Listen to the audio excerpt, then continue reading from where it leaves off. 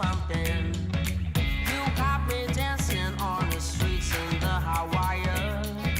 You got me dreaming of desire, blow my mind. It's easy come, it's easy go. You got me pumped up like balloons on a string. You got me running wild, you got me wearing a smile. My heart is beating like an old steam train. Ooh, your light is sparking me a brand new flame.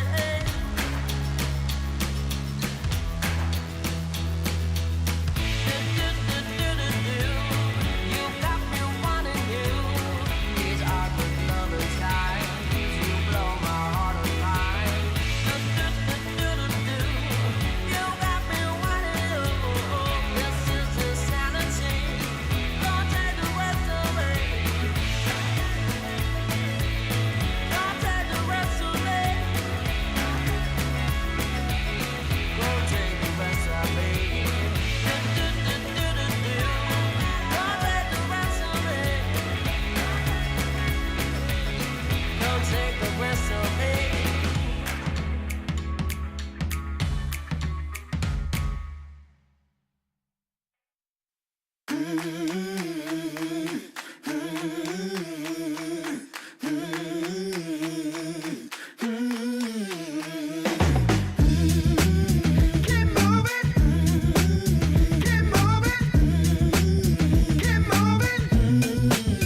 Ain't got no future if I carry this pain.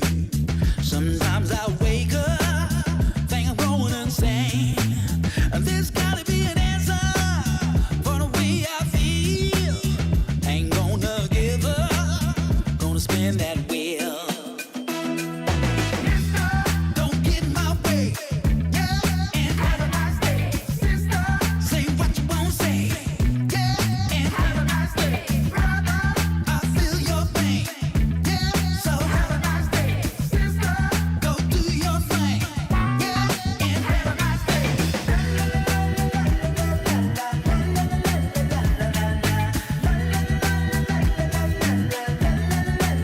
Have a nice day.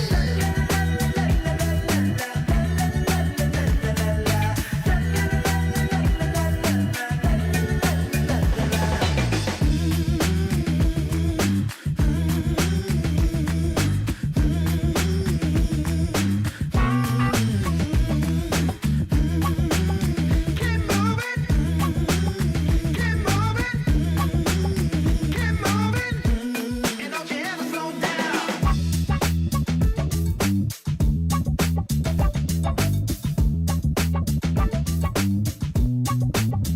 Ain't got no future if I carry this pain.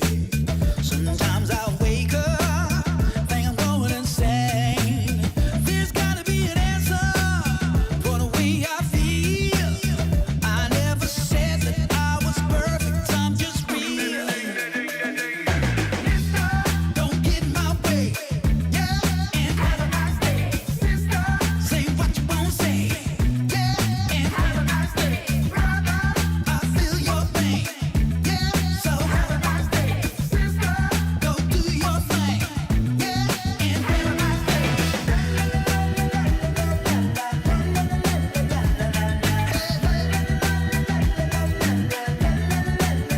Have a nice day.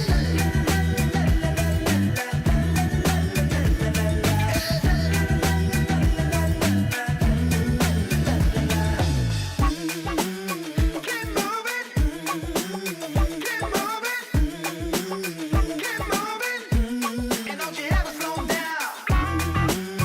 Get moving, get moving, get moving, and don't you ever slow down.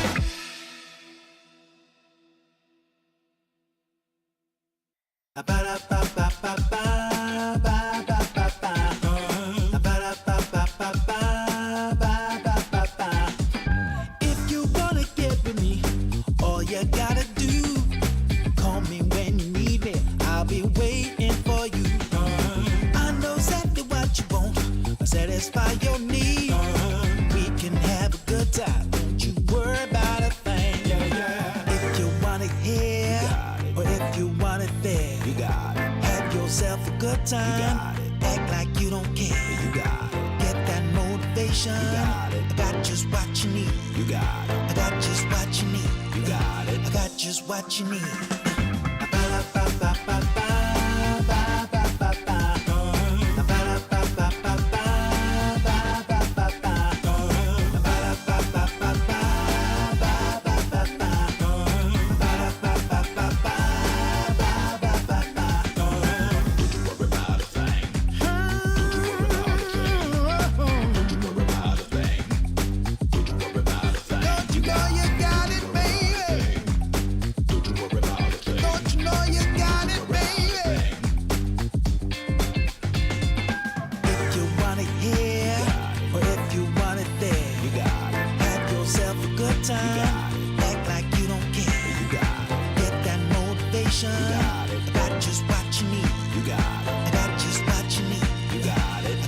What you need.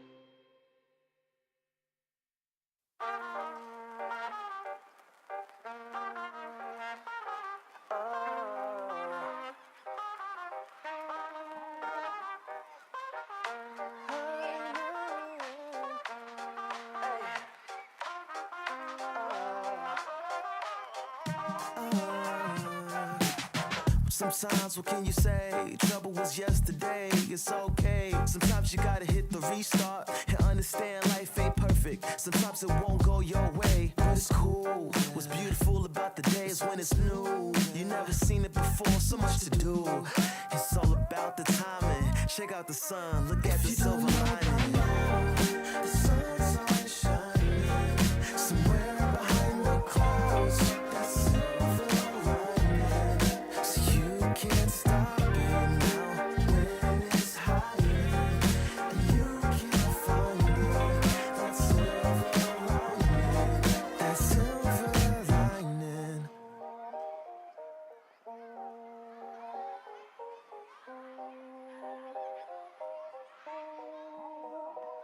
I told the black cloud sorry, I can't be bothered. Today I'm feeling like $1 million. Damn, where all these haters come from? Too bad, I'ma just pop my collar, okay? You can't rain on my parade, I'm blowing up like grenades. If life is giving me lemons, I'm selling some lemonade.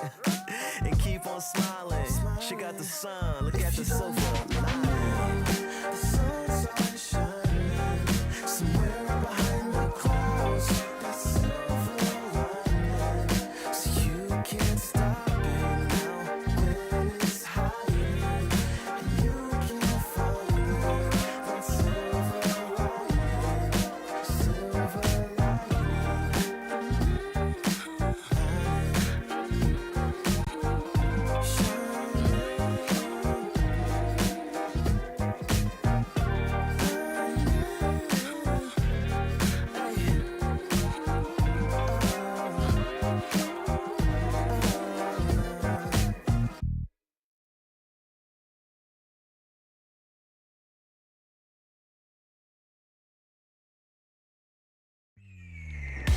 We're here at the Leipzig LAN event, which is a huge event, a massive hall, all kind of video games here, but also TFT, Rising Legends tournament happening here at the venue. And there's a lot at stake. There's even a Rising Legends EMEA Finals slot.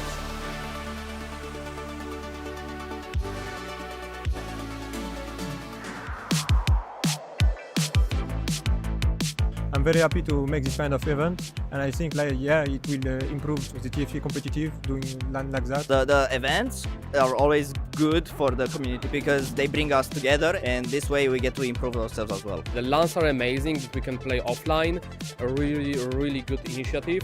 Just hope for more that kind of events. I think it's really cool because you meet all the players. It's really nice talking to everyone, and I think it helps connecting the scene a bit more, maybe fostering a bit more international friendships. It's been a very fun experience. Very long days of TFT. It's really nice to see that there's so many people passionate about the same thing and trying to grind and compete. Maybe we can create a bit more common practice inside EMEA so we can finally take down an A.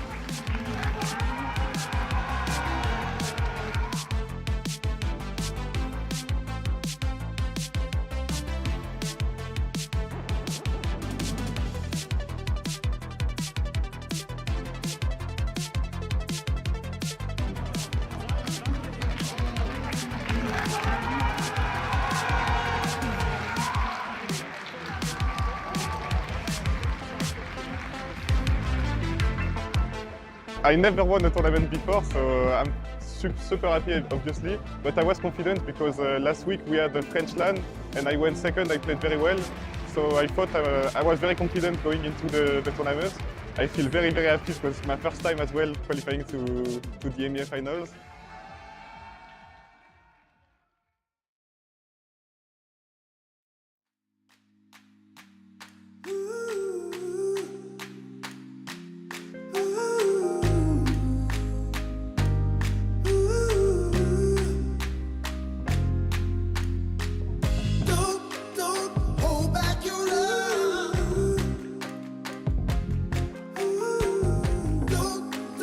Hold back your love.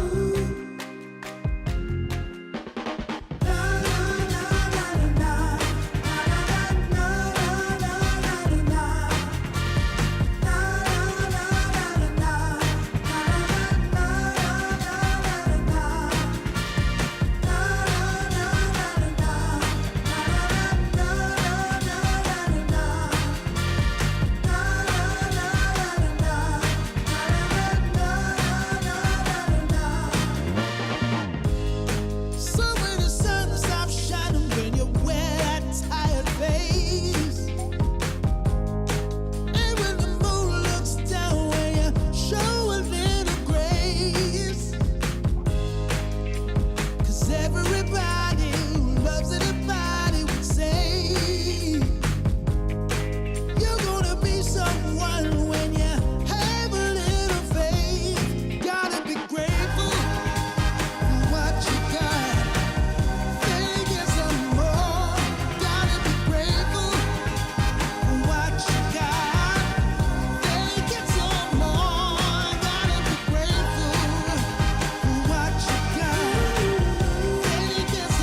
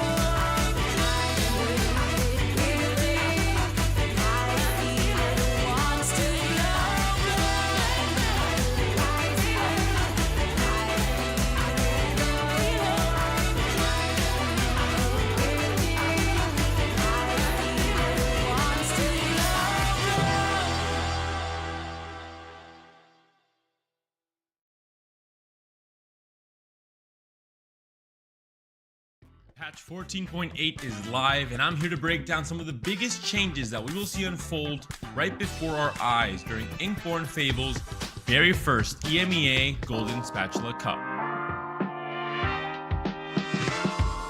With system-altering changes to player damage on this new patch, Fortune's high-risk, high-reward playstyle will allow for some less punishing losses in the early game, potentially enticing our competitors to play for the win-out by angling towards a dominant Kaisa trickshot board, if they manage to cash out before taking a fatal loss.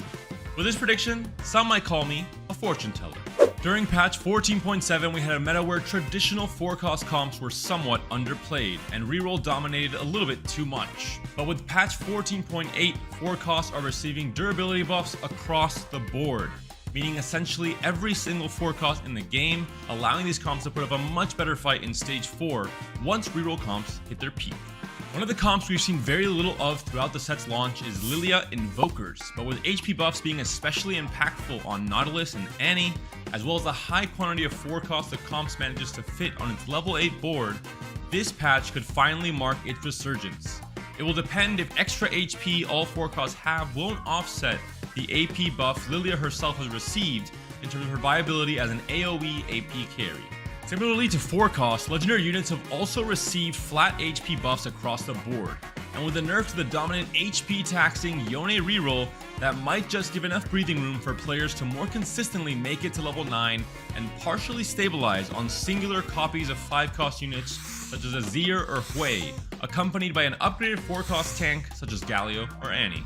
While the buffs to 4-cost will make it much harder for reroll strategies to completely dominate stage 4, specific buffs to Garen, Zyra, Riven, or Elune means a whole new reroll meta might establish itself on patch 14.8. One of 14.7's sleeper OP comps, Lux reroll, suffers from a few nerfs to key augments such as Boiling Point, but is otherwise untouched, and I predict will become a true bastion of the meta for this weekend's GSC, especially with a Porcelain Emblem added into the mix. Tune in April 26th for day 1 of Inkborn Fables EMEA GSC number 1, and join us as we watch the region's best players unleash their secret tech in an attempt to crown themselves the Golden Spatula Cup champion.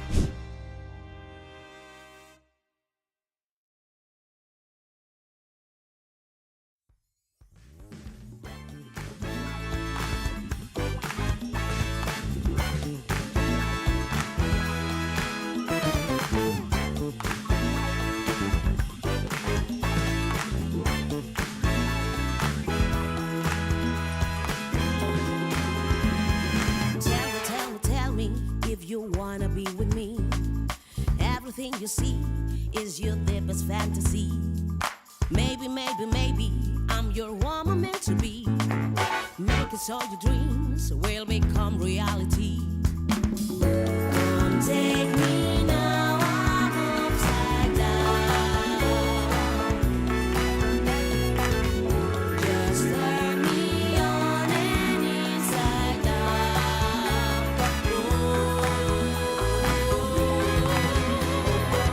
Get in me, all I see. Make me part of your fantasy. Your transgression, your obsession, that is all I want to be.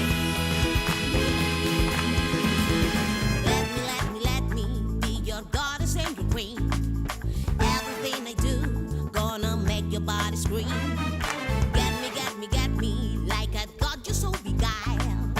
Open up our souls, or the sides running wild. Take me now, I'm upside down. Just turn me on and inside out.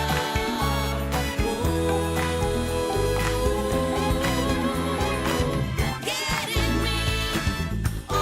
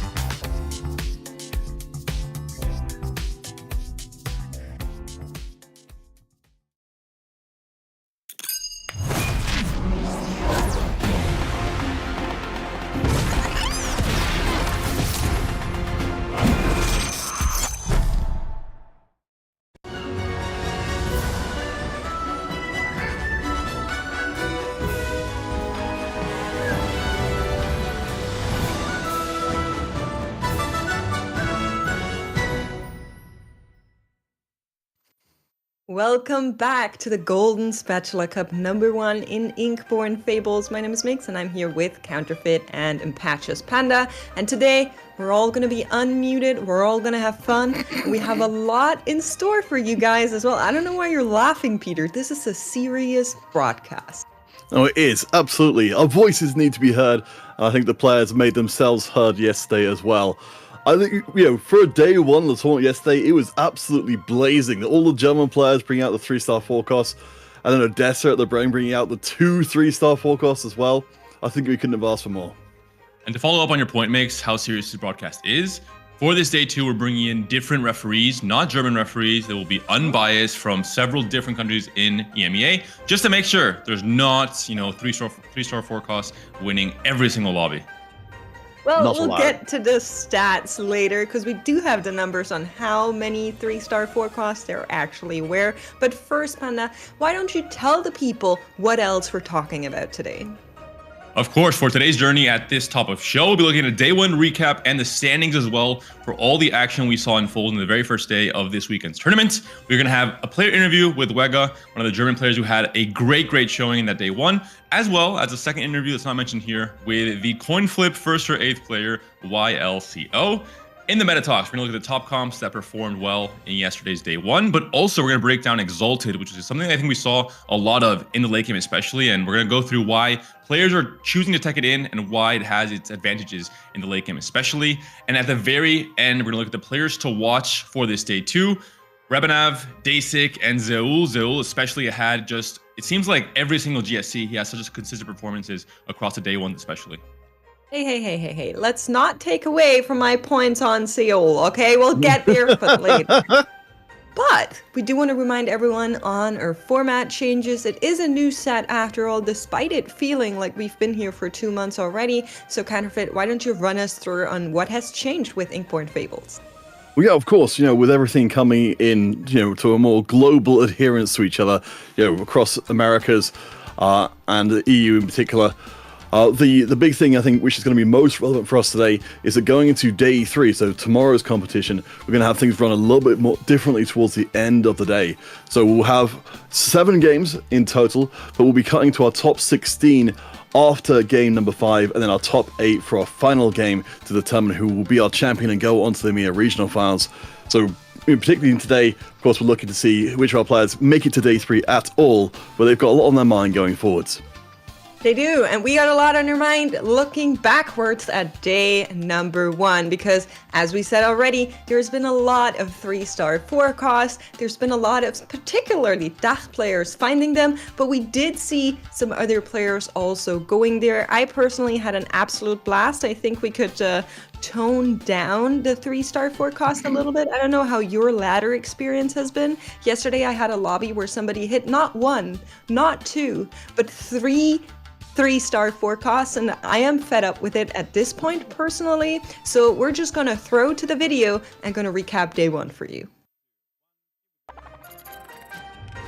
Welcome back to yet another Golden Spatula Cup in the new set Inkborn Fables. My name is Mix, and of course I'm here with the true and tested Impatches Panda and Weed Up. Power in the bank, the 2 backliners from Alan getting ripped away, and it's not even close by the end. The golden goal, the Galio 3 comes through huge. 2 lost streak. She said there's very little room left to maneuver, as we do have online our first 3-star of a lobby that promised us the galaxy of them. Yeah, especially because Scott is playing Fated. His bot is also so much tanky, and he takes the first. It's just the ham gang diff, like they got the coaching years ago. He wrote the script, and all the Germans are rep. Too strong of a setup, currently on level 10 with the trick shot board. I will say finding Sire 2 and 8, I believe, right, is a pretty big deal when you're playing this trick shot setup because you're not stuck playing something like the Bard, right? You know what? You want more CC? I got you. Azir, massive ult across the board, able to clean up most of it, but Yuji are still alive, trying his best. Not going to be quite enough. That's going to be the end of the road for Tebi. This is going to be the cash out. Okay, I mean, that's direction at least. Come on! Finds another Ashe, the Lysandra 2, but that Gnar Surely keeps not. getting popped. I don't believe it. If Lelouch wins this fight, oh my god. The No, numbers my, get that's caught such a scam, 3 bro. times in a row. 0 here. Now it's sell and find Oh two my Ennies goodness. in the same shop. Wait, Wow, one that's nationality? it. Oh, well, he rode this time around. Gluteus knocking out the board from Lelouch here in stage 6-3. Ruining your day. The Spanish players can do it too. I'm doing the quietest eat ever, you know? Wait, Like, he's gonna lose a fight. No, it's pretty Yeah, close, though. doesn't have any items. Wait.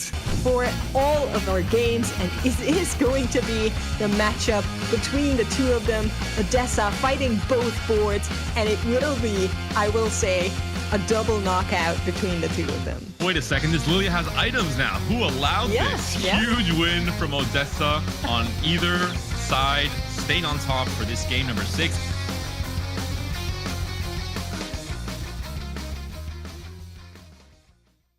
And in case you missed yesterday, we will not forgive you, but we promise you that there will be more exciting games coming today and tomorrow. Patch is the same, of course, so we expect a lot of these very exciting 3-star 4 costs. And I'm personally still also waiting for a 3-star 5 cost, just because we're so close. I feel like we shouldn't be stopping now. But speaking of not stopping, Panda, we need to look at our standings and check out our top players and see how they've been doing all throughout yesterday and who's actually on top. I think the big player to highlight is the number 1 player who smurfed his way through the competition. If you have to make a guess right now before the standings come up, I think you'd probably get it correct. It is, of course, going to be double 61.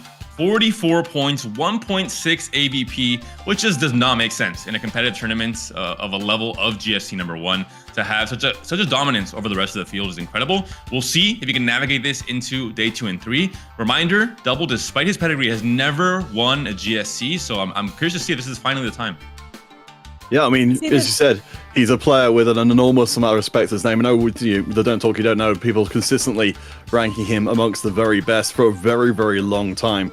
But I want to, of course, give recognition to YLCL, Hubin, players who managed to actually pick up more first places than Double did in day 1, even if they weren't able to maintain that top 2 rate that he was able to. I personally think, I'll bring back a German idiom that people are going to call me out for. It's a horse only jumps as high as it needs to, and I think that's very true for Double. He always is very, very consistent on the average placement, makes it through, qualifies, and then where he really tryhards is those finals where he tries to go all the way. And I mean, we've seen him take a lot of titles before, so I wouldn't put it past him to take yet another one. We're seeing here the list with a lot of some newcomers also making it into this day 2. Animosity from Romania, Slark from Greece, players that we haven't seen as often in GSCs but are having a good showing for this maybe first time, this debut. Narcolesia from Italy as well. Love to see some Italian players making it back into this day 2. I do want to, of course, also point out we've got several of our teams doing pretty well. This one we can see on this screen, Lusher from the High Rollers, despite not having Kevin Parker here. 3 of their members in day 2. Of course, Cumming Corp, Cousins getting in. G5 and the Pac Miko members, there's a lot of well-supported players, but of course our ones up at the top are the ones shining most brightly. And speaking of players that are shining brightly, we have one of our shining stars with us. And it's not Shining Star, but it is in fact Wägga that is going to be joining us here on broadcast. And I'm so excited, Wägga. How are the nerves this weekend going into day 2? Hey, what's up? Yeah, I'm a little nervous.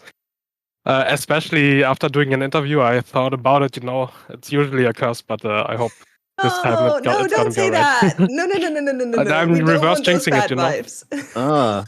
No, it's okay. I understand. It's a strategic approach to being cursed. Well, let's get into it and pick your brain here on the kind of the meta. We've been talking a little bit about the 4-cost 3-star. We know that Syndra has been one of the less contested ones, but one of the most successful in actually getting it up to 3-star.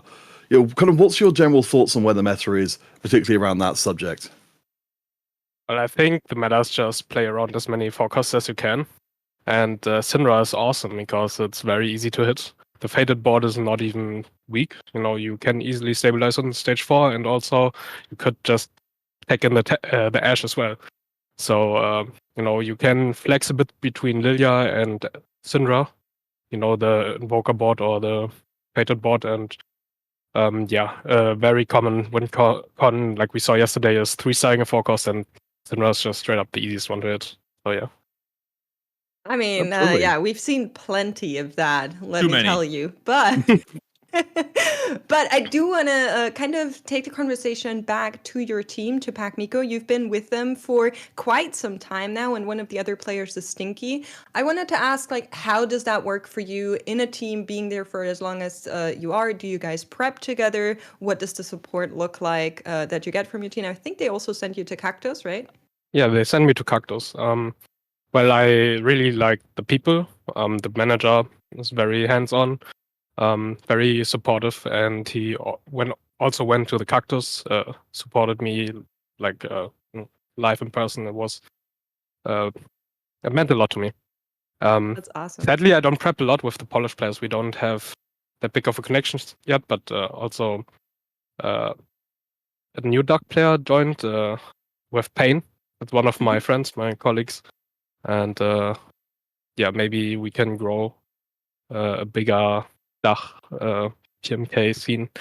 And I think we can go quite far. I'm very happy that Stinky is doing so as well.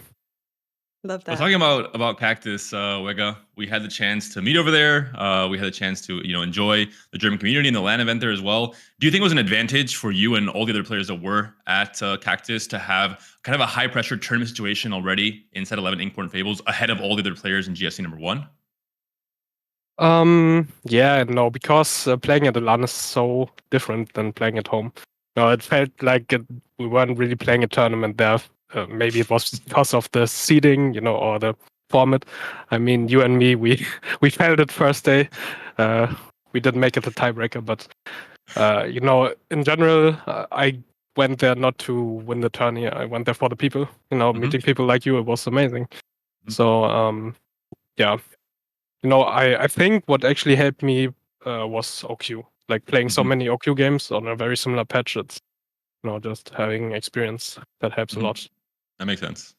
Yeah. Well, I just want to quickly jump into some of your memories from yesterday. Of course, Game 3 has got to be really the standout game for you. Managing to hit that Ash 3 in the game. Can you take us through what was your thought process as you got close to hitting that Ash 3?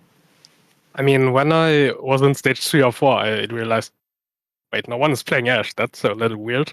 But I just went on 8 with a relatively stable board. I was the only one still making a good amount of money. Everyone rolled to 0, so I was basically guaranteed the Ash 3. Like, it was, You saw your chance and you took it, and I hope you do the same in today's games. Of course, before we send you off, Wägga, any shout-outs you want to give? It's always the same struggle. The German community grew quite large, so shout out to all the Germans in the chat that are always so supportive. It's means a lot to me. I'm just so proud of all the German people that have been performing so well recently. Like Wägga going second at Worlds, it was mind blowing, and also. Like Salvi doing so well recently. He was a former idol of me, and now he's like a colleague. It's crazy to see that and see him perform so well again. And then like all the people, supporting me. I don't even know where to start. So I just That's okay. Yeah. A blanket thank you. Thank you so much, Wägga, for taking the time. Good luck out there. We're going to be watching. And yeah, what a pleasure. I always love talking Thanks for having to me. our players, but we have more players to highlight, and there's not going to be any curses. There's only going to be blessings, okay? I want this out and clear to make sure that you all understand. Here are 3 players that we wanted to highlight. Panda, why don't you start us off? My pleasure to start talking about Rebenev, a player that I think has proven a lot in the last 2 sets.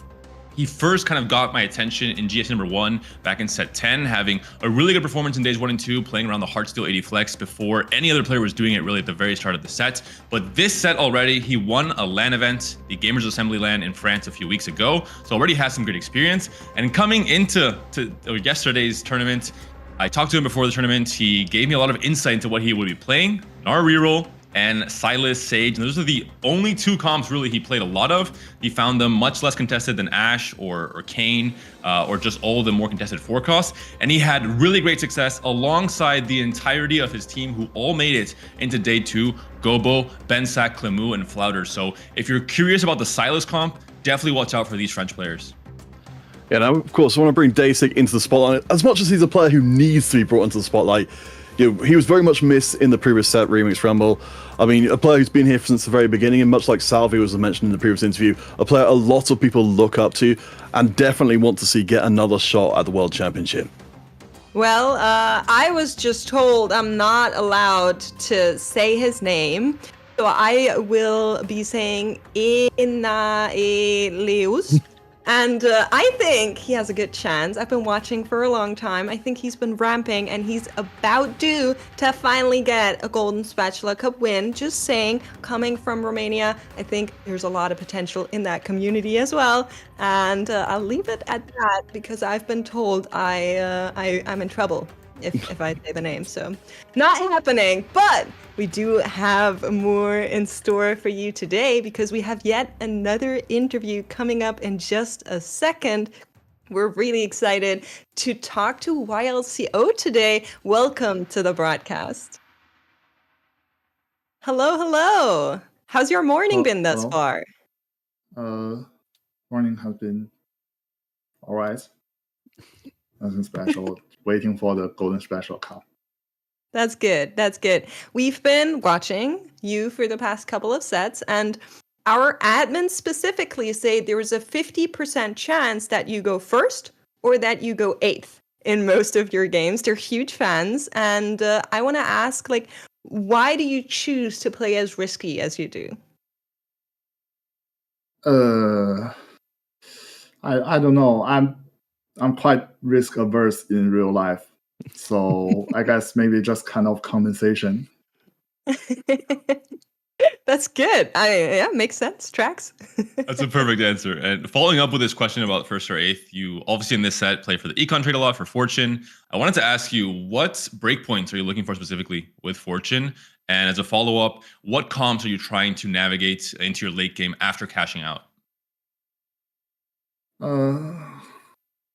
Right now, I think the comp most naturally go out of Fortune is probably Trick Shot because it's a lot less contested after the nerf to Kai'Sa.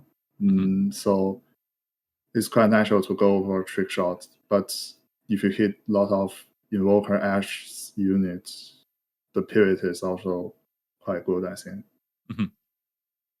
Okay. Also, of course, you've got a lot of history in the UK university scene for TFT. I was wondering, are there any particular lessons you've learned from your time playing in those kind of leagues that you brought forward to the GSC stage?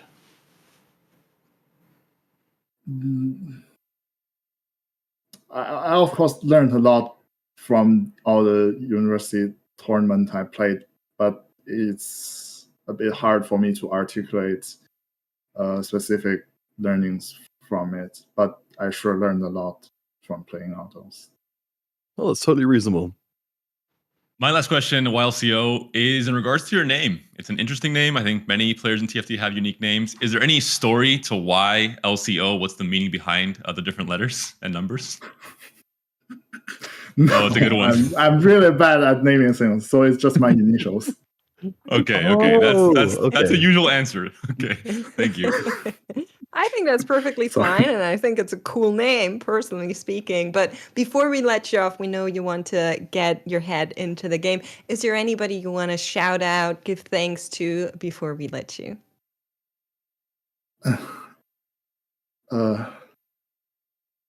I hope this doesn't come out the wrong way, but yeah, I want to shout out to another UK player, Lalena, who qualifies through ladder that enables me to qualify through the TRC. But yeah, unfortunately, I think he didn't make day 2. Oh. No.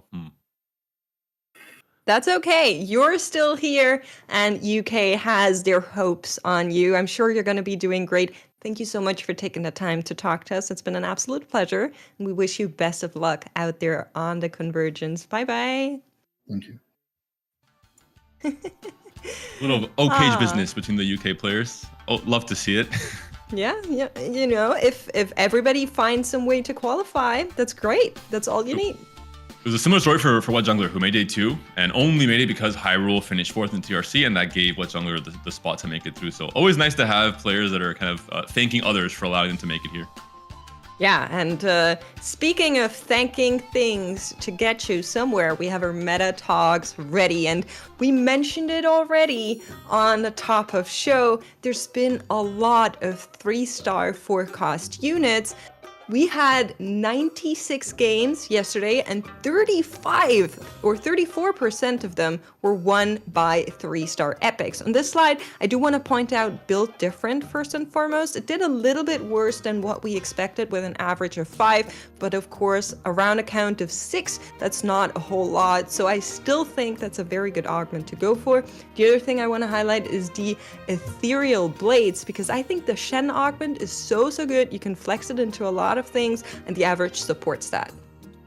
I mean, oh yeah, no, I absolutely agree with you. The one thing that heartbreaks me a little bit from that last one was the Invokers having a 4 out of 5 games going dead last. It makes me very upset.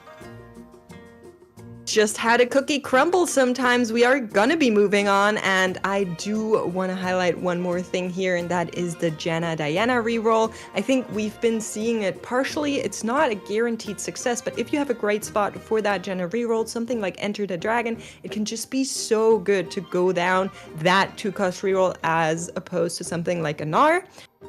The big storyline here in this slide, other than that, is don't go for ghostly units. They've been so good in the last patch, just feels wrong right now. None of the stats support it. I don't think you should be heading for those, but Peter, I think you have prepared what players should be clicking on. Well, yeah, and it's worth noting that on this page, the 2 instances of Ashe we're talking about are not the main version of the Ashe comp. They're merely just variations of the main comp. What I do want to bring attention to before we go on to our main course here is Fated Vertical. Wägga was mentioning that before as being a very, very powerful double 61, deployed it to great effect in day number 1 as well. So, and you look at the average it's got there, 3.87, it's extremely good, but I think it's maybe not as big of a part of the conversation as it should be. And one also, I think, big thing to look at is going to be the Sage Flex line. I think I talked about it already. AVP is not great right here in the stats, but I think it's because this comp is still very misunderstood in terms of itemization for Sylas, in terms of positioning for Sylas especially, and what other units you can cap out with, even dropping 4 Bruisers down to 3 and leaving out Aatrox. So I think today, and especially tomorrow, we'll see players optimizing the line and definitely performing at a much higher rate. Yeah, I agree. I think specifically that one is so cool because there are so many outs. It's a little bit like you just need to find the Sylas and the Morgana and then you're okay. The only problem I see with it is that players, trying to look for those 3-star forecasts. The Morgana is kind of out of question because of how contested she is. So you're really looking for that Sylas or your frontline units to try and maybe get that Nautilus. But we have seen a Nautilus take a top 6 yesterday. So maybe not that one. I don't know. It didn't work out. We have our top comps ready though, Peter. Talk to us.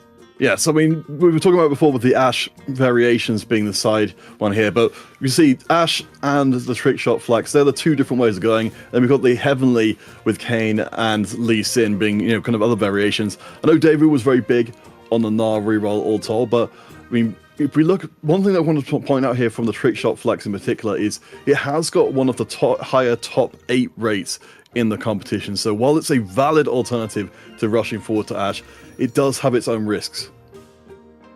And finally, the last thing to look at, it's not going to be a meta comp, it's going to be more of a bigger picture thing, which is Exalted. We saw it a lot yesterday, specifically because with the Ashe line and how flexible it is in the stage 4 roll down, there are so many different ways to mix and match units and so many ways to find space for these Exalted units and get that extra bit of damage. And the biggest thing, in my opinion, is relatively how cheap it is to fit in something like a Shen, for example, and a Lilia and, a Rek'Sai, which are much cheaper units that you maybe already have from stage 3. You don't have to roll as deep on stage 4 while still having relatively the same board strength, and that allows you to go 9 and then just get out of Exalted in the first place. So you can use it both as a way to cap your board, but also as a tool to get some immediate board strength and then go 9 and have a higher cap overall.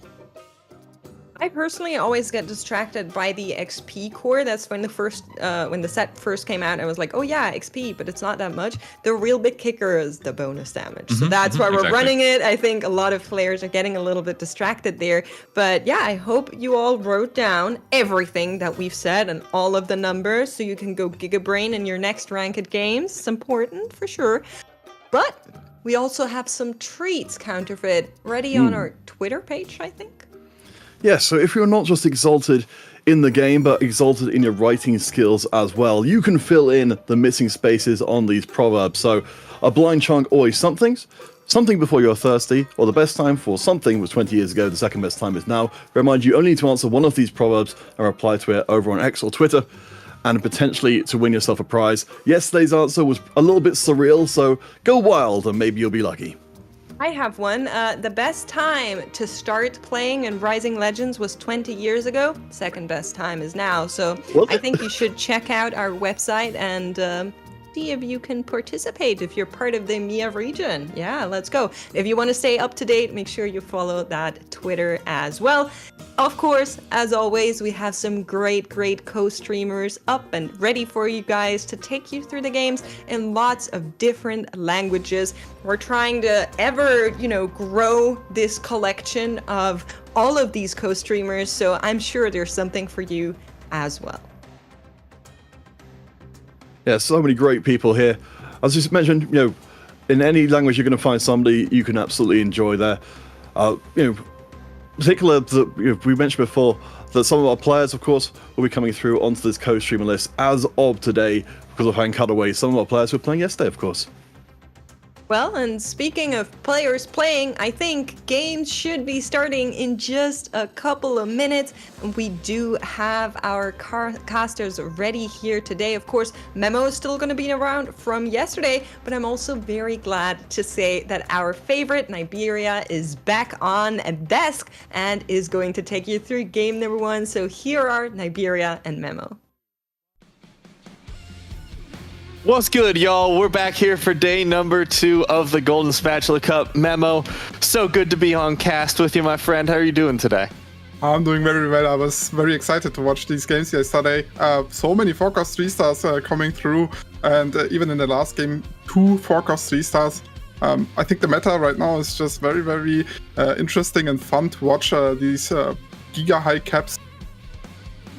Yeah, and it's been interesting. We've been having some really in-depth, high-level, intelligent discussions in the green room about how bad of a swear each swear word is, setting up a little tier list. And I think that's the level of dedication that you have to have coming into today.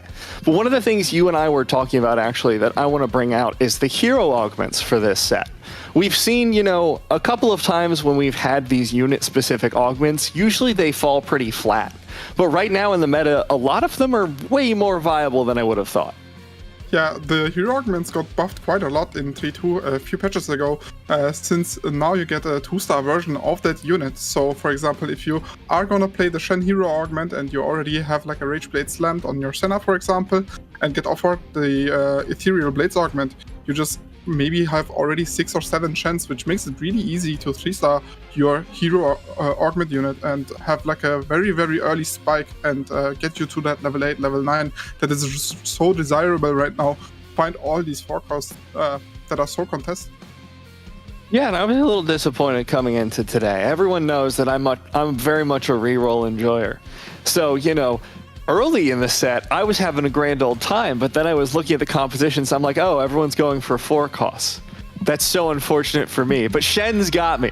The reroll compositions have got me. My boy Nar, my girl Kindred, they've got me covered. So I'm very excited to see what's going to come out today. And we've got a couple of players in this first lobby that we've talked about earlier. Of course, Wägga, we had that interview with, and David was excited to talk about Rebanov earlier. Is there anyone that you're really excited to see today here, Memo? I'm really excited to see Clémoulahagra today. Making it to day 2 in the GC, even though he's already qualified to the regionals, still taking TFT competitive very serious. We see a lot of players after making it to regionals, maybe not play the game as much as they used to or not practice as hard as they would if they didn't make it. But we can see Clémoulahagra still trying to get every little bit of experience that he can, and I'm very excited to see his play today. Yeah, yesterday I saw some pretty impressive plays coming out of him. I took notes. I was like, Clémou kind of doing some fun stuff today. And I'm excited to see Og as well, a player that we've seen kind of oscillate between that Tier 1 and Tier 2 here at Rising Legends. So I'm excited to see where he's at today, what he's going to be able to bring to the table. As nobody's choosing Scuttle Puddle, I'm a little... Oh, never mind. Revenav's got me.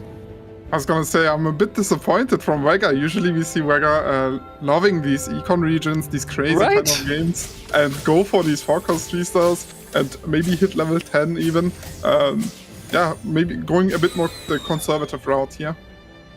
Everyone's just being boring.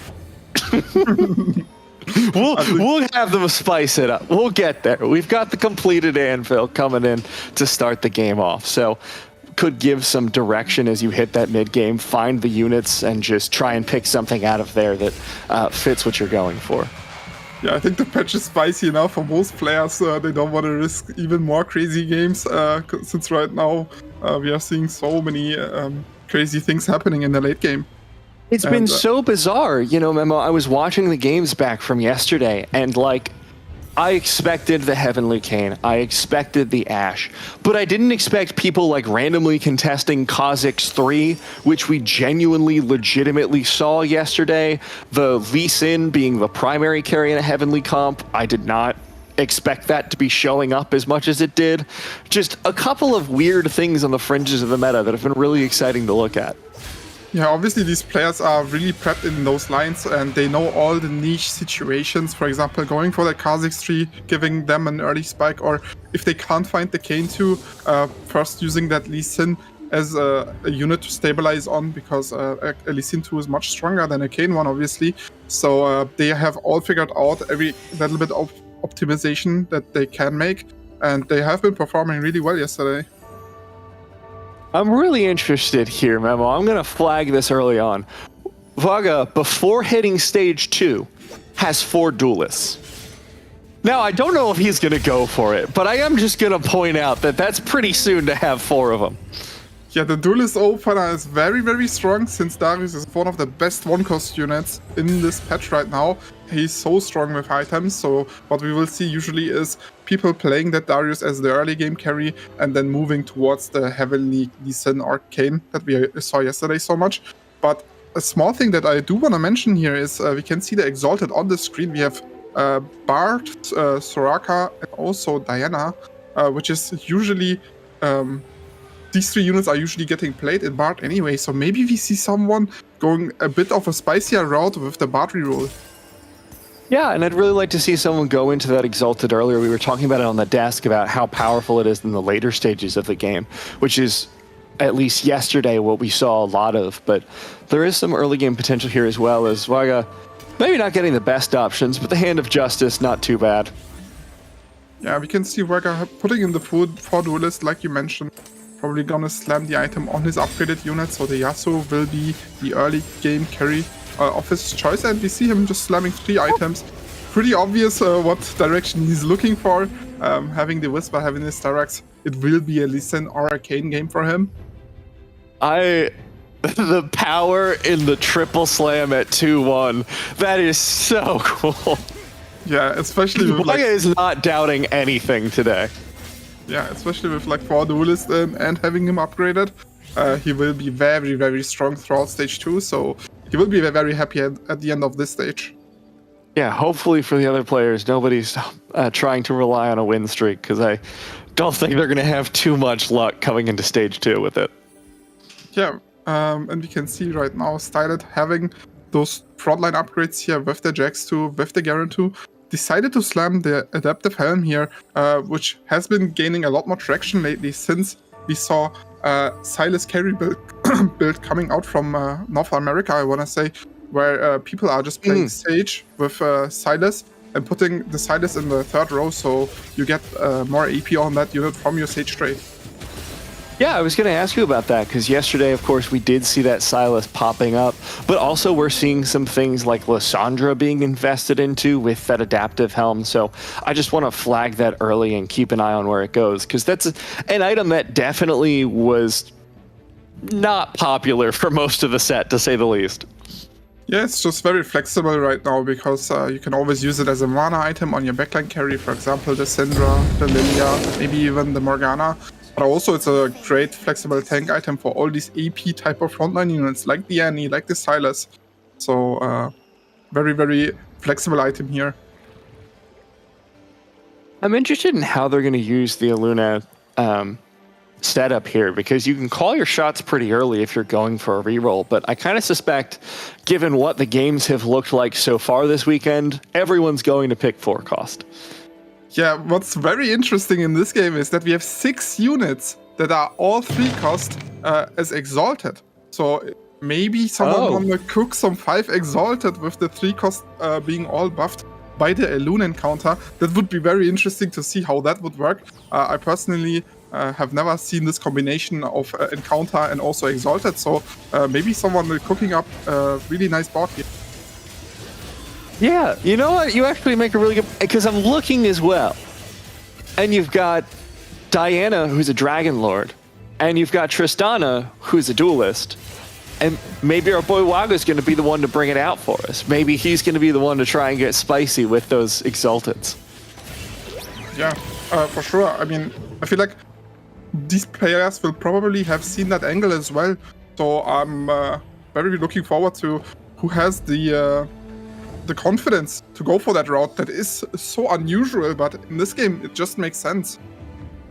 And I'm also really excited to see not too many people like hard angling Ashe this early on. I believe it was like game 4 yesterday. We had people just like calling the Ashe shot immediately upon starting. Like at 2-1, you could tell that's what they were going for. So I'm excited to see at least a little bit more options potentially being taken here on the table this game. It's very interesting because if you can fit Exalted into Ashe, you will see 3 or 4 people at least committing onto the Ashe from stage 2 onwards. Because they know if they can find like a few upgrades here and there, and even if they are stuck on Ashe 1, but have Exalted, and that board caps just out so high, and if you find some units that stabilize you, you can just wait out for other people to die. But we saw the double-edged sword there, where other people went, for example, for the Kai'Sa comp, and were completely uncontested, which meant they had an easy time upgrading all their units, and then also in the late game go for these 4-cost 3-stars that were completely uncontested because everyone got baited by the Exalted trade. Yeah, interesting interplay coming out from that trade. It's been really fun to watch as we head on over to Glimpse's board, who's angling towards some sort of AP. Yeah, he sent a Spark and Gunblade, has a Shojin in his, for his backline unit, so I'm assuming he's also looking for that Sylas comp that's been the primary AP comp on this patch, I would say. Is on the 4 loss now, has 30 gold, so playing a very early, slow early game, and is looking for that 5 loss to get that extra econ going. Yeah, we haven't seen a whole lot of other AP compositions so far in the competition. We did see that Syndra 3 yesterday that was very fun for everyone except the opponents.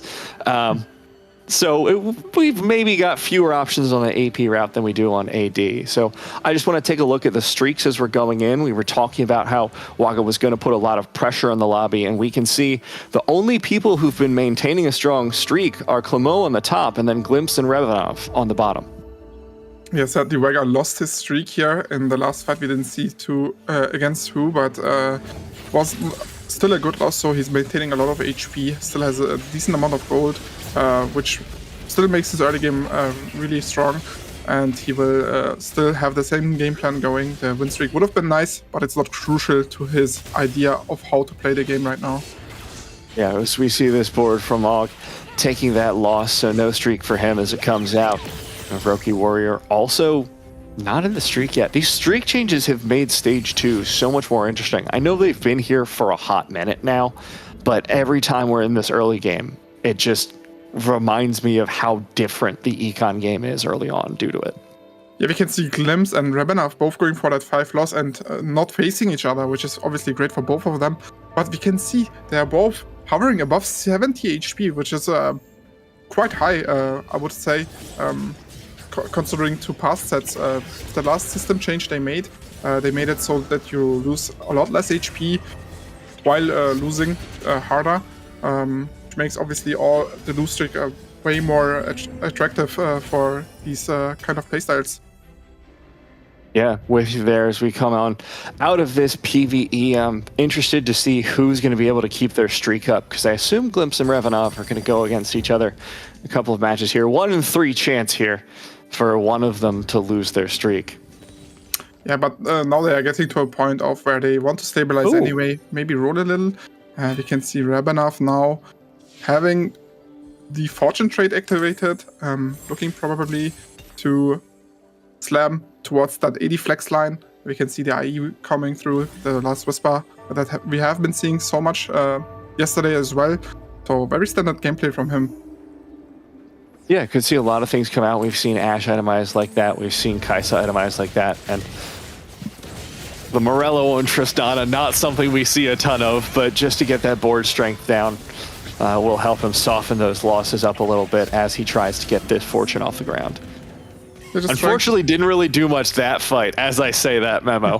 They're just trying to save as much HP as possible, but obviously not finding success here, but he's still in a very good position because he just has so much money, and we saw how the power swings around. Once you get to that level 8 roll down, if you find your units, you have a very easy way of stabilizing and then also pushing to that level 9. That's so desirable right now.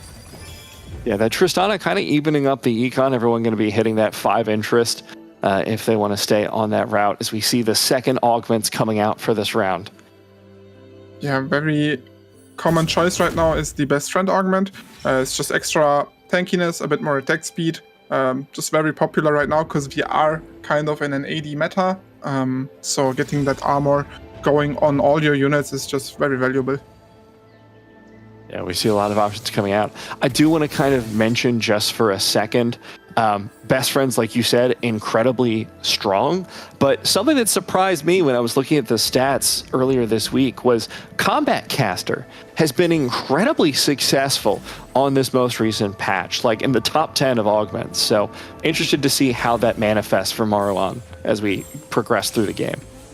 And the Combat Caster augment is just so strong right now because playing all these melee carries makes it just so that when you have more defensive stats on your main carry that is dealing damage and tanking at the same time, it's just so much more valuable to get these shields going again and again. Here we're seeing the matchup between the two Darius carries. Looks like Roki Warrior will be able to take this one as Wägga. Not having that same momentum that he did in the early stages. We saw him building up some items for his carries, but just does not have the units to stand behind it. Yeah, the Darius players going head-to-head is pretty interesting there because we can see both of them having so much HP still. Wägga with 90 HP and Roki with 96. Obviously, this Darius unit is so strong and probably the most contested one cost, or like the one cost to find in the early game to upgrade. To save those, to save the maximum amount of HP, because he just deals so much damage and also tanks a lot of damage for your team. Yeah, we're heading on over to Revanov, who was going for that loss streak, finally broke it, and has picked up an Ashe. Everyone's favorite unit this patch, right, Memo? Yeah, we all love us some Ashe. Obviously, we don't know if he's converted onto that Ashe yet. We'll probably decide during his rolldown, see which line he hits better.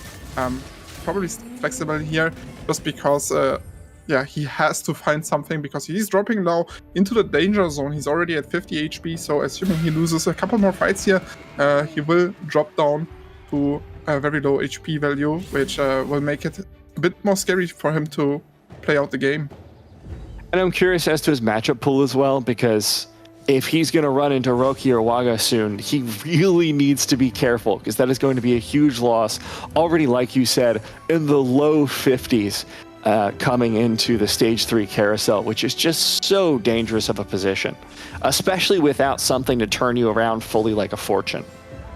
Yeah, because exactly like you said, he doesn't even have Fortune, and so he doesn't get like extra value from going on that big loss streak. So we'll just have that extra money going from the lose streak. But we will probably see him push 7 here. Maybe think about rolling a little, find some upgrades here and there. But it's just very valuable to have as much money as possible for that late game. It's just right now the early game doesn't matter too much for most of these players. Yeah, it doesn't matter too much unless you die in stage 3. So Rebanov kind of playing on that line as we see Roki come out. One of our 2 Darius enjoyers on this game has been doing very well with it. 6 win streaks so far, and looks like, based on the board that Glimpse has, going to be continuing that trend. Yeah, he also found himself already a Lee Sin, a unit that he is looking for with these melee type of items, and will probably decide to itemize him and maybe run a do carry setup in the mid to late game.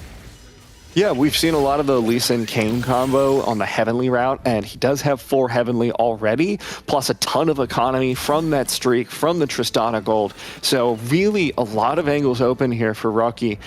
Just play what you hit at that point. Yeah, exactly, and the Darius is still doing such an amazing job keeping him on the win streak here. On a 7 win streak currently with that Darius 2 up itemized.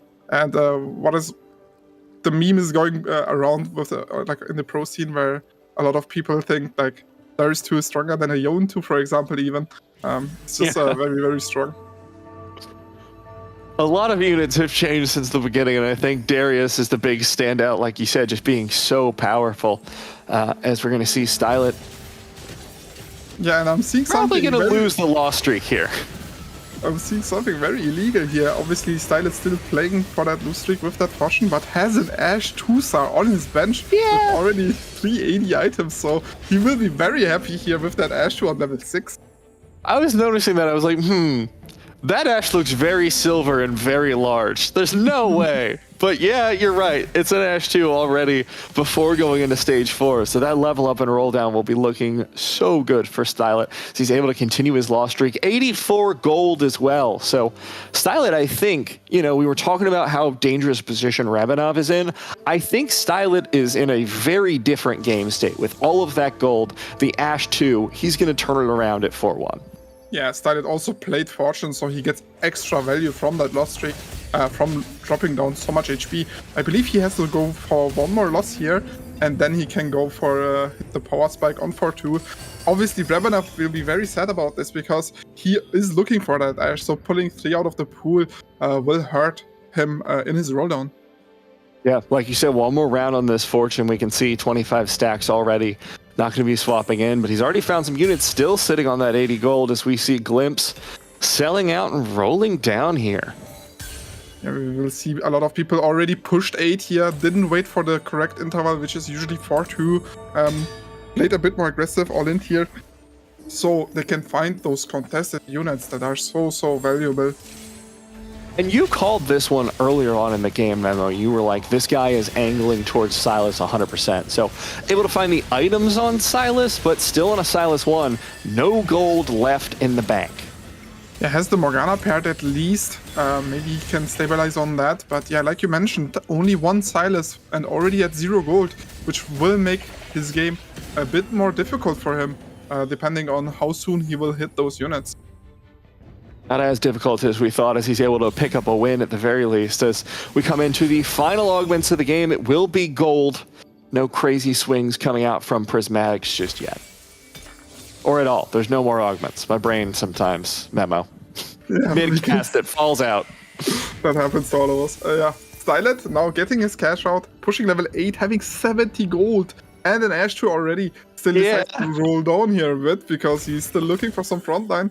He's already 26 HP, which is in the danger zone, I would say, where you don't want to take any more losses. Finding that Annie 2, that Illaoi 2, finding so much frontline upgrades, and now is in a very good position to play for a win from here. Has a tome as well. I'm wondering when he's going to pop that. Like you said, he's got that strong front line with the Annie and the Illaoi, strong enough backline, so decides not to roll any further, holding on to that Silas pair as well for potentially even more dangerous front line. Yeah, you can see how many forecasts he's holding. The Bruiser forecasts are also very interesting. The Ornn, obviously. There's so much units that you can flex in and out in this type of meta, because they're all kind of doing the same job. They're just tanking for your backline. And yeah, this tome will be very interesting for him, since if he finds a Porcelain Spat, he already has 4 Porcelain, which would give him a huge power spike and probably put him in a position where he can just push for level 9 or even level 10. Yeah, and as we move over to the Rockies board, another we have 3 Silas players this game, Memo.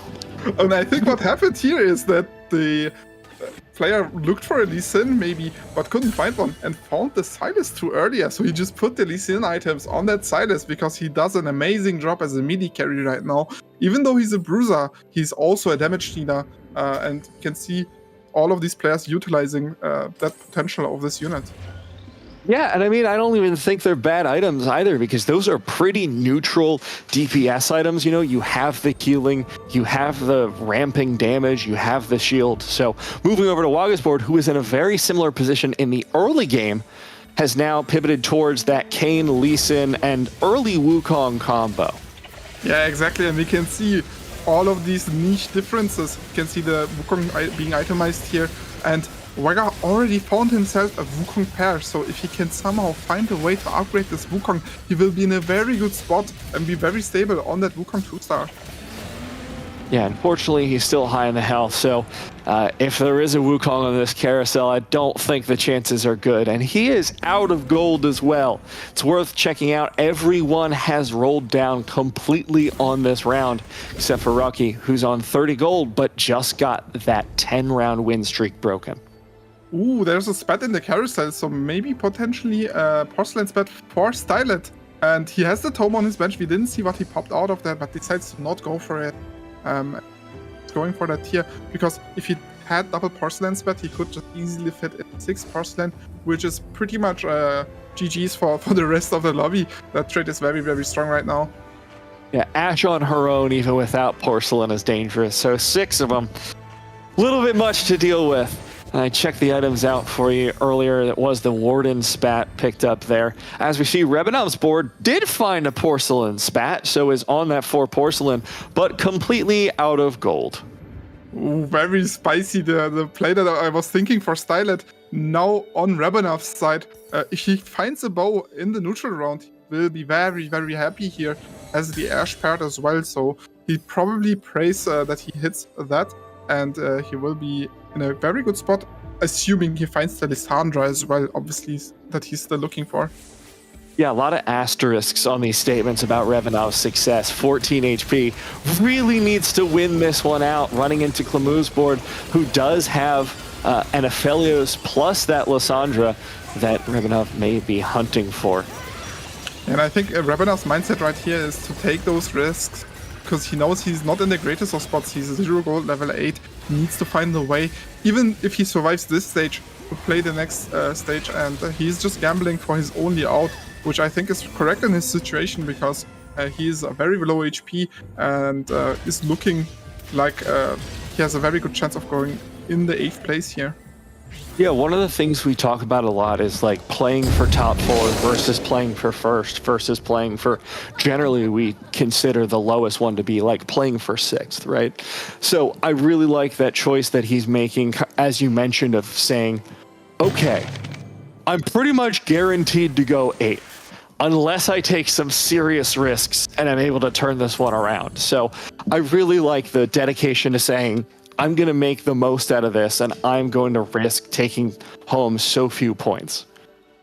Exactly, I really like the way of thinking there from Rebanov's side, because he is just considering his only out, and if it doesn't work out, it probably won't make a difference in his placement. So very strong from him. You can see on Glimpspot now, having a Silas pair still on that Silas 1-star, but still 57 HP on a 5 win streak, even though he's only on a Silas 1, so very impressive play from him. And Memo, you would not believe the itemized frontline carry that's on Aug's board, because it's been so rare this game. It's another Silas.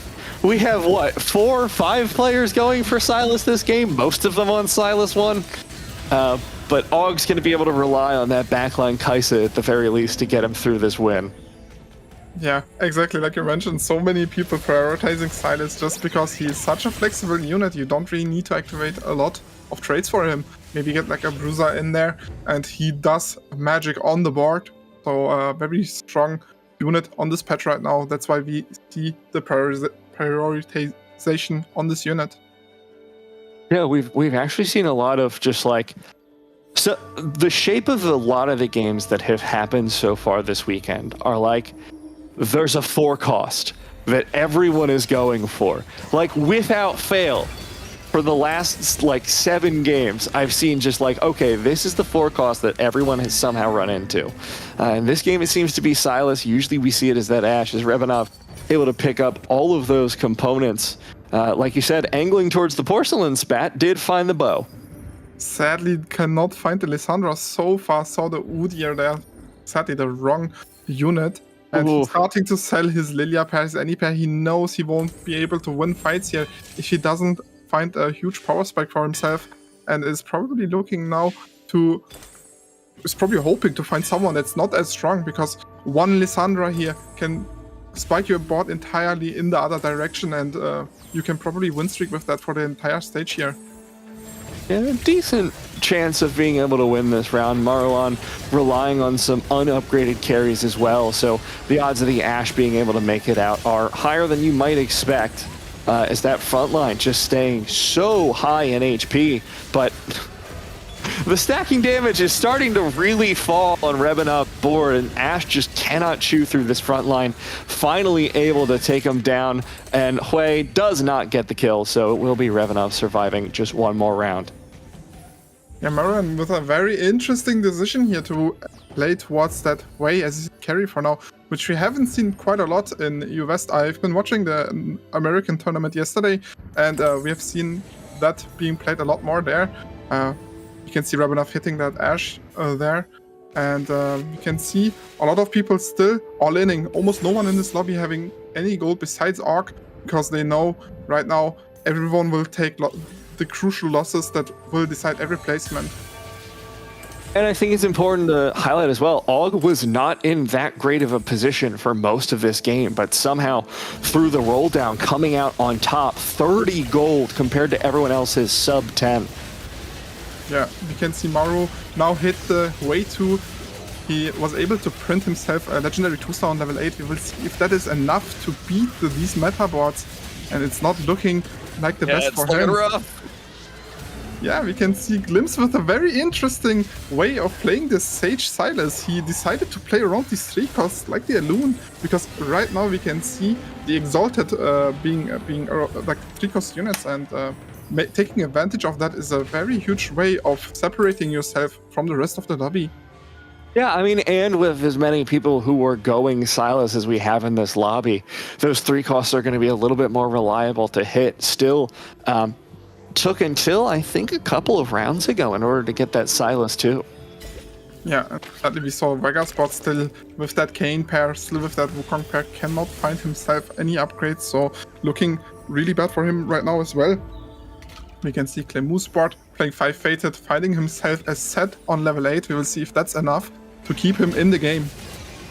It'll help, but running into that Udyr Dryad who's able to start popping off. We see in the backline, Syndra going to be the main DPS here as Aphelios is taking a while to ramp up, just the 1-star. Syndra fires off one more, but that Udyr still hasn't fallen, finally gets taken down. Kaisa pumping out so much damage. Syndra, one more ultimate, able to save Clémoulahagra's life, is on the left. Rebet finally falling despite hanging on for so long. Yeah, Clémoulahagra there with the extra healing from that set passive, binding him as his Fated bonus, keeping the Syndras alive for so much longer. The Syndra was taking so much damage from the enemies that she regenerated so much mana, so she was permacasting, putting out so much damage, and at the same time healing as well, so she was able to kind of 1v5 at the end of that fight. Yeah, really impressive. Able to angle for that for Clémoulahagra. And now guaranteed a top 5 out of a spot that I don't think many would predict would make it to top 5. Yeah, very, very rough spot for him, but he made it work, so he will probably be pretty happy about that top 5. We can see Styled's spot being so strong. After that Fortune cash out, he was just able to straight go for that level 9. Has the Azir to the Lilia to the Ashe to so much damage on his board, but also so much frontline with the 4 Wardens. Yeah, that Warden Spat is going to be doing a lot of work here as we see Clémoulahagra go up against, I believe this is Glimpse's board.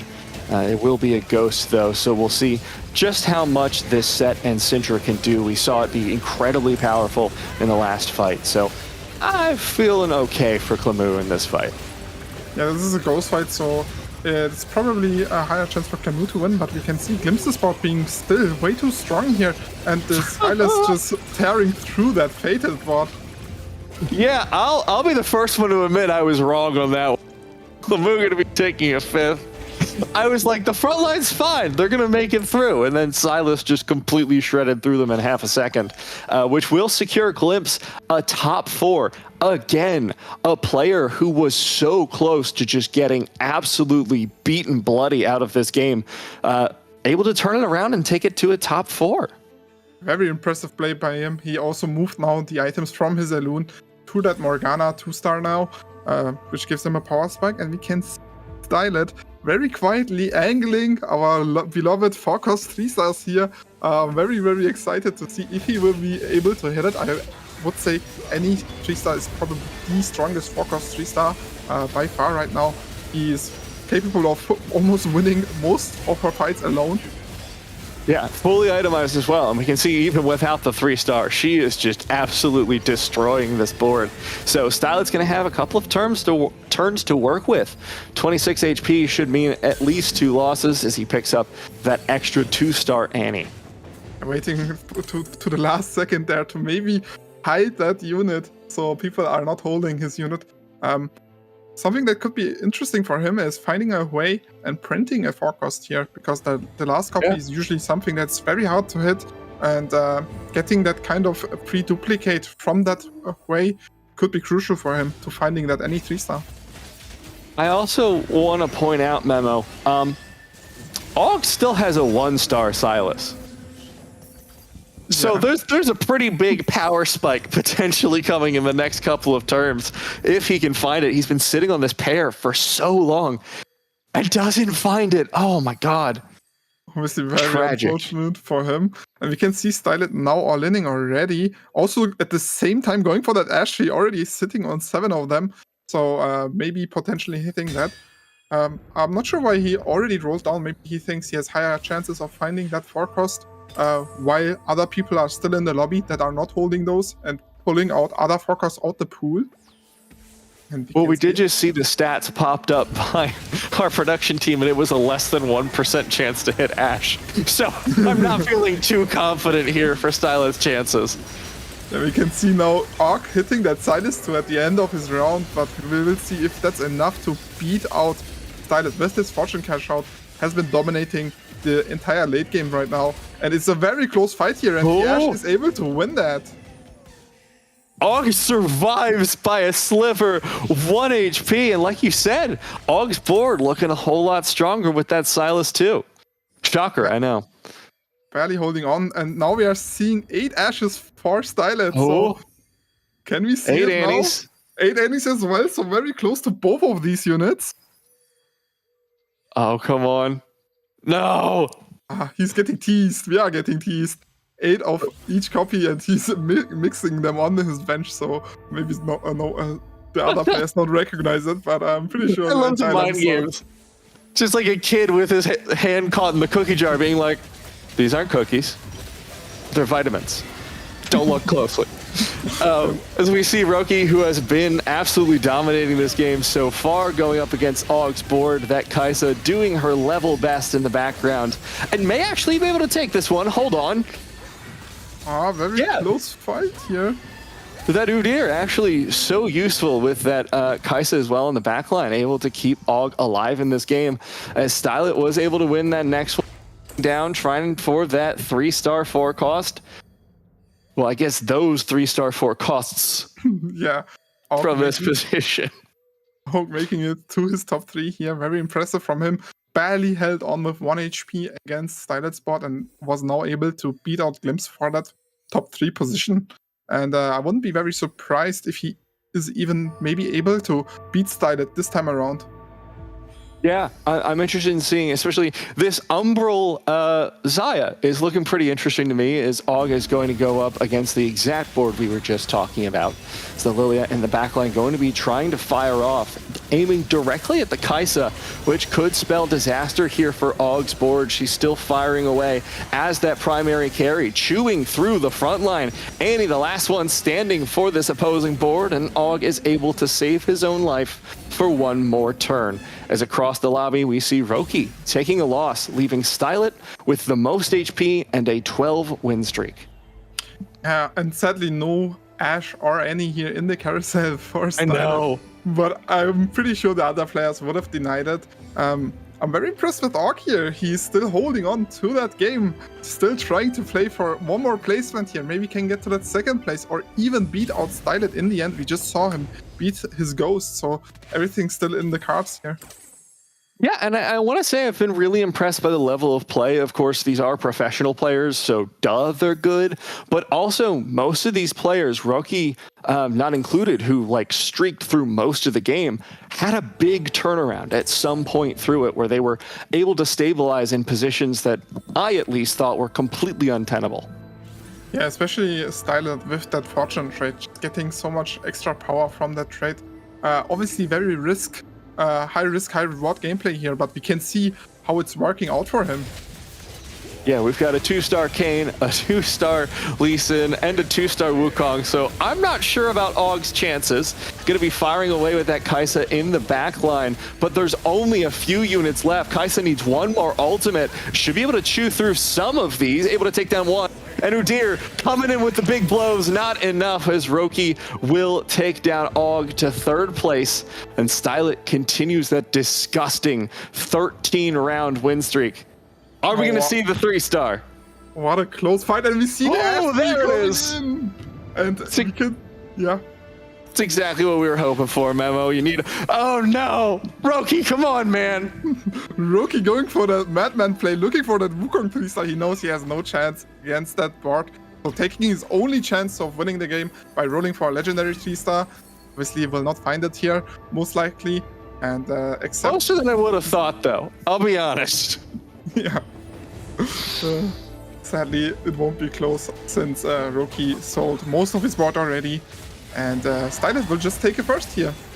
Yeah, really incredible play from Stylet with that struggling early game, using that fortune to be able to turn his game around and just playing incredibly well from that point, knowing where his breakpoints were, knowing exactly what needed to be upgraded to keep him alive and keep that econ going through the late stages. So that was a really fun game. I'm so happy with that game. Yeah, I really love this patch right now. We will see more of this coming probably this day. And I was expecting an Ashe tree. I'm not gonna lie, we saw the level 6 Ashe too, so it was just an Ashe seed, I guess. Yeah, odds were good that eventually through 3 stages you might be able to get 6 copies of one unit. So fantastic game number 1 to start us off today. We're going to head over to a quick break, show you an interview with AYellowTomato, and then we'll be back for game number 2 of day 2 of the Golden Spatula Cup.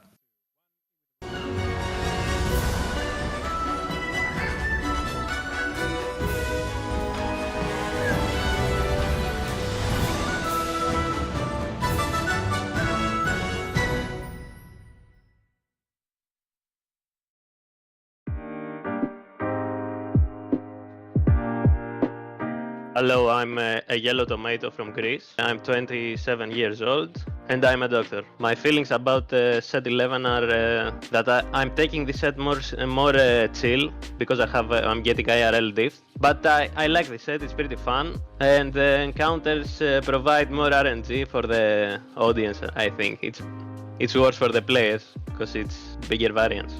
I started playing TFT in set 6. My friend was playing it, and I thought I'd give it a try. I feel like the Rising Legends changes in this set are super good for the community because we have double the spots from last set for Worlds, and I think more players will try to compete in this set. I mean, my goals are obviously to go to Worlds, but right now I'm getting IRL drift, so I hope that next set I have more time to play the game and compete more seriously. I'm going to be a little bit biased here, and I think my fellow Greek player TFT AUG is going to be the best. Okay, I want to give a shout out to all the Greek players like TFT AUG, Charu Win, 6 Captain Anchor. And I hope all the Greek players that have qualified to the Spatula Cup do well.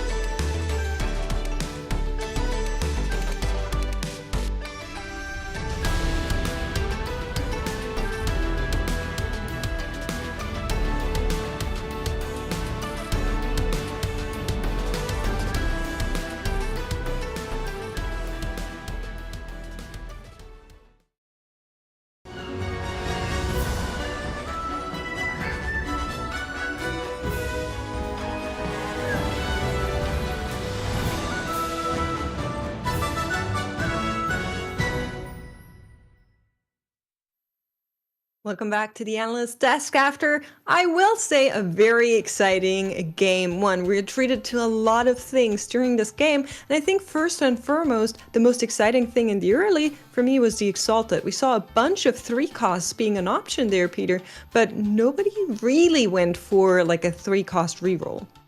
No, I think we were all dreaming big that maybe this could be kind of our throwback setup here, but ultimately it didn't come to be. We want to take, of course, a quick side thing to talk about, of course, our winning player here, Stylip, who did at least manage to get the reroll going, even if it was a slightly higher level than we expected. Yeah, we're looking at our post lobby once more here, and just talking through this game in a little bit of a chronological order, we did see some very strong early techniques, and we do want to kind of give some tips out on how to manage this counterfeit. So why don't you talk to me about the triple item slam? Well, I don't know if I would give this necessarily as a tip, but it was certainly a approach that both Clémo and Wägga took to the lobby. Both of them, with this being a completed item portal, were able to get in triple items early on to put down a lot of pressure. Ultimately, it didn't work out for them long term, so whether or not that was the right move remains to be discussed. Look at the Silas we saw as well. A lot of Silas in this game, not only as a star of its own show within the Sage comp that both Marwan tried to play and finished 8th with, and Glimpse actually navigated with that top 4 while fitting in Exalted as well. But it's also kind of a secondary carry in many other comps, Kai'Sa being the big one with the 4 Bruiser setup. So in this case, Og had the 2-for-1. He played Kai'Sa uncontested and also kind of screwed over all the Silas players by taking 3 out of the pool quickly on stage 4. And Roki as well played Heavenly Kayn, but was able to use Silas as a stepping stone to make it to 9 and then sell him later on. Okay, listen, as we are approaching the end of this game, I want to recall some of what we saw, because I think Stylip managed this in a really smart way. First, going for the Annie, knowing that none of the Silas players really had that Annie on board, so would need to buy it out without already holding any of these. Wordplay. And then finding in that roll down the Ashe and just holding both, saying, if you want to deny me, you need to deny me on 2 units. Sitting out the Og knockdown, who had the Ashe, and then just rolling after that, knowing he had the extra lives to give there. I do want to give you a ratting tip for games like this, actually using the in-game champion marker, where you just put the carries that your enemies are rolling for in, and then you'll have a much easier time finding them in roll downs and ratting them out by denying them those 3-star forecasts. If you haven't already, you should try that and let me know if it worked for you in your ranks. I do want to say one slight optimization that Sai could have gone for was just to wait to buy the Ashe 3 a little bit later, right before the fight started, because there were 2 Wukongs on the bench for Roki. Very unlikely he finds, the extra copies to make a Wukong 3, but just in case, withholding information like a 3-star upgrade is actually very relevant in a tournament like this where every little thing matters. And I think we're going to be seeing much more of that as the day progresses as well. We heard it from our players coming into today. There was maybe a little bit of a surprise there wasn't more of that yesterday, but I think with the field narrowing here and our players knowing for sure this is the way to win the game, you've got to be very on top of denying that win condition. Yeah, you have to be. It's just part of the current patch. You need to deny whenever you can, and there's going to be a lot of it. So we have more games in store in just a little bit. But looking over this game, kind of calling back to what you said earlier, Panda, do you think we're going to be seeing more and more players going for the Silas like in this game? I think it depends on the lobby.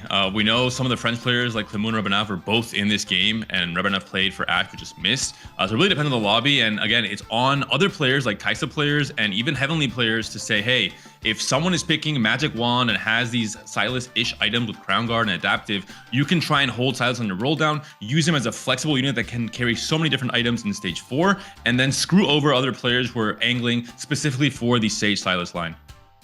Yeah, I think so too. I think we saw it specifically from Og, like you said. So we are going to be going into the next game in just a couple of minutes. Our casters are back on desk here in Iberia and Memo.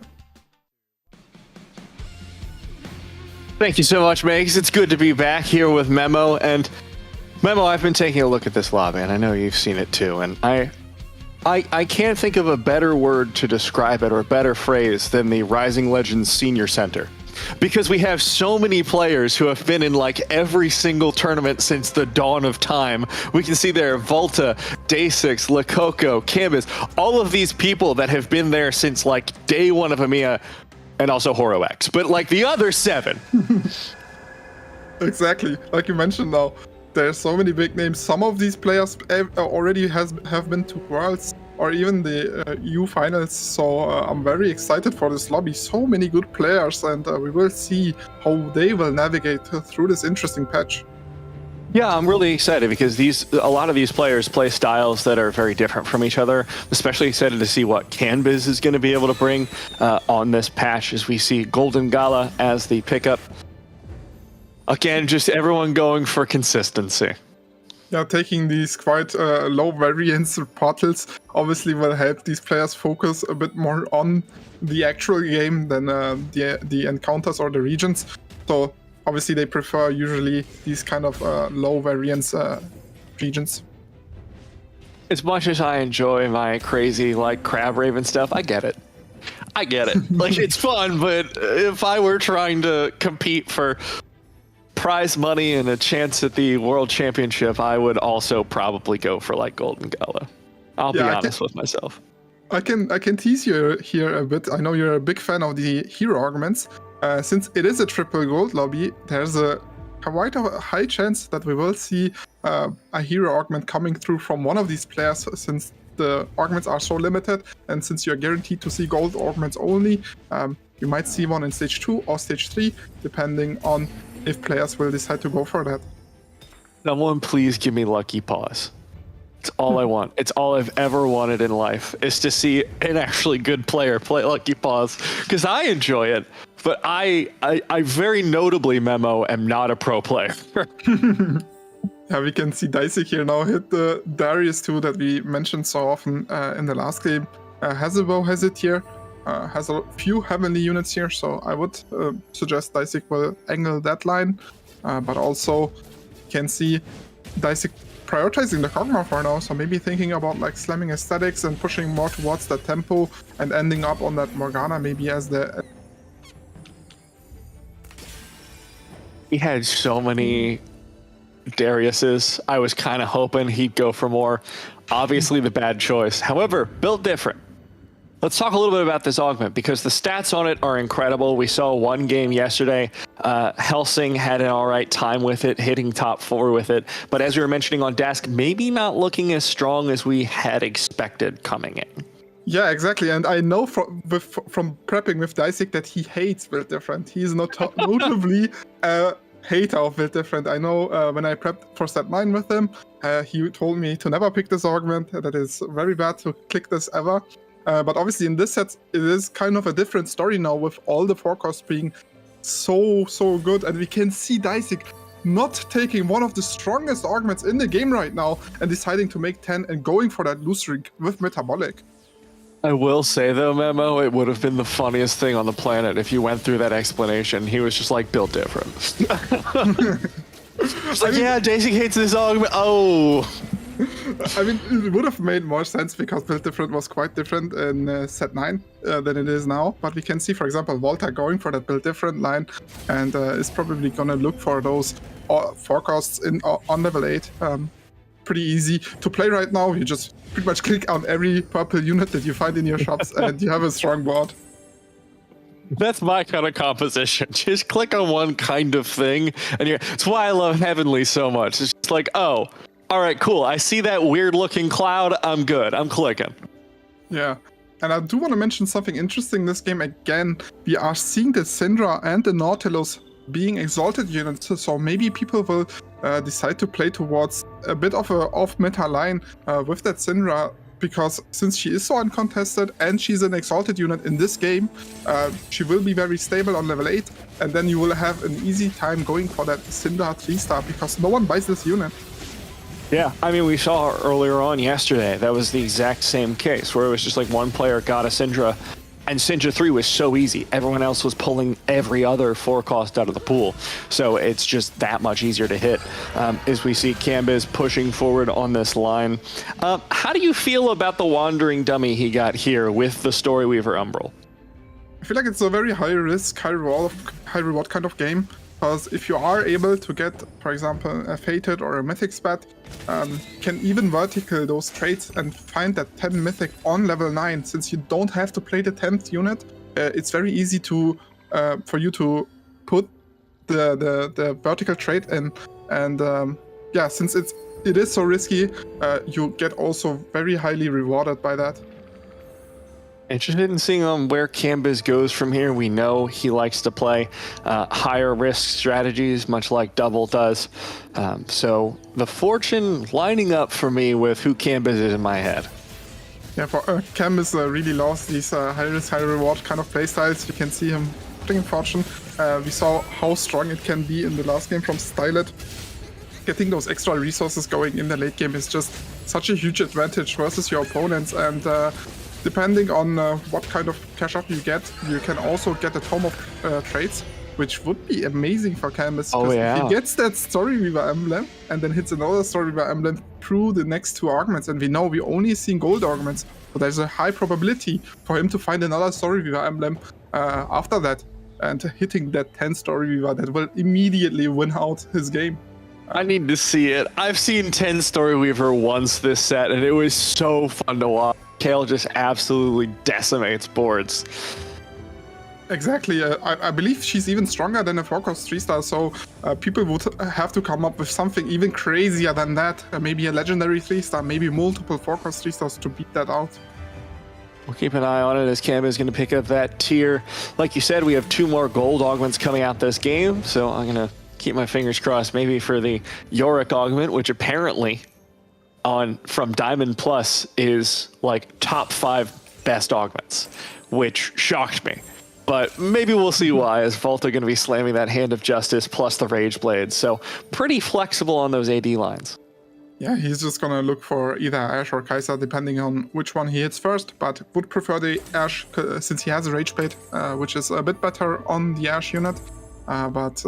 Yeah, with Build Different, you pretty much are full flex, so you can just take any unit that you want and just itemize that, and you will always have a great board.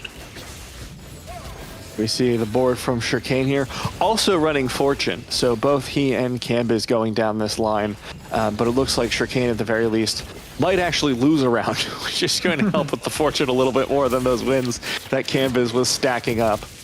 Yeah, exactly. Shirkane, also a very long-time player from the Polish region. I believe he made Worlds in set 5. Very strong performance from him back in the day. Now coming back for a hot minute now. And yeah, he's going for that also a bit riskier playstyle. Yeah. Oh, 5 turns fortune. That one's. I struggle being that patient personally, but I also don't play a lot of fortune as we see Lusher going for what looks like Kindred 3-star. Only 2 Kindreds off, and it is 2-6. Pretty good spot to be in. Yeah, Lusher should be quite happy here with that with 7 Kindreds. Obviously, he took an augment for it, so he will feel the effects of that later on when everyone has their max cap and augment strength matters a lot more. But for now, he has a very solid bot with these double Kindred 2s. Also have the Dryad in already, so he will probably just look to 3-star this Kindred as early as possible and then push for level 8, level 9.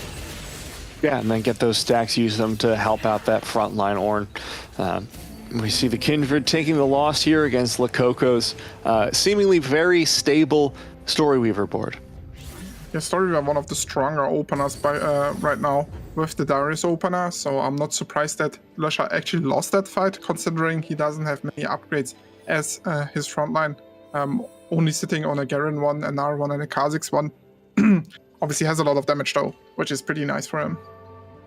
I also want to point out this is a little bit of a different game than we saw in the previous one. Very few people streaking. This time we have 2 people win streaking all the way through stage 2, as well as 1 person full loss streaking in that one being day 6. So a little bit more economy coming out for some of our players than in the last game. Yeah, obviously those players will be very happy, and we can see Volta having 50 gold on a 5 win streak. We can see why Build Different is such a popular augment as right well. now. Yeah, with that much money and that much HP at the same time is something that's pretty uncommon, I would say. Obviously, this Build Different giving him so much power through the early game with like all these upgrades. Actually, only 2 upgrades that he found. And yeah, he will just have an easy time here till stage 4, and then it will be all up to his roll down. And we see Broken over here, the other player going on that 100 streak, relying on Ink Shadow plus that Senna in the back line. We did see a Senna reroll earlier on. We saw it yesterday from Fifek to varying success. I believe it got a top 4. So maybe we'll see something similar as we have a... Is this a 3rd Fortune player, Memo? Yes, the 3rd person that put in Fortune, obviously now in stage 3. They are clashing against each other, and Shikane is looking to take that loss, which he should be quite happy about. But yeah, Hyrule is just, since it is his first turn of putting in Fortune, he doesn't mind winning or losing. If he's gonna lose, he will save a lot more HP while playing a good board. We can see he's already holding a Kayn, so maybe looking towards that Kayn that has been so popular so far in the tournament. Yeah. I'm interested in what augment he goes for from here, because if you go for a combat augment at this point, you're kind of poking a hole in your own fortune, but if you don't, you're relying so much on that fortune cash out to be what provides your board strength. So going for Know Your Enemy instead, I like this. Yeah, I think Know Your Enemy is a great choice here because it doesn't make him so much stronger right now, but it's one of the strongest late game options that you can take. Just having 15% more damage on top of your team. If you're sharing a trade with your opponent, it's just very useful later on. And I'm seeing right now Canvas doing something very unusual, at least to my knowledge. We have been seeing the blue Kale a lot more in the vertical. So he's going for the red variation, which has been performing stat-wise a lot worse, but maybe has a plan behind it. Yeah, maybe just looking for that attack speed for his carries later on, that utility that comes from that. This used to be the way that Kale was played for quite a while, so maybe just believing that in the vertical it's going to help him out because he has that extra Storyweaver for pretty much free. Unified resistance in the front line, going to keep that going longer, let that Kale stack harder. So I'm interested in seeing where this goes. Cambiz is one of the players I trust the most in navigating these lines. So yeah, maybe he scouted as well and saw that there's not many melee carries in this lobby. Obviously, the blue Kale is very strong against those, since she provides so much burst to kill a Kayn, for example, within one ultimate, and maybe decided that he doesn't need that in his in this lobby. But at the same time, like you mentioned, he has so much frontline with the unified resistance and the extra dummy that he might want to just stack up some attack speed and just win a traditional front to back fight. Yeah, giving Ash vibes a little bit as we see someone going for that blue Kale, the other side of this board from Lococo. Since built different board from Volta, continues to find success, a 7-round win streak for it. Yeah, Volta with a very interesting decision as his second augment taking reigning gold there.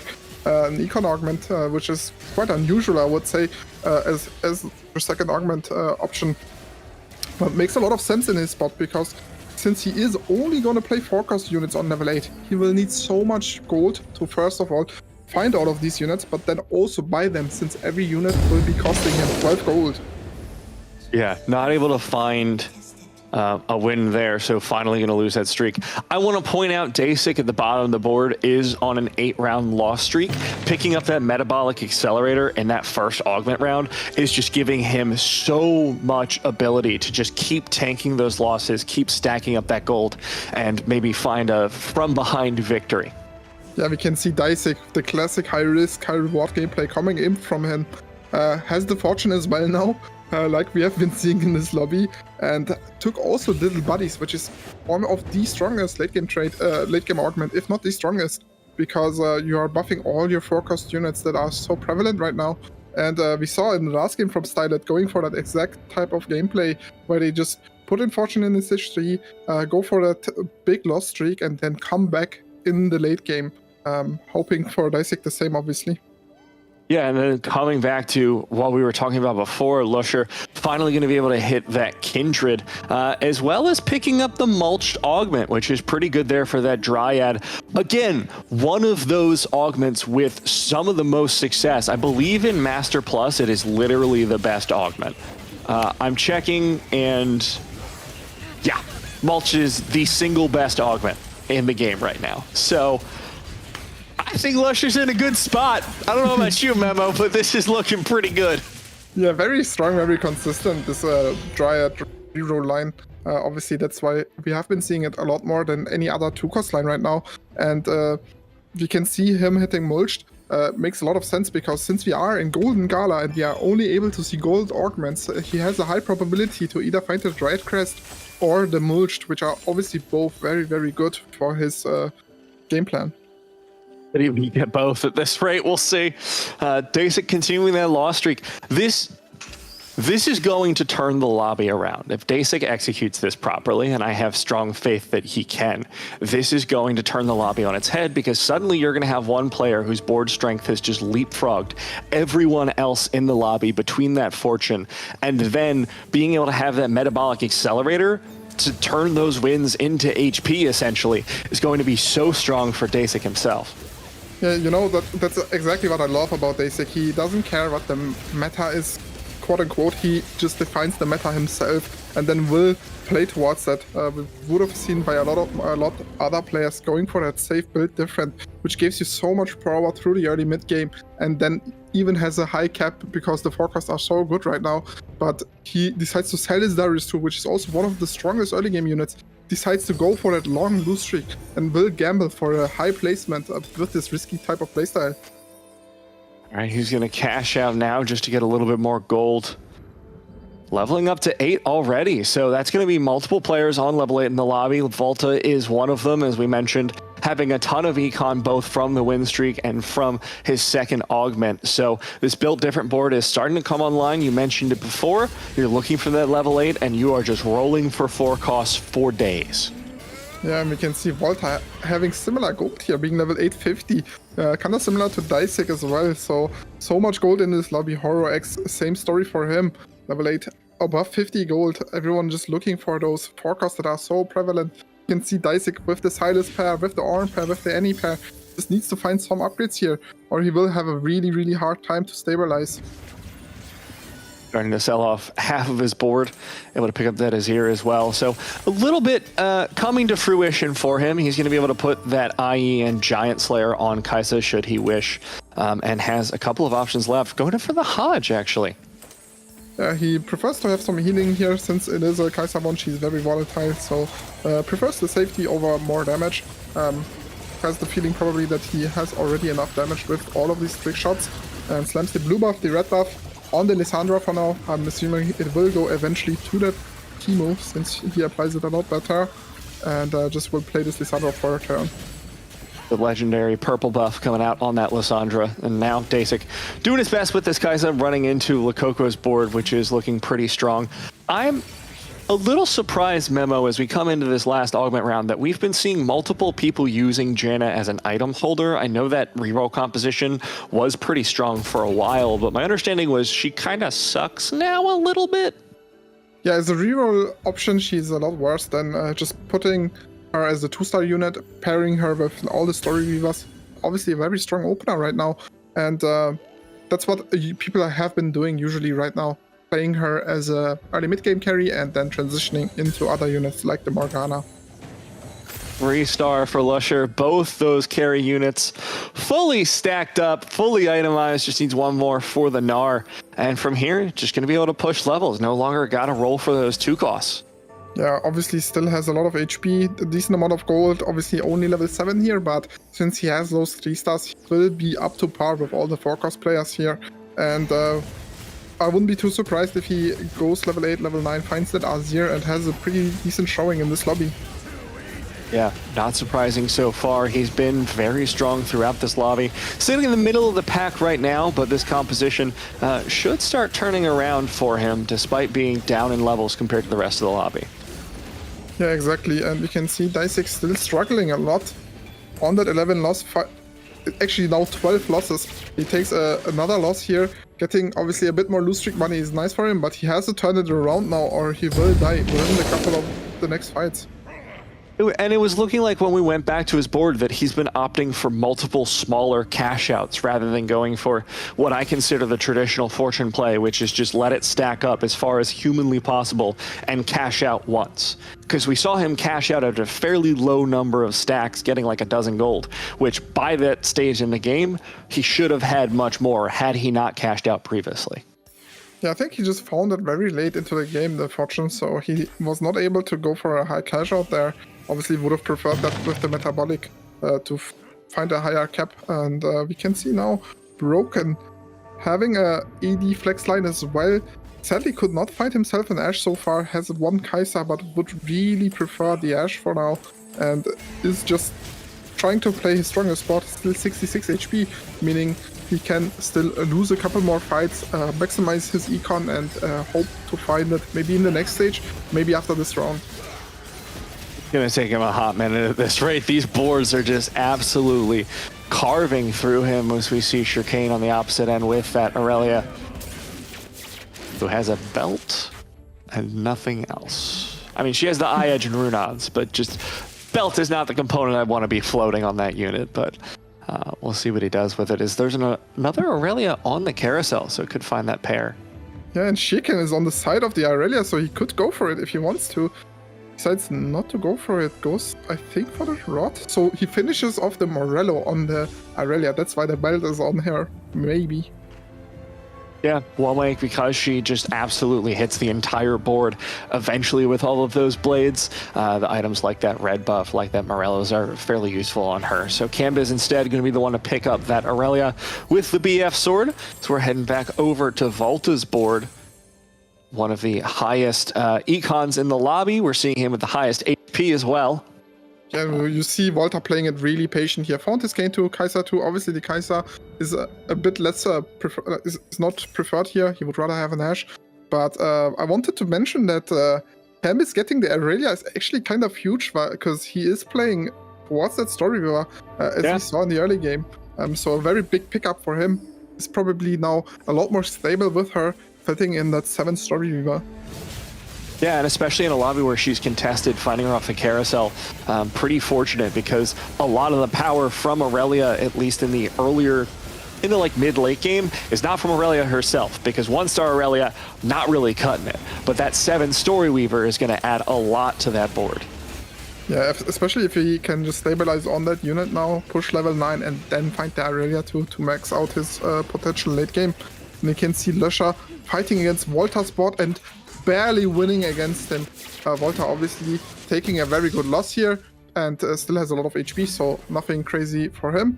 And Lusher very happy there to win that fight closely because I think he knows that he will fall off in the end game. Yeah, I was just about to ask you, how do you feel about Lusher's chances now after seeing that fight and relatively where his board strength is. Yeah, I'm just kind of concerned about his spot because he doesn't really have a way to cap out very high. Usually what we will see is 6 Dryad on level 8 or level 9, which gives you a huge spike in the end game or like the end part of the game, and will make you have a very good chance of hitting those first places. But since he has no access to 6 Dryad right now, I'm kind of concerned for him. Keep an eye on that as the game continues, as we see this Aurelia. Like we mentioned, it's still a 1-star, but she's going to be itemized with a couple more. There's the Morello, there's the iEdge, and 7 Storyweaver Kale with that full attack speed. We'll see exactly how much she can get done. And it looks like without a particularly strong front line, not a whole lot just yet. So maybe we got to wait a little bit longer here, Matt. That's exactly what I was concerned about. We have been seeing the blue Kale a lot more because it is so much more damage. I feel like if the fight is not going to that overtime, I feel like the blue Kale is usually the way that these players have been preferring to play out this comp. Would be very interesting to hear Canvas' thoughts on why he picked the red variation of it. Also worth noting, though, I will flag there's not even a Galio in this front line yet, which is generally, I mean, the strongest frontline Storyweaver. The other two being Riven and Garen. I don't think either of which are exactly setting the world on fire.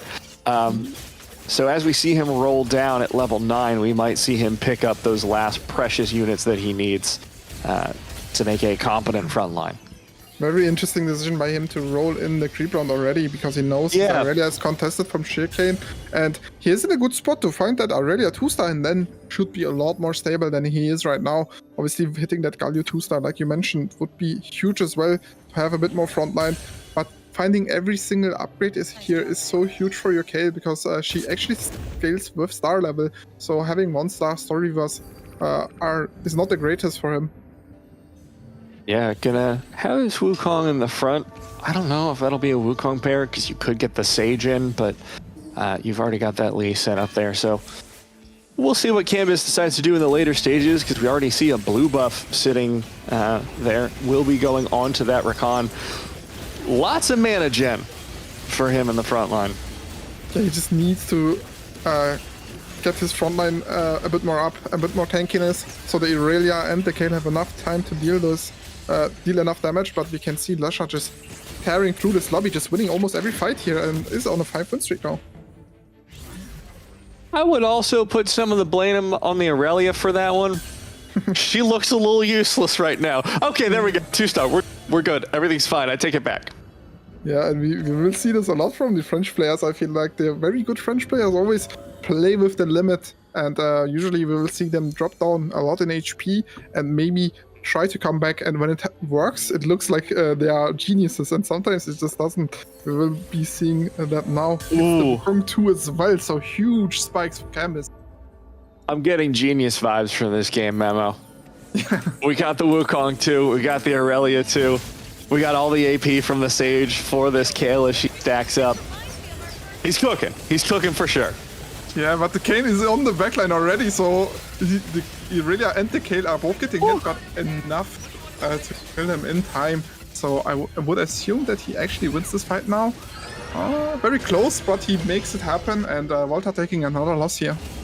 That Kaisa really was not helping Volta in that fight. She was just looking a little sad. So we go over to Shirkane's board, who is playing for Dragonlord, which we very rarely see. Horrocks over here going to be playing that Invoker Ashe, which we do very commonly see. Yeah, very, very good bots online by all these players now. Horo hoarding his gold here. Has 50 gold approximately. Can't quite level up yet, so he's gambling to win the next fight, because if he doesn't, he will die here. But if he does, he will be able to reach level 9, which will give him another extra slot to spike even harder. Yeah, so a lot on the line in this fight here for Horo. Going to be running up against Lusher, who is no longer on a streak. On the left side, we see Canvas fighting for his life against Lakoko. So on the right here, that Ashe firing away for Horo. Able to do quite a bit. It's just the Gnar in concern on the left-hand side. Canvas firing away with that Kale and the Aurelia. Back to the right, back to Horo. The Ashe still alive, but the Gnar takes her down. Horo's going to take the loss, and Canvas just has one left takes down the Kindred. He's going to survive for another. Yeah, I'm very scared for Canvas taking these close Yeah. wins here. And Horo sadly taking that 8th place against Lelouch. Lelouch has been winning so many fights here, beating everyone that's trying to come back into the lobby, and we can see a story Viva emblem. I'm very sad that Canvas didn't find one as his augment, because he would have gotten the 10 story Viva by now. Obviously very unfortunate for him. He's still going for it, so I think he's going to want to drop one of the less useful story weavers, find something else, try and amp up his board that way. So there is still space for him to cap even further. Yeah, exactly. He will also still be looking for that Galio 2-star that will give him so much more frontline. It's very unfortunate for him that the entire lobby is usually holding bruiser units. We have been seeing the trickshot bots hold usually a Galio, or even some... Oh! We are seeing Volta hit Kane 3-star. This is exactly what will happen when you play build different. You just get so much tempo through the early game that you can just go for any forecast 3-star that is like free and available, and you have a pretty good shot of finding them. Well, one of the 3 players in his pool is losing, so for Chicane's sake, I hope that isn't the matchup, and it won't be. That'll be Lococo coming in from the other side, fighting up against its Kane 3. And you know, Memo, let's just watch Kane cook. Let's just watch him do his job. Yeah, obviously he's spinning and killing at the same time, dealing so much damage, tanking so much damage as well. Also has the heavy hitters, which is crazy considering he gets so much HP from build diff and also being a 3-star unit, so he is just an absolute monster. And isn't that inspiring epitaph too, so he'll never die? Yeah, pretty much so. I would assume he already won the lobby, but maybe someone can come up with like a strategy to beat out that board. I'd be interested if they can figure one out. I'll be honest. Yeah, maybe someone has something in mind. Like Canvas, if he finds the 10-story, has a decent shot at that. But obviously, since you can't drop tomes anymore from neutral rounds, that won't happen. So I would assume Canvas dies as soon as he fights Volta next. Yeah, it doesn't even have 2-star frontliners as well, which is pretty concerning. That Galio, not even a pair, 1-star as he runs up against Volta's board. So I think it's goodbye Canvas. So let's pay attention to the left-hand side of the screen. As we see Chicane also fighting for his life against Lelouch. That Gnar doing so much damage out there in the front line against that Silas. Silas still staying alive, sticking together with that Bloodthirster, but Gnar just unkillable. He's going to fire away a little bit further. Relia uncontested in the backline. The Kindred has already fallen, so it might be a win here for Chicane. Gnar doing his best, but it just isn't enough. Chicane survives for one more round, and Cambiz, perhaps unsurprisingly, loses to that Kane 3. Chicane's still in the game. I do want to mention Dicek because he made his way all the way to the top bracket, I guess. And even though he went on that quite big lose streak, he found a way to stabilize in the late game. This is why he prefers to play like this, because he knows once I get to level 8 and I have the extra HP for Metabolic to go for that 10-0 streak, I can find easily a strong board that will stabilize me, and then I can potentially look myself for like a 4-3-star option, or even just push level 9, level 10. We'll see what he's able to find here as he rolls down a little bit further. On Lococo's board, how is he winning at all with this board? Like, I know he's on a lost streak. Yeah. I was gonna say he's not winning. That's the question. Yeah. The answer. Not for a while. Yeah, I mean, he used those units a lot of tempo. He did a strong early, but we can see obviously they are not holding their own anymore in the late game. You just need to pivot onto a 4-cost unit, and Coco was just not able to find any. Probably just pushed 9 without rolling on level 8, and then all the 4-cost options that he was looking for were already out of the pool. Yeah, this seems to be the end of the road for Lococo.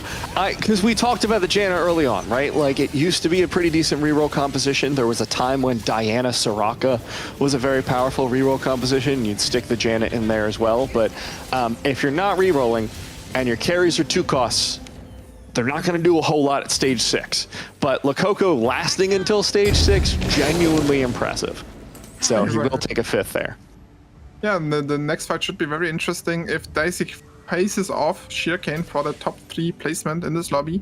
If he can find himself a win against Shirkane, that would be obviously great for him.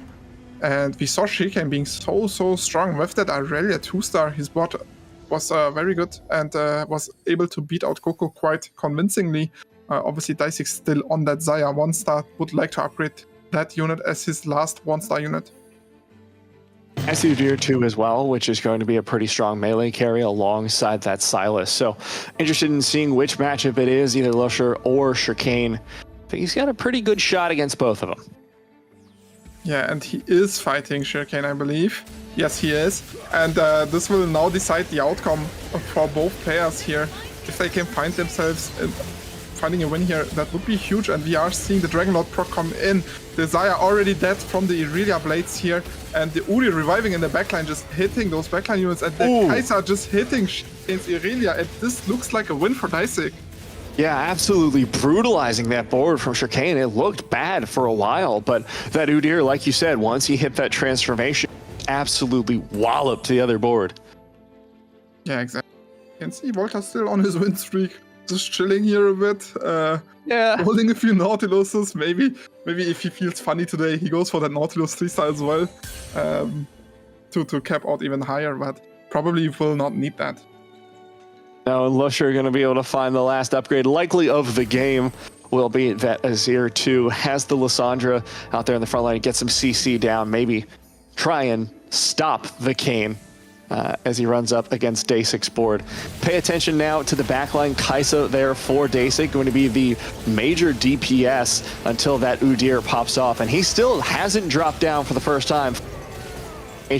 And goes directly onto the Kindred, so she is going down really quick. It's Udyr versus Gnar for the win. Kai'Sa still there for support. Gnar able to do so much, but it's not enough. Lusher taking a loss against Dacek's terrifying Udyr. Wow, I did not expect Dicek to win against Lusher's bot. Obviously, me neither. Lusher looks very strong here, has been beating everyone that's trying to make a comeback, and Lusher finds that their Dryad spat finally and will be able to find 6th Dryad if he has an Azir. And I do believe he has one. Yeah, he has one on 2-star even. Actually has to now find the Revont cost again, so the Rek'Sai that might be harder, yeah. Yeah. And if he finds that, he can obviously spike pretty hard again. Depending on who he fights next, it will be the difference maker of if he gets a 2nd or a 3rd place, and both of these players are on 13 HP, and assuming they both fight Volta, it will depend on how much more units you can kill. Yeah, it's going to be dangerous here for both those players. Lusher guaranteed to go against Volta. So we see his board still being itemized. He doesn't need it, but you might as well. That Kayn going to be doing a whole lot of damage here against Lusher's board. On the left-hand side, it does look like both players are going up against that board from Volta. On the right, we can see that Kayn already popping off, heading towards that cluster. I think that's all she wrote on that side. Meanwhile, Dacek doing the best he can from that backline, but the Kai'Sa just not enough, and that Kayn decimates the board of Dacek. Lusher shortly to fall, you would expect. There comes back the Kayn, just surviving the teapot as he's going to be able to clean up not the game. Memo, we got one more round. Yeah, Volta obviously was not able to kill Lusher here, even though Lusher actually fought against the real Volta, and Dicek obviously got the ghost of Volta, still able to hold on here with 1 HP. The Lissandra just does so much work against that Kayn. It's locking him up in the porcelain prison and CCing him long enough so that Lusher was able to kill the rest of his bot.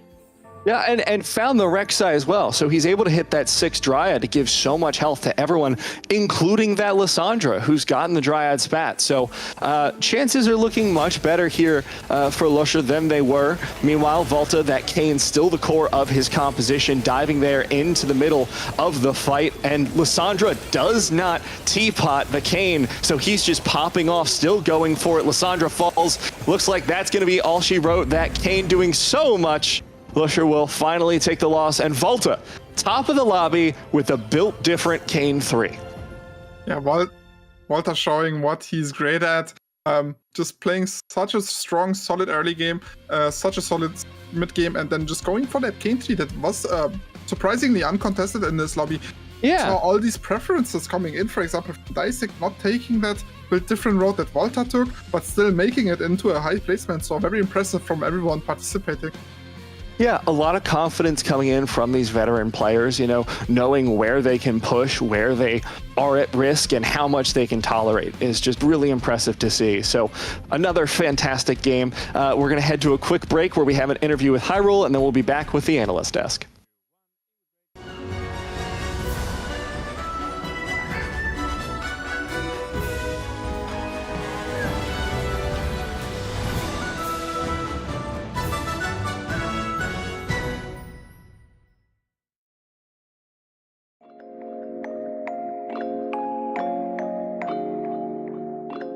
Hi, I'm Hyrule, or HR Hyrule recently. I'm a challenger player from Germany. Yeah, I'm 24 years old. Yeah, I like set 11, although the encounters can get a bit messy. Sometimes with like certain portal combination, it gets a little bit crazy. But overall, yeah, I'm liking set. I actually played since set 1, and I think since set 6, then when I really started to play like a lot of more games per set. That's when I really started to like it, and I think since set 9 I started looking into playing competitive. It's not really close. France is much better than anyone else. Yeah, but I think Germany is on the cover at least. But yeah, I think France are just a different breed. They're all beasts over there. Oh yeah, the offline events are really fun. I went to Vegas and it was amazing, really. Meeting all the players, all the streamers, it was really fun. I was really sad that I couldn't get to meet the players at the Cactus, but I hope to go to the next one. Shout out to my friends and who are always supporting me, and the other fellow high rollers in the competition. I also wish good luck. Yeah, thanks for especially the German community for being so nice, and yeah, see you soon.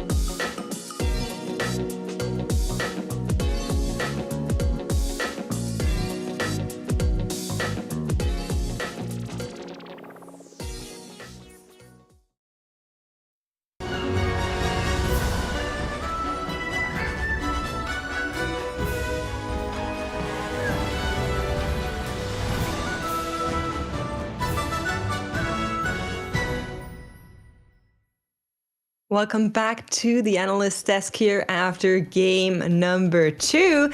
And I feel like, at least in comparison to the first broadcast game, there was a little bit of a different story looking at these boards. Less stylus, but somehow more Storyweaver. And we were talking about this counterfeit, saying it might have been due to the Exalted. Of course, for Canvas, it was more so the Wandering Trainer, but many players kind of opting to flex in that Storyweaver.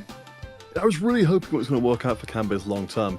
You know, I think it was mentioned on the cast, there was the possibility of seeing that real, true vertical Storyweaver coming through, but I think that was something of the nature of the lobby itself. We had multiple players not quite getting what they wanted, but there were certainly players who did get what they wanted. And one of those is Lusher, who was one of the 3 players who had an Econ start with Stars Are Born, 7 Kindreds in Stage 2, pretty much makes it impossible to not top 4 in my opinion, but then found the Mulch, found the Dryad Emblem, found all these different ways to continue capping out this Dryad board, which had a 4.0 average yesterday, so really the only but also just the strongest reroll in the game right now, only beaten by Kane 3. On the flip side, Broken and Horo with Slammin and Epoch, 2 other Econ augments, could not make it work playing this Ashe comp. Horo especially, he played 3 games of Ashe yesterday with a 3.0 average and has to maybe stay a bit more flexible on this day too if he wants to find success.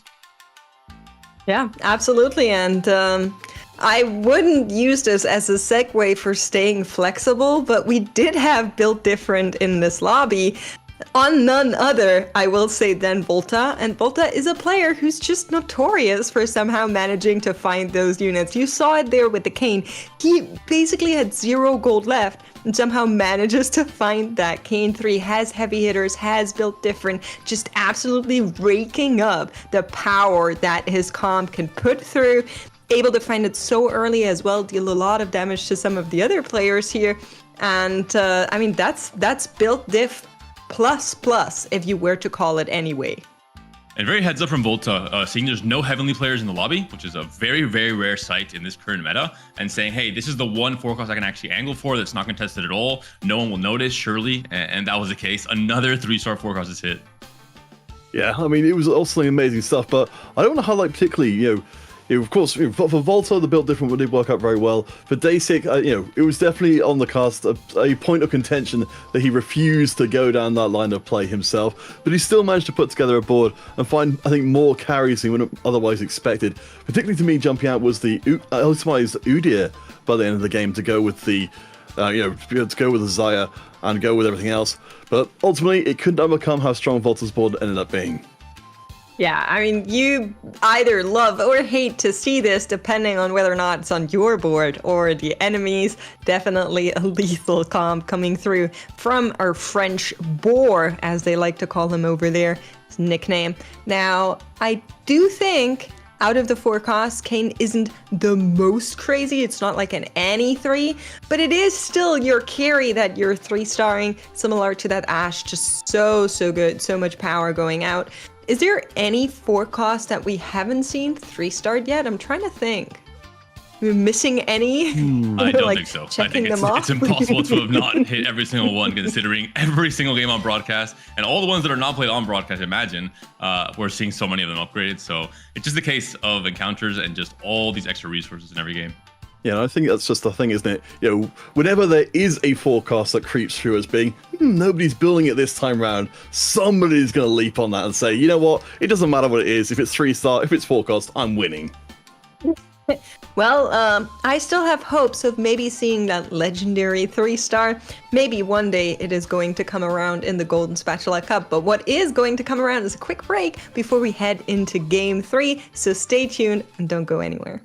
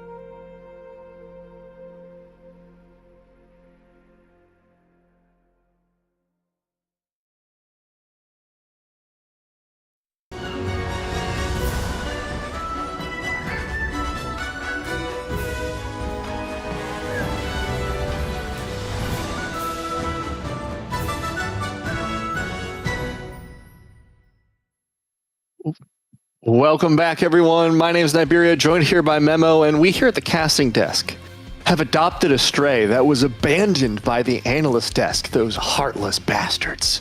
We have here Impetuous Panda joining us here on the cast. It's our first TriCast heading into the day. Panda, how you been feeling about the games? About the games, really happy, really excited to see all these different 3-star forecasts, of course. The most exciting part about a high-level TFT, but more importantly, in Iberia, very grateful for being adopted. I've been, not with a real home the last few sets, going from Spain to Germany to Poland, really trying to find my place in this world. And now I am here with you two, so very comfortable. Yeah, Memo and I are sharing joint custody between the countries, so you'll still do some traveling, but, we'll each keep a room for you, like a drawer of toiletries. Yeah, we got you, no problem. I mean, you already went to Leipzig. I think you liked it, right, with the Germans? I liked it, yep. I'll leave my statement at that. There was a lot going on at Leipzig. Yeah, Leipzig was...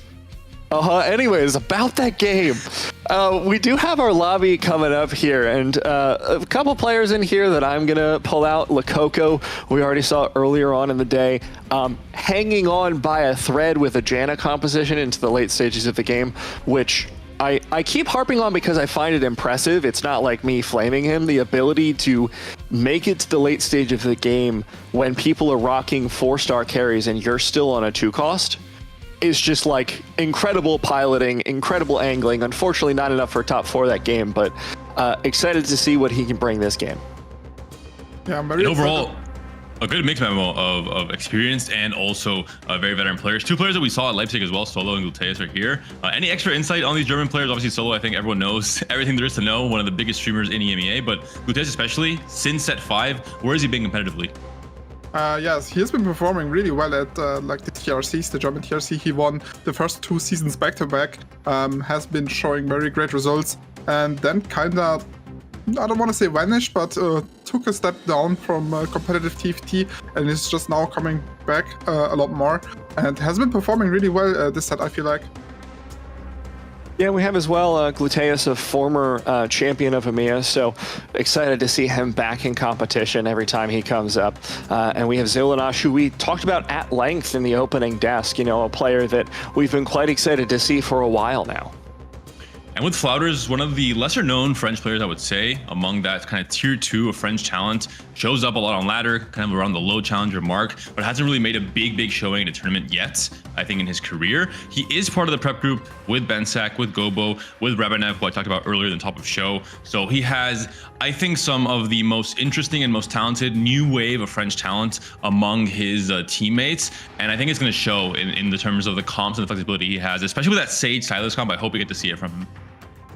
Yeah, we have been seeing the Sage Silas comp performing so well for all these players, but I feel like it's a bit more of a risky line since Silas is such a flexible unit that pretty much everyone takes any Silases they find in their stage 4 rolldowns. So, like, how do you feel about playing around that unit as your only out when slamming these like AP melee type of items? That's the problem with this comp. The whole benefit and the whole reason for the comp, I think, existing is the fact that it was an uncontested 4-cost in a meta where all 4-costs are being getting out of the pool. If it's contested, all of a sudden it makes very little sense to be playing a tier 2 4-cost comp. So we'll see how the lobby pans out and if you're able to identify from stage 2 and 3 in Iberia if someone has any chance of playing for Silas or not, and then if it's completely uncontested, you can go down that line. Yeah, we've seen a couple different permutations of our lobbies before. We've had a couple times everyone's going for the same 4-cost. Yesterday it was Ashe. Today, earlier on, it was 5 different people going for Silas. And like you're talking about, when it's that level of contested, everyone's suffering equally. But depending on what goes into the earlier stages, we can see it develop a little bit differently, opening with the golden finale for this game. And I'm excited to see how that early game shapes up, because we have seen that kind of decide the flow of the lobby by the end of stage 2. We have an idea of who's going to be playing for the win streaks, loss streaks, and who wants to stay stable. Yeah, and we are seeing people going more so again for more the less variance type of regions, because like we saw, all of these games are so spicy. You don't want to mess with it even more. So we are seeing Golden finally a pretty standard region, I would say. We saw the only player that was ballsy enough to go onto loot subscription was Gluteus that we mentioned before. So sadly, that not coming in here. Talking about the golden augment in general, I wanted to quickly mention Flowders yesterday played a Shen hero augment Ethereal Blades game and got a first with it in game 2 on yesterday's day 1. So very curious to see if we see any hero augments at all today in Iberia. I'm not sure if you had any experience playing with any of them in this set or if there's any you prefer, but Ethereal Blades is a fun one with how crazy it looks for Shen to be doing so much damage.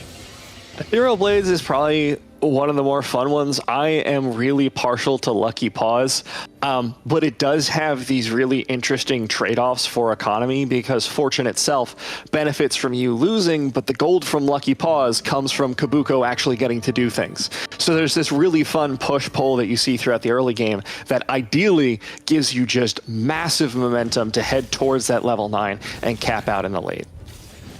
Yeah, and we are seeing Jimray picking up all of these Heavenly units. Is probably looking towards Heavenly Opener, already has a BT. Would be very surprised if he doesn't pick up these Kha'Zix here. Ooh, did he not buy it in time? That is a big misplay considering that, I mean, Kha'Zix is a completely fine item carrier if you don't find a Darius, especially if you upgrade to 2-star with the BT already able to be slammed. Yeah, especially with like all the Heavenly units already on his board. Probably just didn't pay attention enough, or maybe his mouse went offline. Can all happen. And yeah, still deciding going for Never that. punished, as all good players. Yeah, very great. Still fights the Kha'Zix too, and the support DG we have been seeing performing very well in these melee type carry comps, because you always get like a supportive item that buffs your melee carry. He hasn't picked it up though. I'm kind of curious about what he's planning on doing as we see our players cycling through the augments. We see Flowders heavy. Okay. What's better than Darius 2? Darius 3. I've never seen build up but Darius 3 actually. I'm so curious to see how strong this is, but unfortunately it's on the bench for this round. I'm not sure what's going on with the players right now. I feel like they're misplaying. Is there some lag issues on the US server? What's going on? Guys, you're supposed to be the one explaining things to me. I'm lost too. I'm kind of scared that the NA people will see this and think the US players are not performing. Listen, there's a lot of times in Worlds. We're just warming up. Yeah. You've got to learn to play from behind. So in order to do so, they're just tanking all of their early game boards. Yeah, I hope he puts it in now. Yes, he does. He has a Titans on his bench, in theory. So looking towards that, maybe going for the Edge of Night. Would be very surprised if he doesn't slam anything here on that Darius 3. I straight up thought he sold it for half a second. Like, I couldn't find it on his bench, and I was like, what is happening? Help! Build-A-Bud, the superior econ augment in set 11 Inkborn Fables. Exactly. We have Build-A-Bud at home. I do want to mention, there was the option to pick Baboom for Zil, and he has items for Gnar. Baboom's very, very strong with the Dryad comp. For many players, maybe if you don't check the stats, it doesn't make immediate sense, but with Kindred especially, just incredibly strong. 2-point-something average, so I mean, you can already tell how busted it is. And I think it's strong enough to just insta-force it. I suppose someone was angling toward Dryads, and Zil did not want us to play contested. Yeah, but Boom is one of the strongest augments in the game silently. Like you said, because it depends so much on the composition you're running. But if you have something with low mana, like a Syndra, like a Kindred, you're just getting 75% damage for free. What's also pretty cool about Baboom is that for a long time, Aphelios was bugged with it. Don't leak. But Baboom was proccing on every cast. So Aphelios also very, very strong with Baboom for reasons that are... better left unknown. Yeah. Lost to time. We do see a Fortune angle from the Coco, so taking a page out of Day 6 book, and really any player that has Fortune's book in Stage 2 and Stage 3, because it's just so strong. We see almost every game the benefits of playing Fortune if you can navigate that cash out into a Kaisa Trickshots combo, or even Ashe sometimes if you find a natural Ashe like Stylet did in Game 1.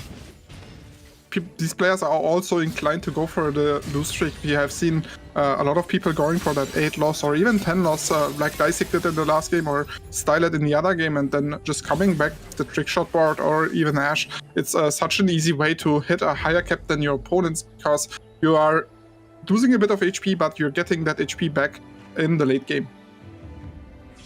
I'm a little... I'll use the word intrigued by what Jimray set up here, because slamming the Spear of Shojin, not really the item of choice for most of the carries in like the upper tiers of play right now. You can make it work on Kaisa, which is probably the highest tier carry that operates on it. But I'm kind of curious if he's going for the Diana Soraka reroll. We talked about how there are very few reroll compositions that are actually working right now, but we saw Lakoko try and go for something similar in a previous game, so I'm just going to keep my eye on that as the game develops. Yeah, that would be an interesting angle, but we have been seeing the Silas Morgana thingy happen a lot, so I would assume his main game plan right now is the Morgana with the Shojin, or even the Kaisa. But obviously, if he finds an angle where he hits not a lot of copies naturally, then he can for sure look towards that Soraka, maybe Janna, maybe Zyra 3 even. I think Jimmer as well is a player that I've spoken to him a lot. He generally likes to play very high tempo early game, doesn't want to play from lost streak, doesn't want to lose too much HP. He values HP quite a lot. So he's down to slam, I think, any items that make sense. In this case, probably Shojin was the best slam he had, and then adapt his game plan to those item slams in stage 2 and stage 3 instead of having, 3 or 4 just components open all of stage 2, tanking so much more HP than you need to. And he's open to playing Kaisa a lot. Kaisa's not terrible with Shojin. It's a, I think mid-tier item for her. So definitely can still keep that door open. Yeah, and also since you are rolling so much on level 8, you have decent chances of finding legendaries, and on the legendary units, Shojin is actually a very useful item. For example, Azir uses it well, Lissandra, Rakan, there's a bunch of legendaries that are very solid on the 1-star as well, so always a very good item to have generally. Yeah, those legendaries for the by and large have absolutely brutal mana costs, so Shojin really helps them out as long as something like an adaptive helm. So we're seeing Stinky go for something we haven't seen in a while. We talked about this a little bit, Memo, about the blue kale being common. I haven't seen green kale in a hot minute either. Well, what you have seen, Iberia, is a free artifact from thanks to Felios for that free artifact. Another sniper's focus for Stinky here. I'm going to go ahead and go on a limb and say that Stinky very likely might have even picked Trash to Treasure, seeing there was an encounter in stage 2. It's actually very relevant, where you might have a huge advantage from getting an extra item or components from different encounters. So you're a little bit more inclined to pick Trash to Treasure if you see there is an encounter in stage 2. Yeah, I feel like Treasure Treasures is one of those augments that you have to navigate really well to make it work. But obviously these players have prepped a lot, and especially if you're confident enough to pick it here, you probably have a game plan in mind for most of the Ornn items that you are getting. So I'm very interested of how Stinky will navigate with these double sniper focuses. I'm terrified of the prospect of Ashe with it, given that she hits the entire board at once. That's a very early Morgana on 5 here. Morgana kind of more of a trait bot than an actual main carry in the Heavenly comp, so maybe not as blatantly high roll as it would have been to hit a Kayn that we did see a lot of yesterday, but still a strong pickup. And we are seeing Stinky also having that Zhonya's and that Death Defiance on the Diana. She will be his main tank for now. Obviously he has the Garen 2 as well, so if the Diana goes into the Zhonya's proc, he will not just get run over, and the Garen will take on the responsibility of tanking for the team. This is just a fascinating setup here from Stinky. That Zyra is disgusting. Even in Zyra 1, you were seeing how much damage she was chunking out. So Lelouch, we go back to his board after seeing the Darius 3 very early on. He's on a 4-win streak. I wonder why it's not 5, considering Darius 3. I imagine he would have won every fight in stage 2. Could it have been that his Darius was on the bench for one of those Who's fights? to say? Who's to say, David? Surely not. We can only speculate. That was very unfortunate. I don't know how that happened. Obviously, Coco now still on that fortune loss streak has 15, so means already got 5 losses in. Looking for more and a bigger cash out. He's still 70 HP, which is quite high, meaning he can sure still go for 5 more losses. Depending on what number he rolls here, he will decide to cash out at a certain point and then play the game from there. I want to put you on the spot, Memo, because I had this exact same stationary support dummy in one of my open qualifier games, and it was an absolute mess. How do you? I think it's one of the worst combinations. Chalice into Randuin's. What exactly do you think Lakoko might be angling for with this combination on the dummy? I feel like AP is always solid on your melee units. For example, Silas and Annie, obviously you really want AP and also resistances, so maybe looking towards these AP type of frontline units like the Amumu, like the Ilaoi. Obviously there are the 3-cost variations of the AP tanks, but there's a lot of 4-cost as well, 5-cost that can take use of AP and resistances, like for example Udia too.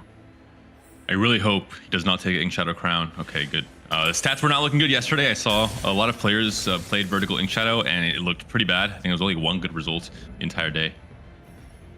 So I'm going to flag something here. I was really worried about Lococo. We're in a prismatic lobby, lots of damage coming out. Already 59 HP, going for the Fortune. Got a 6-turn roll on the Fortune. Also, got Tiniest Titan though. So I think despite how dangerous this looks, Coco has a pretty decent chance of making it out of this one not just alive, but in an incredible state economically. Yeah, it's looking very, very good for Coco in my opinion. Now with the Tiny Titans, he will not even be in that much danger because he will just heal back up in the later parts of the game when he will find a stable board. With everyone, he will just heal back up to the top bracket, and depending on what kind of shot he gets, it wouldn't be too surprising if he just runs away with the entire game here. Luteus as well, very strong setup here. If you can maintain the win streak while continuing to get these items from buried treasure without losing that tempo of having to wait for all the components, that would be absolutely huge. And already has an Annie and really good Ashe items if he wants to lead into that. Yeah, he's probably looking towards that. Ashe has so many items, though he will need a lot of money to utilize all of his items because obviously having upgraded units for those items is very huge. And I feel like these players, I feel like Luteus spent so many TGs that he will have an item advantage by a lot in this stage and will just keep having P numbers. He also had double glove on bench, even after all of the slim. So maybe we'll see a triple GG. We'll see as we head over to Catalyst board, who is not rocking the Fortune, just rocking Teemo as a damage source and doing, I'm going to say, shockingly well in this round. I do want to mention for Gluteus Spot again, having 3 TGs is actually not even that nice because he cannot find the Lucky Glove since we are in the golden finale region. So it's a bit unfortunate for him that we are playing in this region because if the last argument would be Lucky Gloves for him, having this many TGs would be obviously very awesome for him. I was going to bring up that exact point, and then I'm like, oh wait, it's golden finale, never mind. I'll just not say it. But thank you for actually sharing your insight memo and not keeping it to yourself with all of our viewers. 2 important forecasts on the carousel though, Kayn and Lee Sin for any of our melee bruiser enjoyers. Flowders with a Heavenly Emblem. Definitely happy to see this Kayn. I'm just staring across the board, seeing what everyone's going for. Silica Song pretty strongly signaling that Dryad board. Gluteus, like we mentioned, triple Thieves Gloves, so lots of board strength already down here. Yeah, I'm gonna throw something at both of you though, actually. What composition can actually use 3 Thieves Gloves? Because in my experience, I've found trouble getting it to fit on more than like 2 people without someone being stuck with bad items. Do you want to go first, David? Well, I mean, any high quality units in general that you don't have items for that, you know, could make very good use of it. Trade pods usually not going to be the best users. You know, a Riven, not going to do too much, but she has an extra TG. But a Lissandra, a Wukong, any kind of legendary that even is maybe flexible around what they scale with in terms of AD or AP or health, etc. Those kind of flexible units, Silas even, for example, are really the best TG holders. Exactly. So the trick is that you need a lot of gold to hit a lot of good units as well. So you can maximize those items on good units. If you have only bad unit, like not upgraded units, maybe not the strongest units, no legendaries, obviously these TGs will have lower value since the items scale of that unit. Thank you both. I'm eyeballing this and I'm wondering if there's any players who can really benefit from upgrading their shops this early on. But I don't think anyone has enough gold to just rush 8 and gamble, or is in a position where they have to. So we see Lococo, 51 stacks on Fortune and still a couple turns to go. This is looking gross. What's going on with this bench? Is there something? Is there something wrong here? This is crazy. This bench would be any other comp currently in the game in this stage 3. Coco took the higher level shops, so he has people remember the late game, not the late game, what was the argument called, where you get higher shops? High-end shopping. Exactly, high-end shopping. So he decided to roll a little bit on 7 and has pretty much level 8 shops. So he found the Kaiser Fair, the Gallium Fair, even has a Silas 2 already. So his transition is set up so perfectly already. So he's not running into risk being contested and then not finding his units and dying. And he also has Fortune 5 with Tiniest Titans. This is going to be disgusting. And Iberia, he is also Lelouch, one of the best players in EMEA history, who I'm sure knows how to navigate a cash out into a win out potentially. Has insane ladder stats as well. I think one of the most consistent players when it comes to the ladder performance this set. So really a player I have high hopes for in this game. I'm always so everyone's impressed. about to suffer. I'm so impressed with Coco's play, always finding these like crazy edges here and there. Very good decision making by him, rolling on level 7 there and finding himself all the units that he needs, so he doesn't take any risks here of dying too early. Looks like Kaisa might be a bit more contested than Ashe this game. Catalyst already rolling deep on the PV round and now on 4-1 to make sure he can get ahead of the competition and find the Kaisa 2 potentially as a way to stabilize. Oh, and Azaya, sure, why not? Just for fun. No Bard though, unfortunate. Oh, never mind. He has the Sivern. Just continuing to roll down. He is just really going deep. There we go. That's the Kaisa 2.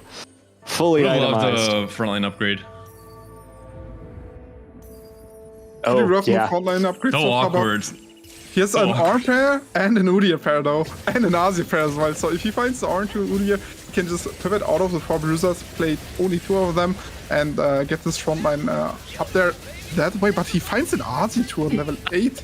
The question is, does he really need it? Oh, I hate these spots. I absolutely hate these spots. You hit too much and you're like, wait, now what do I do?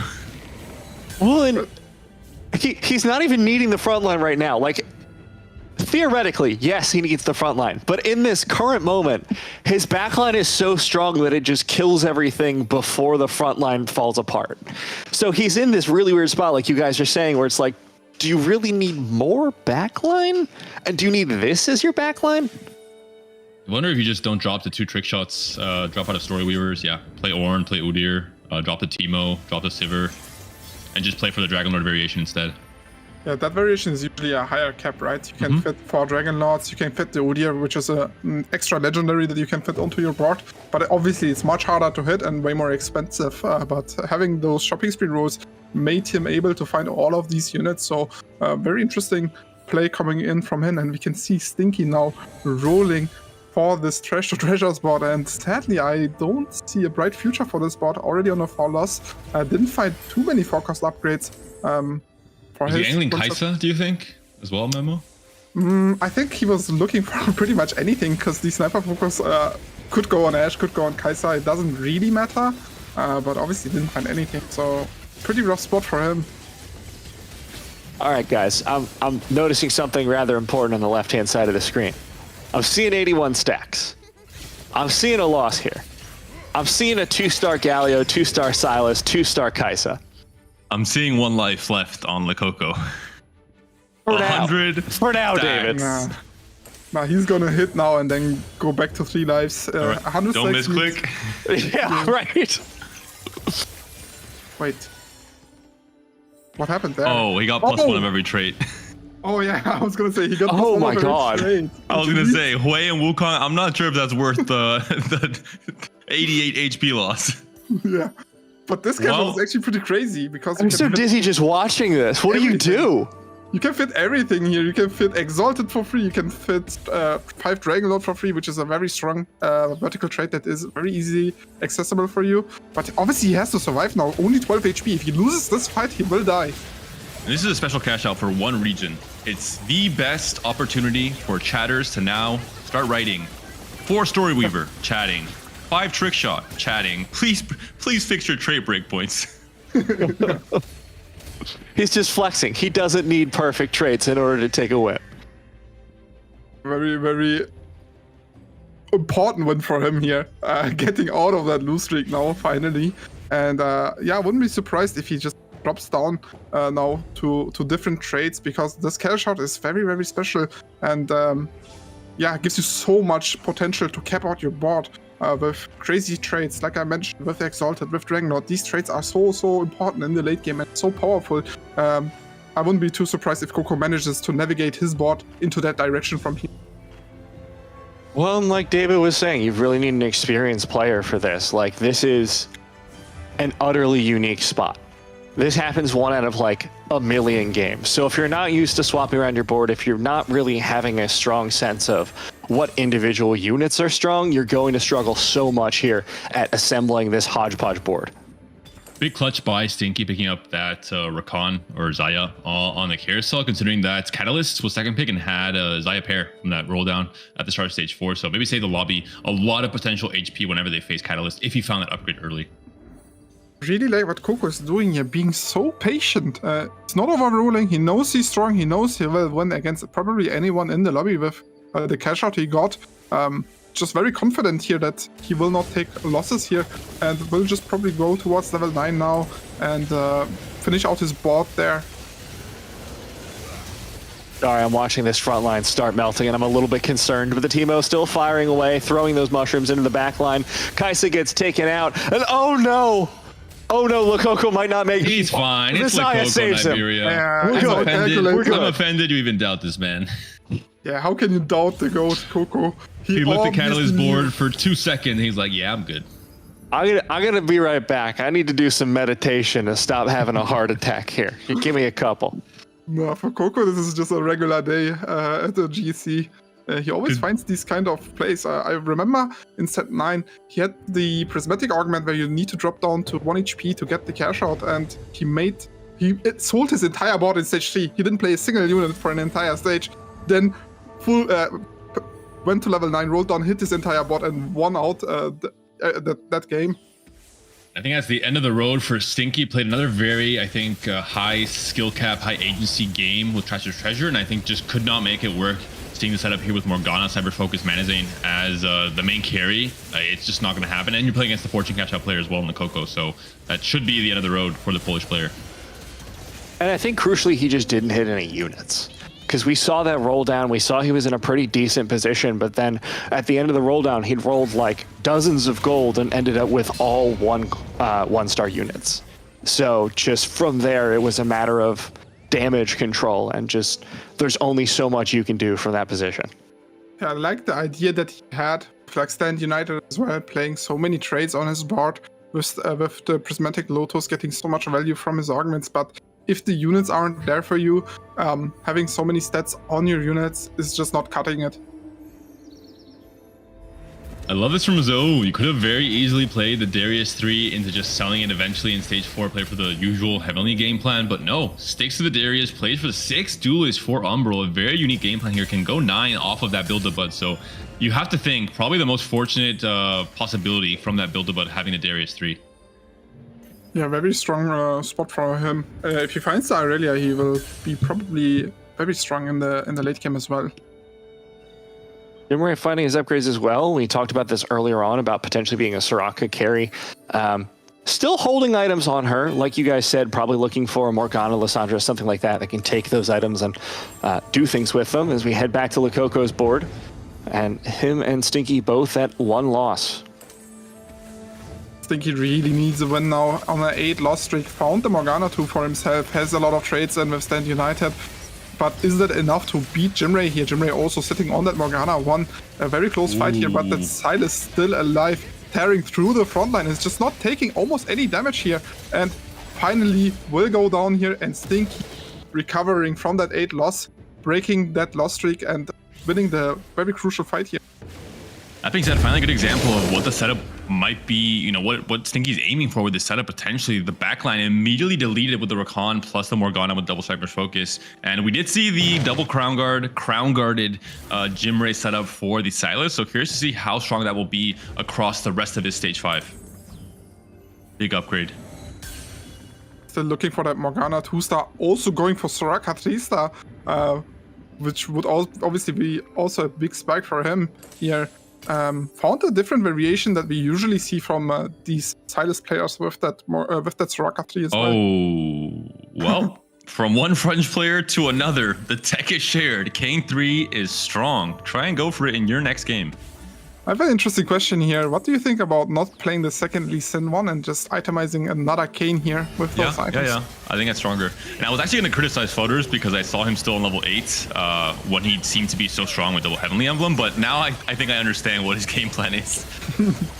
Yeah, it's crazy that we are seeing this on level 8, by the way. The usual forecasters that we have been seeing were always on level 9.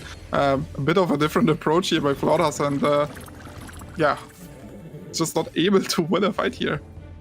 Really unfortunate result there. Both players getting knocked out. Stinky is surprise, or not a surprise, but Flowders maybe a little bit more so. As we saw Zill's board, he was floating that duelist spat. He was floating those AP items, put them both on the Lissandra, and she just became an incredible damage source for him as we head over to Solo's board, who has been streaking like crazy, highest HP in the lobby.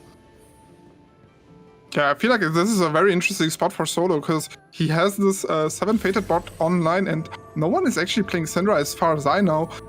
He might be able to angle that Syndra 3-star that we have been seeing come out a lot from these Fated players.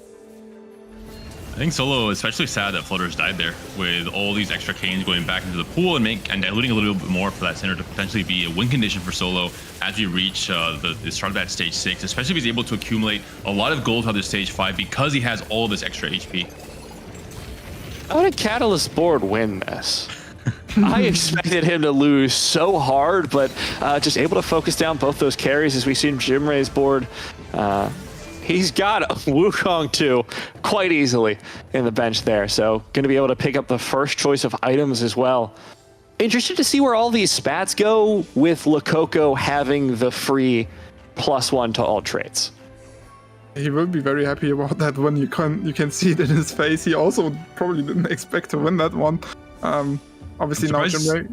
Yeah. Jimre goes for the Heavenly Emblem instead of the Umbral Emblem. I mean, figured it was a bit stronger on the Silas just for the execute, but maybe not. Maybe just Heavenly will be a little bit more relevant. Earlier on in the game, he was going full Heavenly, but not so much. I feel like the Umbral trait is more so an early game trait, usually what we are seeing, especially if you're only going to play 2. The extra shields in the early game matter much more, and the execute usually doesn't make the biggest difference because Silas actually can overkill his units by quite a lot, especially if the backline damage is also coming in at the same time. Jimre's last chance here. He is down to 11 HP. He's going to roll up against Lococo's board. Oh no.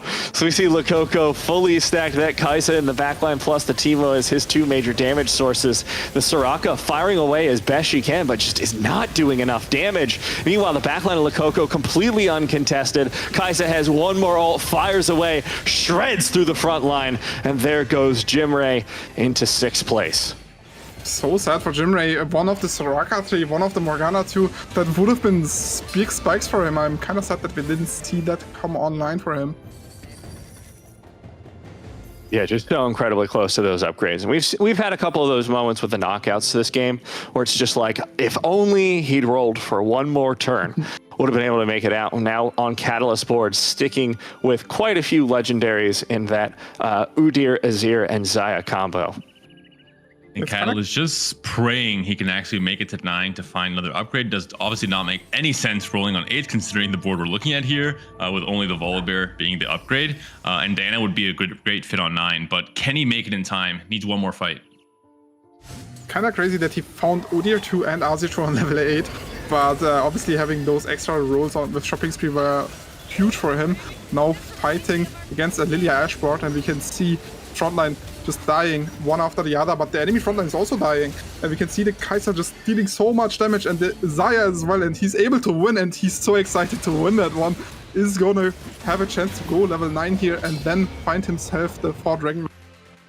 And Catalyst was one of the really players crucial win for him that picked up the Annie, the better shops. Lococo, Jimre, and Catalyst were the 3 players that picked the better shops over the double interest after the Annie encounter at the end of stage 3. So I think it was perfect synergy with Shopping Spree, as you mentioned, and that was a big reason why he found those legendaries on level 8. Useas now holding on to these ashes, going to be going for that 3-star. Memo maybe doing what we saw in a previous game of just like trying to hide it a little bit. Be a bit more sneaky, don't make it too obvious, don't let your opponents know what you're gonna do. It's obviously always a great way of doing that. Oh, not again. We've seen this exact move before. I want a new movie, please. Oh, no, not again. He's level 8 though, he's level 8, so it's pretty unlikely for him to happen, I would say. I'm trying to reverse here we are. Yeah. I'm also offended, Iberia, by how casually you said that, oh yeah, just going for Ash 3 again, as if this is like a completely normal game plan to have in TFT. I guess maybe on this patch it is. Look, on this patch with the day we've had, I feel like it's fair to say.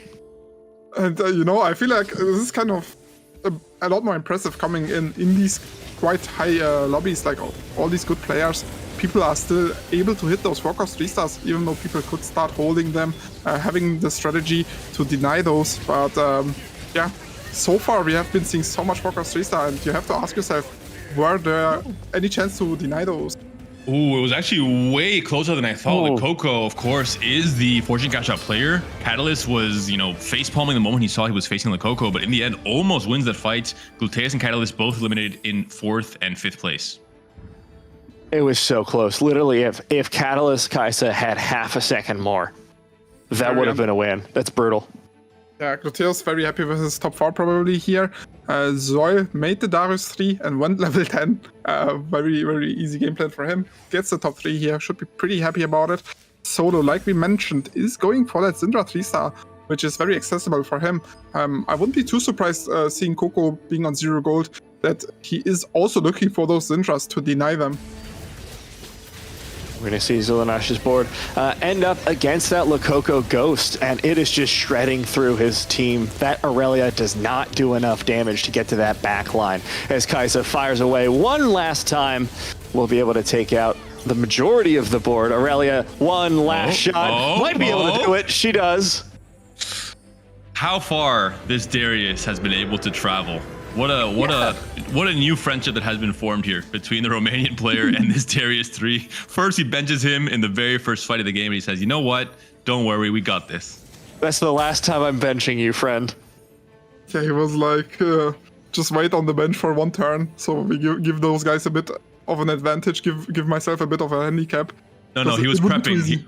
He was prepping the Darius. A throwback to some of our favorite augments from the past. It's a secret prep. Giving him a pep talk, just like, you got, listen, we can make it together, you and me. That's all it's going to take.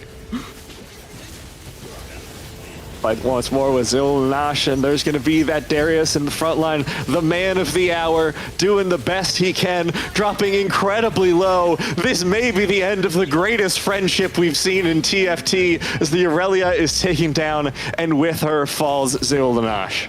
Okay, it's actually genius that you get +1 to Exalted as well, as a +1 trade. It makes it so easy to get some extra damage. Yeah, very strong cash out, one of the best ones in my opinion. You can get to that late game board, because like I mentioned, you fed Exalted for 3, which is a very strong late trade. And yeah, let's see if Solo is able to beat out Coco. Obviously, Solo had a very simple game plan here from the start, playing those strong early fated units and having a very easy time fighting it. Has to roll here, has to deny, but just no gold. He has been rolling for a long time now. Oh, he got the jam. Just needs one more Syndra there on the right-hand side of the screen. Do you sell the Thresh here? Sells the Kindred at least. I think you have enough gold to wait, right? Yeah, you wait 1. Or wait, enough HP. But you also have to be considered, once Syndra goes out of the pool, it will be so much harder for you to find that last one. Mm-hmm. Something I would have liked to see from Solo is maybe prep a Hwei early on. We can see he has 2 stacks on a Hwei already, so maybe he's also looking for that Hwei to play him for 2 more turns, because he has enough HP to play him potentially for 2 more turns. Well, and going to PvE as well. Like, he has enough to take those losses if they're small enough. We can see that he's going to make it to the PvE round, so he can just save his gold here, as long as Lococo's not denying him, and Lococo doesn't even have the gold to try. The problem we are going to see that Lissandra upgrade. Is it even worth making the Lissandra? Yeah, the problem now is that he's too low HP, he's 30 HP. If he loses 2 more fights here, he's dead. So finding a Hwei will be too late by now. So he's only rolling for that Syndra. Also sold the Threshers. Find that Syndra 3. Completely out of gold here for both of our players. Lococo, the master of fortune, the tiniest titan, trying to turn it around, and Solo Gasang, this strong win streak from this Syndra, the backbone of his composition. She's going to start firing away as we see that Kaisa in the upper left just shredding through the team of Solo Gasang. He's got the Syndra still, but she gets stunned up. She is in trouble. The front line is just beefy enough. She gets taken down. Solo Gasang survives through the PvE round. He's got 2 more chances to find one Syndra. And there's the Lissandra sold in, oh no, something else was sold in the end. But yeah, just trying to find any way to maximize his gold count. I think making the Lissandra was maybe a mistake because you're just not going to win the fight naturally. You kind of have to cheese it with the Syndra 3. And even then, Memo, do you think it might not be enough considering the strength of Coco's board? I don't want to take the excitement away from this game, but I'm pretty sure that Coco wins regardless, since the Syndra just takes a long time to get those balls rolling. Even on 3-star, it will take a lot of time for her to get enough DPS to kill the entire board of Coco. All right, we'll see Solo rolling down on the right-hand side of your screen. Oh, the list replacement? Nope, doesn't go for it. Not going to replace the Lissandra. Placing just fresh. yet. There's the list coming up next. One by one, the sacrifices are made. Oh, and it's just enough, but you have to find a way to... Oh, no. He didn't have enough to sell for it. Oh, God, this is brutal. This is in so many parts of his board, and now doesn't he? And these items as well. Oh wait, he does have 7 fated. Oh, but so many items on his bench. I think Coco got this here. Hold on, Syndra's doing quite a bit with that damage. Takes out the Udyr in one fell swoop. There comes another ultimate. Takes down the remainder of the front line. She's got one more in the tank. No healing. Takes down half of it. Kaisa goes down. Solo Gasang takes the win and has time to put in real units for the next round.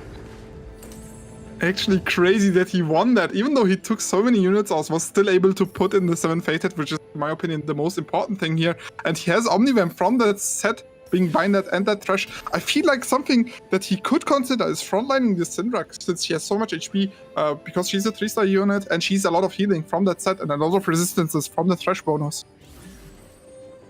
A lot of power coming out of this board. Especially careful of the Udyr. Any kind of CC that can stop that damage trail coming in from the Syndra. All right, we're going to keep an eye out. That Syndra in the bottom left, that's the name of the game for both of these players. If she gets taken down, Solo Gasang's game is over, but she is still full HP, healing back up with every single ultimate. Dragon Lord comes out, but it is not a long enough stun. Frontline is down. Syndra ults once more, takes down all but the Kaisa, and that's all she wrote. Solo Gasang takes the victory in game number 3. Yeah, very well played from Solo Gasang, taking the most contested forecast here, like we have been seeing in the past day as well, and finding his way to that forecast 3-star and actually beating out such an incredibly high-capped fortune cash out. It really heads up as well to know how to hold the extra units to make sure you can sell the 2-star copies to then find that little bit of extra gold we saw was the very last roll that he had available. Even had to downgrade his board even further to even find the upgrade. So it goes to show the experience Solo has in terms of trying to cheese out these wins where it matters most in a day 2 of a GSC. I definitely underestimated how strong the full vertical faded was even before he found the 3-star. So learning a lot from that game with Solo Gasang. We've got a little bit more to learn over the break. We've got an interview with Flowders, and then we'll be back with the analyst desk from game number 3. We'll see you soon.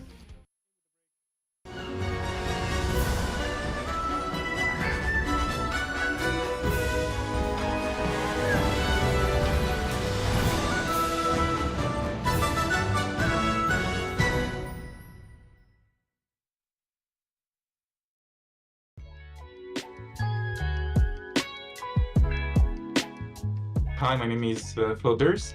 I'm 25 years old. I'm from France, but I also live in Spain most of the time.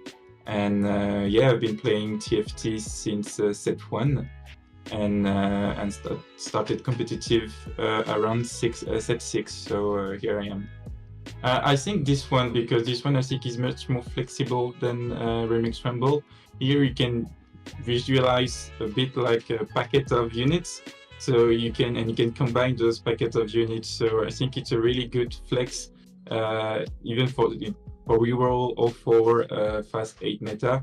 I think that you can play a bit around anything, which will not be as much the case in Remix Rumble. I mean, if you look at the ladder, you always got a bit of the same one. So I would guess the ladder player should be considered the best player, because in tournaments, even someone from Open Qualifier or anyone can become the Grand GSC champion.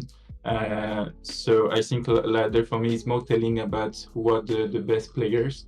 I don't have everyone in my mind, but you got also the French player like Padball, and Dublin and Gotthardsen also. So yeah, I think there is a lot of great players in EMEA. Yeah, of course, big shout out to my friend, to my family, to my brothers, and my girlfriend also. So thank you so much.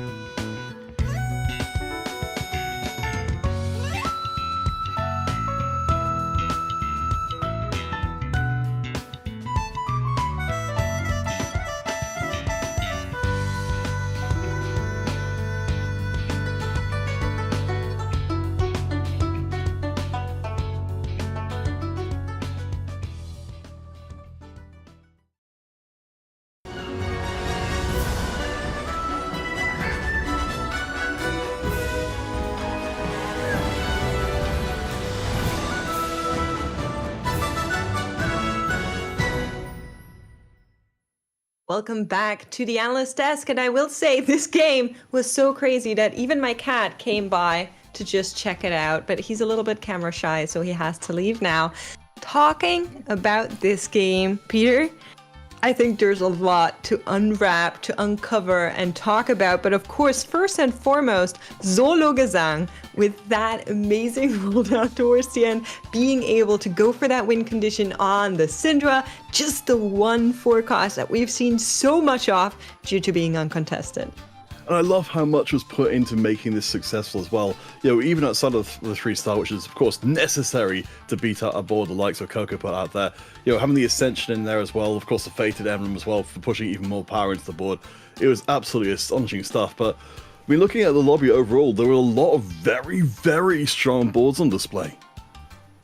Partially due to the double prismatics, the golden finale saving us from a triple prismatic lobby. I do think we were seeing a lot of crazy play, specifically kind of starting us from the top there. Lococo with the Tiny Titans doing the most Lococo thing that you really can do, going for the fortune, bleeding out, healing back up, assembling a board where first we thought it's not going to be good enough, and then every round growing stronger until he was nearly able to take the entire lobby.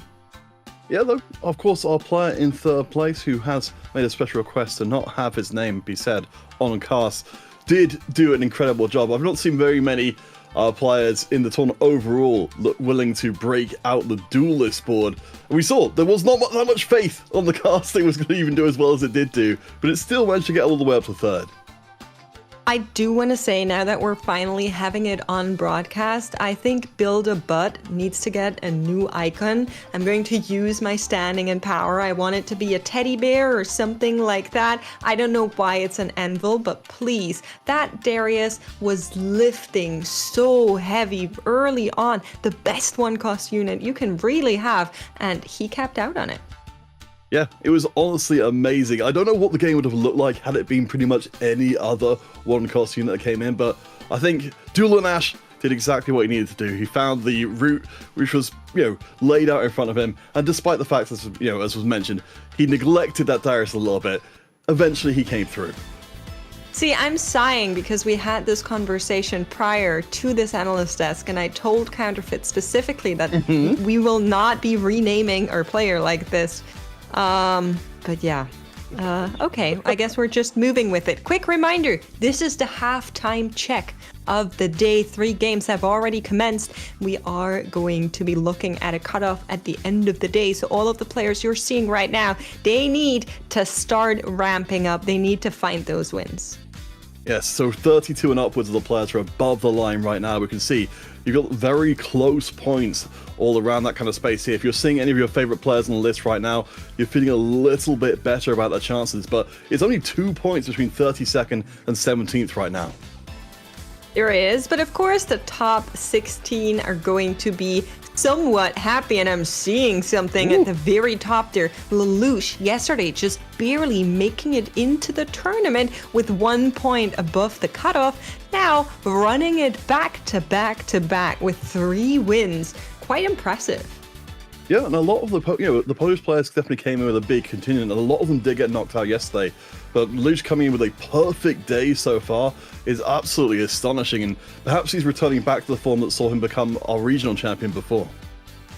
Yeah, perhaps we're going to be seeing whether or not he can continue that trend now that more and more players are playing high risk, are playing high reward. We're going to be seeing more craziness and more crazy portals the further the day moves on. And we're also going to be seeing our amazing casters because they're ready for game number 4 here in Iberia and Patches Panda and Memo. Thanks, Max. We've had a fatality in between the last cast and today. The straw has fallen out of my water bottle, so we're just gonna go without water. We don't need hydration, we have video games, right? I'm pretty sure my doctor said that was a fine substitution. As we've got game number 4 on the way, Alan ZQ, double 61, 2 of the biggest names in the scene for the longest time, making an appearance here in our 4th game of the day. I was a little scared there for a second, Iberia. I thought I went from adopted to dead, but I'm glad it was your straw. Not yet. You're doing instead. great. You're doing great. Okay. It would have been a sad day for both of you as my legal guardians. But we're going to go into vendor sentinels potentially being a pickup here.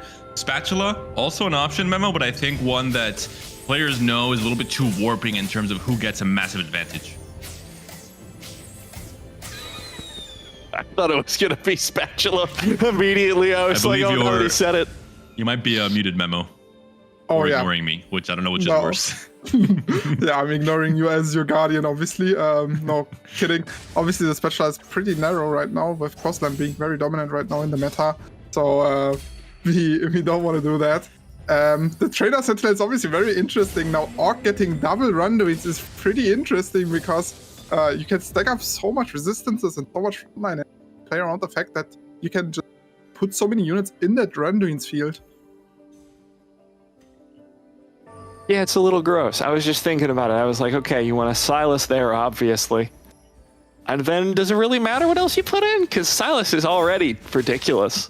Give him an extra, what, 60 armor and magic resist? Any Heavenly comp as well is going to work really well. Having these melee boosters be that much more tanky while they're doing damage, it goes a long way in terms of the effective HP they have. Things like Kayn, things like Lee Sin as well. So here's to see what players go for. Right away, players have to already know what combinations of support items make certain comps stronger or weaker, and can already maybe predict what lines players will be going for and what lines they should go for themselves. Take another L, known as X Crescent in past sets of TFT, maybe going for Kaisa, I would imagine, with double Zeeks. Do you think that's the correct read, Memo?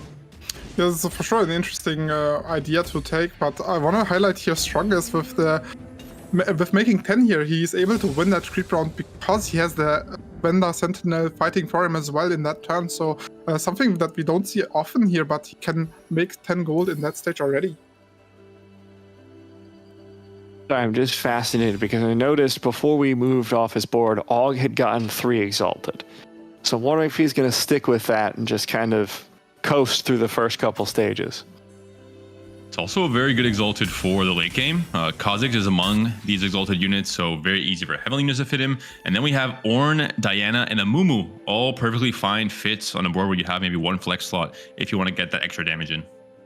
Yeah, the Kha'Zix and the Ornn being in the same Exalted is always something the players will look out for, because you can fit it very nicely in Heavenly since you are playing the Malphite as well, and you get Behemoth online for your Ornn, and then you just take one of the other units, and you have a pretty easy way of playing Exalted in this variation.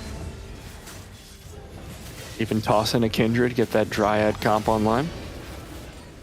Lots of options available for the players. Opal, maybe not the best combination of items here, but will set up very well if he decides to go for a Silas, which I think will be a common theme with all of these items, given how flexible Silas is with items in general. do have a question for both of you. Some predictions for this stage 2. How many Sentinel 1v1s will we be seeing in these first few fights? Oh, good question. I think this is go for 2. This is the only reason I play TFT this set. I'm just hoping for this truly primetime gaming wrestling matches. Yeah, we need to start calling it in the blue corner, the double Zeke Sentinel. From the top rope, the gem pops. My God, it's the needlessly large gem with a steel chair. Yeah, we can see Alan having a strong opener here as well. With the Darius 2 that we have been seeing a lot today. Also has a Cho'Gath 2 and a Malphite 2. Will be very happy finding all of these melee upgrades. Obviously, these melee units profit a lot from this renderings and the gem as well. Since you are so tanky, you are able to proc the gem and then win the fights.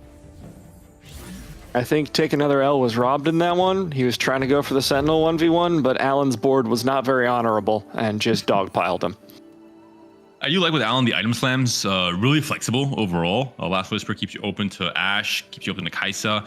Also, of course, chance to play with Kayn, for example. And then Adaptive, similarly. You might be thinking only Sylas, but really works as an AP, a caster item. It works as a way to get some extra frontline tankiness on something like an Annie, for example, if you go for the Ashe line. So really, really open here.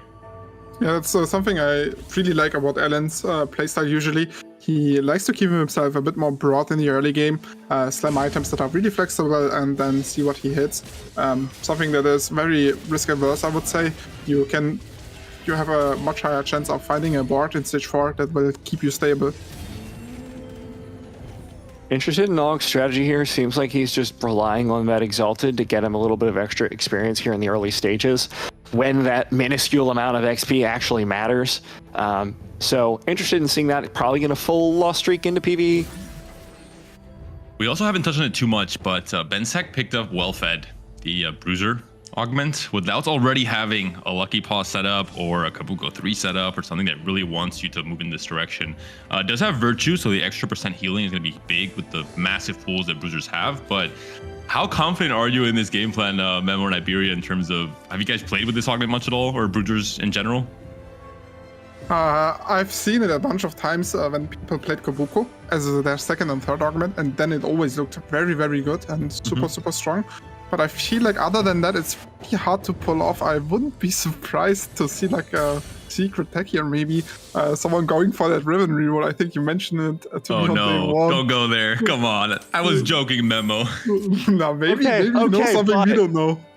That's kind of where I was going to go too, because I did see a player in North America who was like 20 out of 20 Sylas, and half the time was itemizing the Riven as the secondary carry. So like, it's there. I'm not going to say it's good, but it's something, especially because you have to make use of your Bruisers. You aren't going to get much from just sitting there. We know how heavily Sylas is normally contested, and given how many support items are kind of like Sylas focused, I suspect you're going to need to lean into the other Bruisers a little bit more than in a meta where Sylas isn't so heavily valued. And this is Og breaking the streak here potentially for Strongest, who is playing Fortune, just making a weak enough board, playing around Exalted, essentially just playing for Econ with Exalted as an Econ trade here. Yeah, I feel like Og is very comfortable here because he has the double renderings. He knows once he hits his unit, it will be good to go from there because his Sentinel is such a strong part of his board. And yeah, I feel like he has good odds of stabilizing once he finds a lot of upgrades on his board. Alan is capital S slamming items, by the way. Like, that was another slam just in the time since we've seen him last. So double Adaptive Helm going to be on his board, as we see in the backline here. Something from Amateur. I'm not going to put a name to it because I don't think it's earned a name yet. We're going to give it time. We're going to let him cook. I mean, it's looking like the skeleton of the Kog'Maw reroll comp, David. Did you like to play that line? I was going to say, I hope not. Important distinction there, Memo. You said, I liked to play it with past tense. And you are correct. I did like to play it back when it was strong, but my poor Kog'Maw, you know, very weak and frail one cost was nerfed. Just completely unfairly, and now is no longer cutting it, in my opinion, as a reroll comp, unless everything, and I mean everything, goes in your favor, or you have a really good spot, maybe with too much candy on 2-1. maybe hoping for some Hyrule roll down and hitting just everything in time so he can get a lot of tempo out of them. But yeah, like you mentioned, not a comp that we see quite a lot. And yeah, Alan getting to his 5-streak online. He has a very nice Sentinel here as well, like mentioned before. These two support items do synergize with each other, and having this double adaptive helm early on that Darius too just gives him so much extra power, and we can see that it paid off with the 5-win streak here. Yeah, I'm doing the math, and I think this Darius is literally unkillable. Oh my goodness. Triple adaptive helm, let's go! Here? Hello? Did he have a component buffet secret augment pickup on stage 1 or what? Yeah, I'd love to see it. Does it. Like, there's no way he slams it, but I want him to. The Last Whisper makes me a little bit annoyed because this could have been a really good setup for a Silas game. I guess it still could be, but fully adapted Silas was a beast in PB. I remember back in the day memo, but also I think it's still just incredibly strong where Silas gets the great benefit from all of the different bonuses. I feel like he can still go for it. Just go triple adaptive Silas and just play trick shots. Silas is a common unit that is getting played in that line anyway. And yeah, you're not going to buff the Silas a lot with Sage, but he will still do amazing in the trick shot board as well. Speaking of trick shot boards, here we are with Double. Prepping for a Kaisa board. He's got that Sivir carry going on, which doing surprisingly well in the early stages. So going to be pretty stable here for a little bit, I'd suspect. Little correction there, Niberia. You said he's prepping for a Kaisa board, but if he has a Kaisa already on his board in stage 3-1, that means he's already playing Kaisa board. You know, I can see that semantic argument. All right, I'm with you. I love how you're trying to remove the Hyrule from one of the best players in the EMEA, but even the best players sometimes need a little bit of luck on their side. Just putting my hand over the Kaisa on the screen, just be like, yeah, he just really needs to hit that Kaisa before we can consider this board good. Look at Ark's augment selection. He has a glove already on his bench, has the Lotus as an augment before as well, and taking this Lucky Gloves will give him instantly 2 TGs with having Drew Lotus as well, giving him amazing augment synergy. Also an encounter coming up, which could be something related to item components, so maybe a way to double dip, and still a carousel that he could angle towards the glove as well. Yeah, exactly. I can't slam either of them. I feel like he has a very good easy way to stabilize. He has so much money as well, pushes now level 6, so he will be fine. I would be very surprised if he is not in a great spot already. And we can see here for strongest, finding an early on. We are seeing so many forecasts in this early stage 3 already. And yeah, we can see why those units are so contested. Just everyone is playing for them. Hold on. Let's discuss what's going on this board really quick, because I think it's important that we understand the quantity of gold that's going on. This is the US Mint circa the early 1900s, because you've already got the training dummy. Every time it dies, you get 2 gold. Plus, you've got Rich Get Richer. Plus, you've got 80 gold already in your pocket. Plus, you've got Fortune, and it's only 3-3. This man could fund the development of a second TFT. Oh my goodness. We are seeing the Kha'Zix encounter come in here, and that's obviously a huge spike Not for like everyone. this. Hoarding so much gold. Strongest will be very happy. He can potentially push level 8 already next turn and have still enough gold to probably roll down for his strong board. I really hope no one like tempo leveled to 7 out of nowhere on 3-2, because that would feel so bad. Yeah. We can see no one is level 7 yet, but I saw Double pushing 3-1 level 6, for example, being fairly low gold and having... Hey guys. There's something going on with the Kog'Maw on this board. Shojin Kog'Maw, of all things, is not necessarily something that elevates Kog'Maw into playability on this current patch, but it is a hit. You are on 3-star Cog and Malphite already, but still only 6 copies of Cho'Gath, which is really the main tank for this comp, so I am not too convinced it's going to do well here for Amator. Yeah, I'm also not seeing the brightest future for this board, especially because he's also 10 gold and took the prismatic ticket as his second augment, and now we saw the Kha'Zix encounter, so I feel like his board is very doomed. What I would like to focus on is Bensak and Strongest both took hedge fund and are sitting on 100 gold, so we will see them probably push level 8 here and go for these forecasts. I hope no one took level up. Is there a second on it? Let me just check. Okay, no, because it is almost, it breaks your immersion with reality when you have level up plus the Kha'Zix encounter. You don't believe how cheap it is to level. Yeah, good thing there's no level up in 3-2, but yeah, would be obviously heartbreaking if he did get it. So I don't know what to say about the game state here because it's about to change so drastically with the two players who are printing money. Alan is leveling. This makes sense. This is what I expect from Alan. Level for tempo, slam your items. He's doing great. Thank you for maintaining my sanity, Alan. For now. Yeah, I'm kind of surprised that Bensek and Strongest are both still sitting on that high amount of gold. I would have expected them to push maybe level 8 here already, because you're not really getting much more econ out of sitting on this much gold here, because the Kha'Zix encounter will disappear in turn. Probably gonna wait to the last turn, I guess, is their plan. Just maximize the interest you can get before spending it all away. And what's the loss? Considering neither of them are in death range. Well, as I say that, that takes a pretty big loss. Yeah, Down to 29 HP. It's pretty rough to drop down this much HP, knowing that everyone will be pretty high level, because all of the gold that is been like They were going 9 actually. No, I don't think so. Sure. I think he will just roll next turn. I think he pushes 8 and then goes level 8 and rolls on him. Okay, so we did see strongest leveling. We have a Kog'Maw player on 10 gold. Debating if we're going 9 and then level 5 Kog'Maw. Don't worry, he's got it in the bag. I believe in him. I mean, he can potentially go top 7 if Bensek misses his round.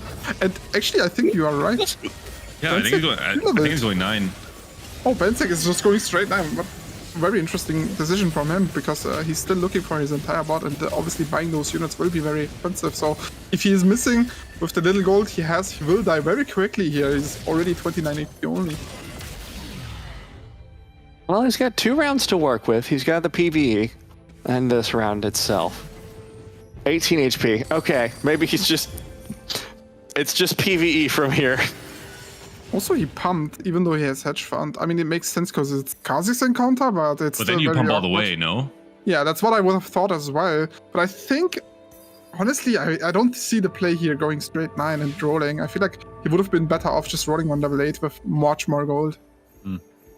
Because I'm seeing Janna and Diana, which is used in a lot of the legendary flex compositions, because Dragon Lord 2 is just pretty decent value on its own, and they fit in pretty well. You can get the Sage off Diana, so maybe push 8 and roll down, or 9 and roll down, and just hit a Wukong pair. I think that should be everyone's plan at level 9. There is well fed, so you are still trying to play around bruisers. It's a little bit awkward going straight to 9 if you find too many legendaries that aren't in this bruiser shell. Yeah, we are seeing him have some legendaries, and I feel like his bot is not stable at all. He has a Zaya pair, so maybe he's looking for that. And right now, I feel like his bot is not stable, and considering he's only 18 HP, I think he has the time and the HP to sack more HP here. Yeah. We see the 4 Dragonlord on the board running into this incredibly high level, level 6 Kog'Maw composition. If this is a loss for Bensek, I think his game is over. This is a loss for Amator. I think his game is also over. Yeah, alright, fair enough. He's trying. That Kog'Maw isn't really doing much, I'm gonna be honest here. You guys might have been right. I was trying to be a little higher on it, but yeah, alright, he's completely dead. It's down to the Caitlyn, and she's been assassinated.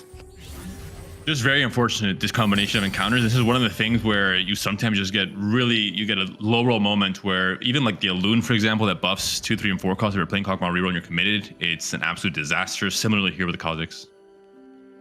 Yeah, and now we are Radiant VA Factor coming in for Bensek. We'll go probably for a strong carry item for him, and also has option to buff to slam the red buff here for his Zaya.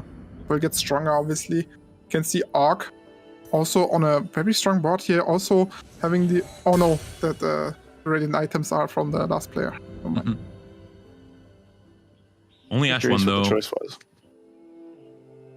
Oh, Bensek just hit Zaya too. So he's gotten at least some upgrades. That's gonna be huge for him, obviously, because he was lacking a lot of bot strength there. I was quite lucky to fight the Kog'Maw player in 4-1. Yeah, giving him a chance to actually win a round. Remember what that feels like. So you see this board from Og, just the Ash one, but it's still doing quite a bit of damage. We can see very low HP bars on Double 61's board. Very high HP bar on Double 61 himself, though. 90 HP coming into this round. Double still prepping the Kaisa board, of course, as you mentioned, Iberia, hoping I mean, he only has a Kaisa 2. Can we really call it a Kaisa board yet? I think at least a Kaisa 3, and then maybe we'd start considering it. Yeah, we can talk about it when he gets a Kaisa 3, and then we'll decide if it's a Kaisa board. He could still be pivoting at that point. Double should be pretty happy with his spot. He has Cluttered Mind, already found so many upgrades on his board. Also has, I think, 2 ZZ rods with renderings, which is also very high value. So he will just go level 9 with Cluttered Mind here, makes 20. Pretty easy spot for him to push 9 and maybe look for a 3-star out or find legendary 2-stars to win out the game. And strongest looks like a game similar to what we saw from Stinky. Just too many decisions to be made, too many factors to consider, and maybe not enough familiarity with a spot like this where we're seeing a very mixed match board. The Ash 2 is there, sure, but is it too little too late? 13 HP, 1 loss, and you're out. I'm also kind of fascinated by the choice to go for Trash to Treasure from this spot. Something that we don't see as often in part 2. We are usually seeing people pick Trash to Treasures into 1, since you get 2 component animals and it gives you an immediate big power spike. But I feel like towards the late game, we are not seeing this augment picked very often because you don't really want to risk getting worse items than you already have. And you don't have time to kind of fix the low rolls. That's true. And for whatever it's worth, the stats do support that. At 2-1, 4.16 average placement. At 4-2, 4.84, baby. Woo! Yeah, it falls off quite hard, and like Panda mentioned, if you low roll, it's very hard for you to fix everything at once because there's so many reforgers that you have to use, and it's just not realistic for a player to make all of those decisions perfectly within 1 turn. You know, back on Bensak's board, we saw him get that Masterwork upgrade. We'll use it on the Infinity Edge. Try and get that Zaya to fire away. Did hit the 2-star, does have 4 Dragon Lord, but a very sad-looking front line is how I'd describe it. Uh-oh. Alerts. The bells must start ringing. 8 Morganas have been found by another French player. So I guess we changed the referees to French referees today because yesterday was only German players hitting the 3 stars. Now we saw Volta. We almost saw Flowders the last game. He was 1 cane away, and now Opal in a similar spot, but with a lot more HP to work with. 61 HP here. Yeah, me and Makes had a referee meeting. We were like, oh, we should make it too obvious for day 2 now, so we can pull it off day 3 again with all Germans only hitting 4-cost 3 stars. Well, guys, I think it's important to remember they're only referees if they're from the referee region of France. Otherwise, they're just sparkling admins. The champagne joke. Yeah. Okay, seeing Opal now hit the Morgana 3-star. Great performance from Opal. I do want to mention that Morgana is probably one of the worst 4-costs, so 3 stars. I was gonna say, like, how much does this actually help him? I mean, it's pretty good. He still has a lot of HP to fight the rest of his board. I feel like what's something that's interesting with Morgana that you can do is frontlining her because she's actually quite tanky, and getting the Omniram from the Sage trade is very useful for her to get those casts off. And yeah, I think that's something that he might consider here. I would just invert these 2 lines, keep all these tanks in the back, and get the Giga Chad. Yeah, there it is. He was thinking about it. The Morgana, who is getting a lot more buffs than it looks like, despite only having 2 items. She's getting the AP from the Kale, also from the Chalice. Having the Prismatic Lotus, Jewel Lotus as well is such a huge spike, or like such a huge damage buff for her. And as we can see, the Morgana dealing so much damage, but these fights are looking kind of close still. It's a problem because she's so slow with her damage. Like, yes, she's doing a lot, but it's over a wide area that people can A, walk out of, or B, not be in. Because, like, a Silas is separate from his team, and also it just takes so long for her to actually get the kill. Do we ever move this Banshees to the back and just in case she gets CC'd, just give her all the buffs possible? I feel like having it in the front line is probably still better, but I can see her putting the, like, you don't have to move the Morgana in the front. Yeah, just move the Morgana to the front. We can play the Morgana like we used to play the blue Kale, just frontline, making sure she's getting as much mana as possible. I like it. Yeah. Oh, it's a golden duplicate, so maybe he can set up something else. Memo, you're saying this as if he doesn't already have a 3-star forecast. But just go for one more. What is it? What is it with you guys trying to I think you're excuse our players? misunderstanding, Panda. He's still prepping a Morgana board, so the golden duplicator is going to help a lot with that. I see. It's not even that high roll. Like, he hit it on level 8, no problem. In stage 4. Pretty expected on this patch, honestly. Well, Paul does have to be scouting every single board, making sure that no one else is able to find some kind of alternate win condition, because Morgana, as we mentioned, is maybe the weakest of the 3-star forecast. Any other would beat her out. Being strongest with this board had very strong econ setup early on, but with all of that money, this is all he got. I'm not sure it's going to be enough to get him through this late game. The luck stun is big. We don't need a second cast from Nautilus, but it looks like it's just going to barely be enough there to win this fight. Yeah. And Double is sitting on a lot of gold, though.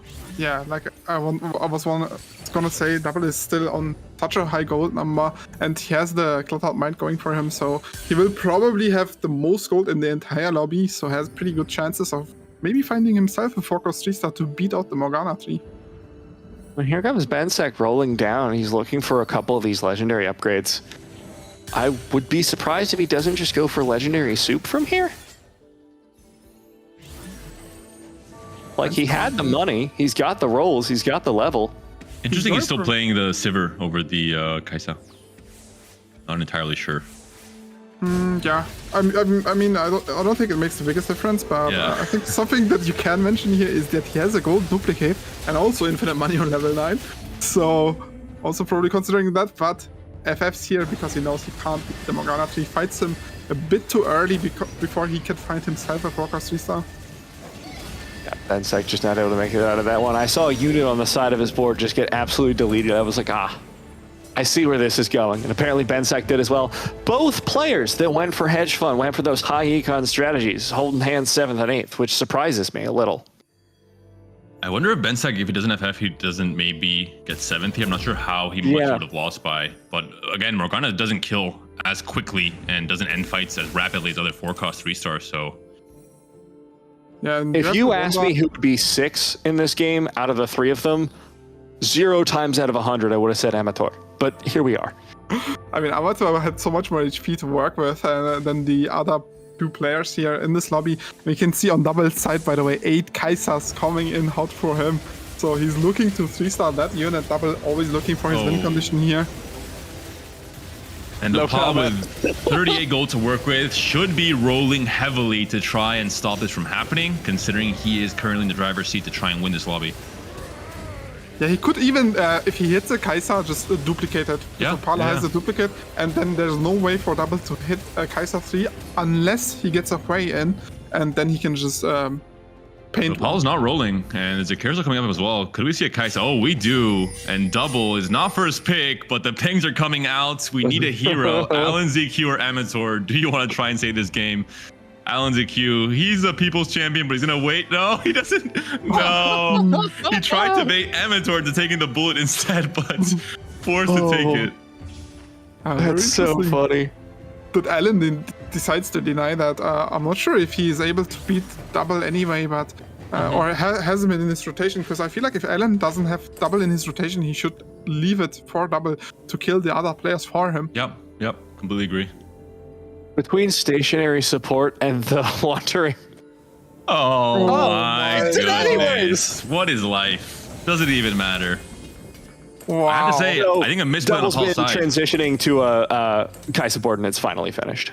So 45 gold to work with. It's really the only way you lose this match. Maybe not. Morgana is a little bit weak, but still, definitely I think worth rolling down this 40 gold to try and stop this from happening. Yeah, also I'm seeing Alan doesn't have Double in his rotation, so I feel like that's a questionable decision by Alan ZQ to deny that Kai'Sa. Yeah, someone's got to do it, and maybe not him, because the other people would die before him. Yeah, exactly. And he's getting punished for it. And he's that here. Can the Kog'Maw player eke out a 5th? We'll see how the cookie crumbles in terms of the HP loss on this last fight. It looks like it is the case. Alan ends up 5th. Amateur unfortunate with the way the encounters panned out for him as a one-cost reroller, ends up 6th. I also want to shout out these void spawns really quick. A lot of people sleep on how strong they can get, because when that duelist composition was so common where you'd end up with a bunch of support items, the strategy was literally just buff the void spawn. And you've got the health recovery, you've got the Randuins on them, they just will not die. And it buys you so much time for your team. So Doubles board has a lot of strength, even beyond the Kai'Sa 3. Yeah, and I do want to mention here that Orc had the opportunity to click Call to Chaos, and he got 3 TGs from that while having Lucky Gloves. Obviously a very huge Hyrule for him, and we saw why he's still that healthy, even though the lobby was quite strong here. And that to me seems like a pretty unchaotic call when it comes to that last augment, and getting exactly what he needed with Lucky Gloves as that second augment pickup. And we can see him beat the Morgana 3 here. These augment combinations are just so strong in the late game, and he's even able to beat a 4-cost 3-star. I mean, you've been saying it all game, Memo. It might just be that Morgana 3 sucks.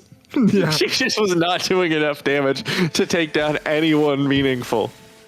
The itemization is also quite ambiguous here. What do you mean? Attack speed is good, no? I feel like I'm seeing an Ashe, but it's a Morgana, so something is wrong, I think, with my eyes. I need to get the... Okay, hear me out, guys. Hear me out. The weakness of Morgana is that she misses half of her ults, right? I mean, other than the slow damage that does a bunch of ticks. So if you just ult more, you cover the whole board, and then you can do very little damage to the entire board at once. This is the Archer Morgana. Personally, my favorite way to build. Something interesting happening here. I feel like Opalik read it a lot after seeing that he has a duplicate, because he knew once he gets way in, he has a very easy time to going for another 4-cost 3-star.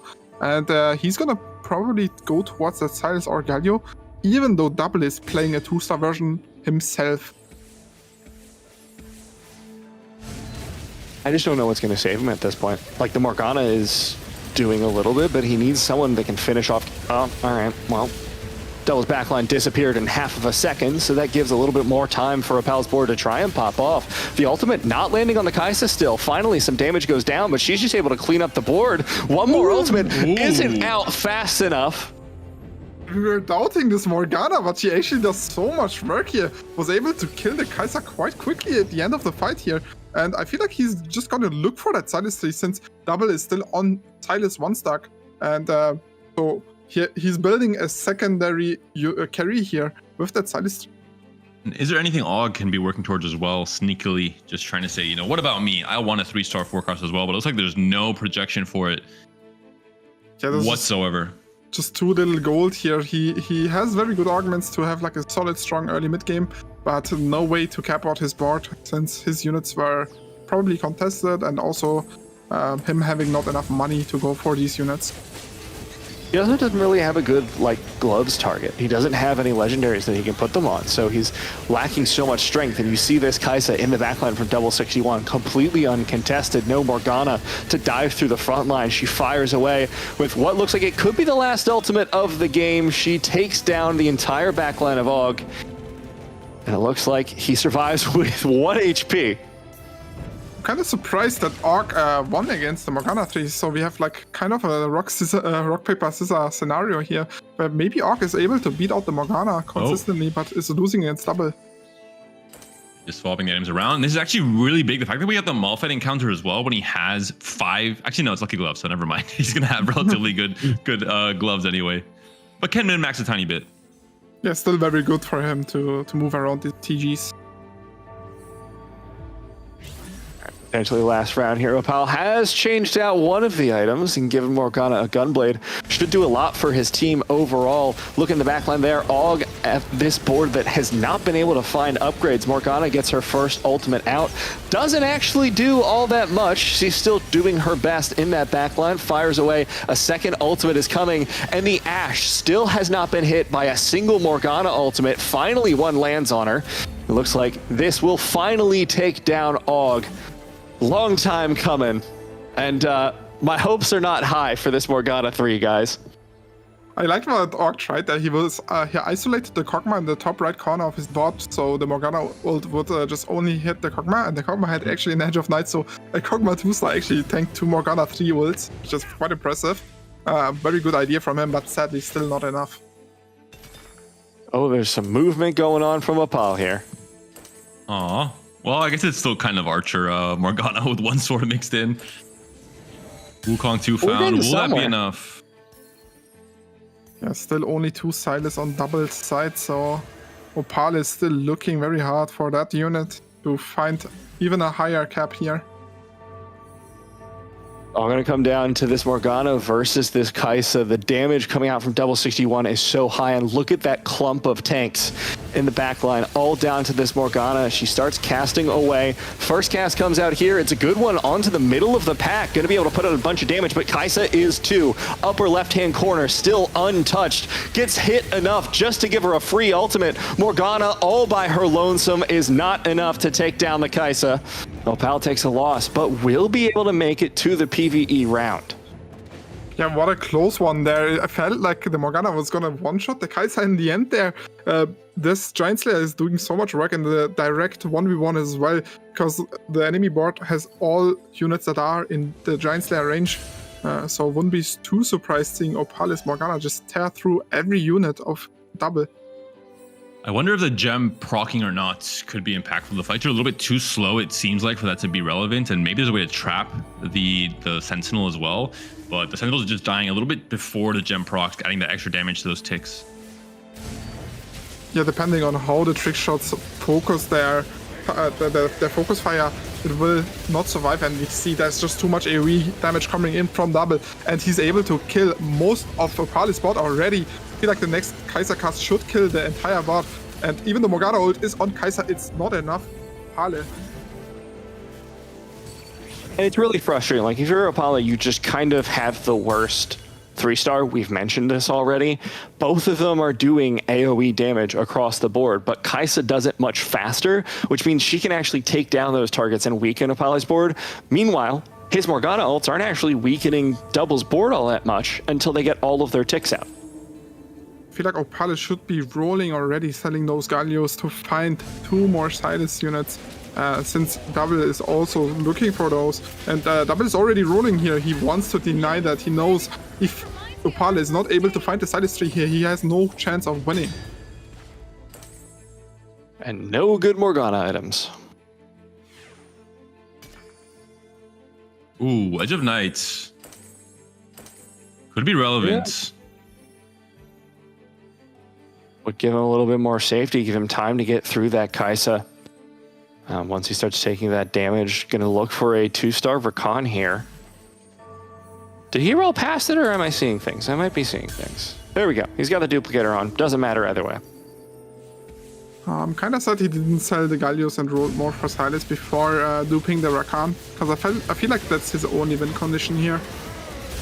He's going to try his best with this attack speed. Hui going to be able to heal himself back up with those big ultimate damage, giving the Morgana a little bit more time to work on this team. Down goes the front line, and Morgana still almost full health. That Edge of Night, like you said, David, doing so much. Able to take down the back line, but the Udyr comes in, slaps her to death, and Double 61 takes the lobby. And not quite enough in the end. No way for Opal to optimize these last few rounds to find a win condition. I think really the mistake was in the moment he hits the Morgana 3, the moment he has those 40 gold and he sees that Double was sitting on 7 Kai'Sas, had to roll all of this gold immediately to deny maybe the only win condition that could have ended with this being a 2nd place and not a 1st. Yeah, very great performance by Double. I feel like he played the mid game very well, rolled for his Kai'Sa 2, stayed on a little bit of gold. He had still 20 gold left on level 8. He knew he's stable enough to push level 9 with that Cloud might have enough gold on level 9 to then go for any 4-cost 3-star that he could find. He did a very good job in Iberia of prepping the Kai'Sa board, right? I know, I was really proud of him. It finally came together with that 3-star. It's just fantastic.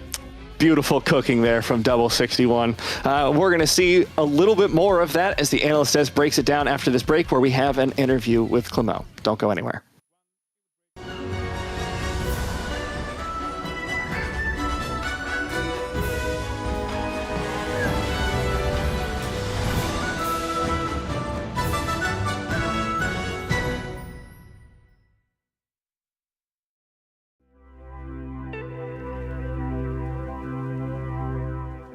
Okay, so hey everyone, I'm Clémou. I'm 21 years old from France, and I've been playing TFT since set 5 and competitively since set 7. So set 11, I really love this set because I really disliked set 10, and since the start of set, so I kind of took a break in set 10, and since the start of set 11, I've been playing a lot and enjoying the new mechanic a lot, and I've been doing well in tournaments as well. So I think the EMEA system is very good, probably the best in the world, because TRCs are a lot of fun to play in. The LAN was very cool. I think it's a good thing to introduce one LAN, and yeah, it feels very good to play. You have a lot of ways to qualify to GSCs, and yeah, it feels very good to play. My goal is to make Worlds for sure. I don't really want to be a pro player, like I'm studying as well on the side, but I just want to make Worlds and maybe win Worlds. It's my dream. Big shout out to the group of French players that I train with. I think we are a lot of very good players that can do well. A group of like new French players that I think can do as well as the old ones. So big shout out to Goboster, Penfac, Yaroy, Vomendes, Rebanav, and yeah, big shout out.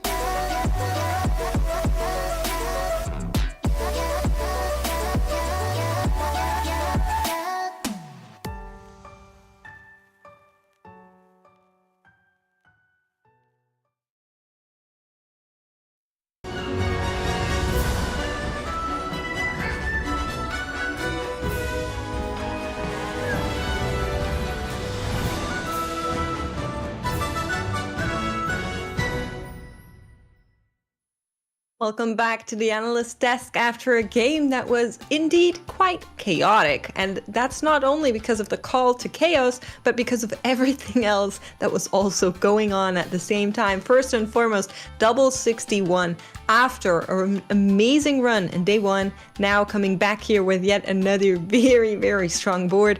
Of course, the Kaisa 3, finding her despite another player holding one. Definitely a little bit of a high roll, but at the same time, if other players are griefing your units, you kind of feel like you deserve finding them in the shop. Yeah, I mean, sitting on the clutter mine from the beginning, and also for double 61, hitting that after, the Morgana, I think just, providing us the answer we would hope to see in more lobbies, considering how many 3-star forecasts we've had on stream. The only real answer is hitting one of your own, but honestly, I think it's a really fantastic job. Of course, we've talked a lot about Opal and double 61 on the cards, but Org in particular, took very much the road less traveled to get up to third place.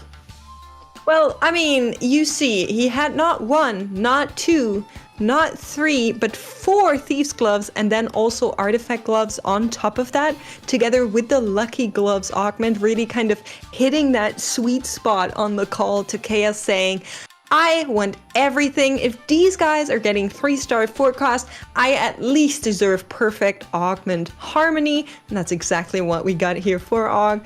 I was honestly so surprised that this board was able to at least once take down the Morgana 3. I did not think that would have been possible.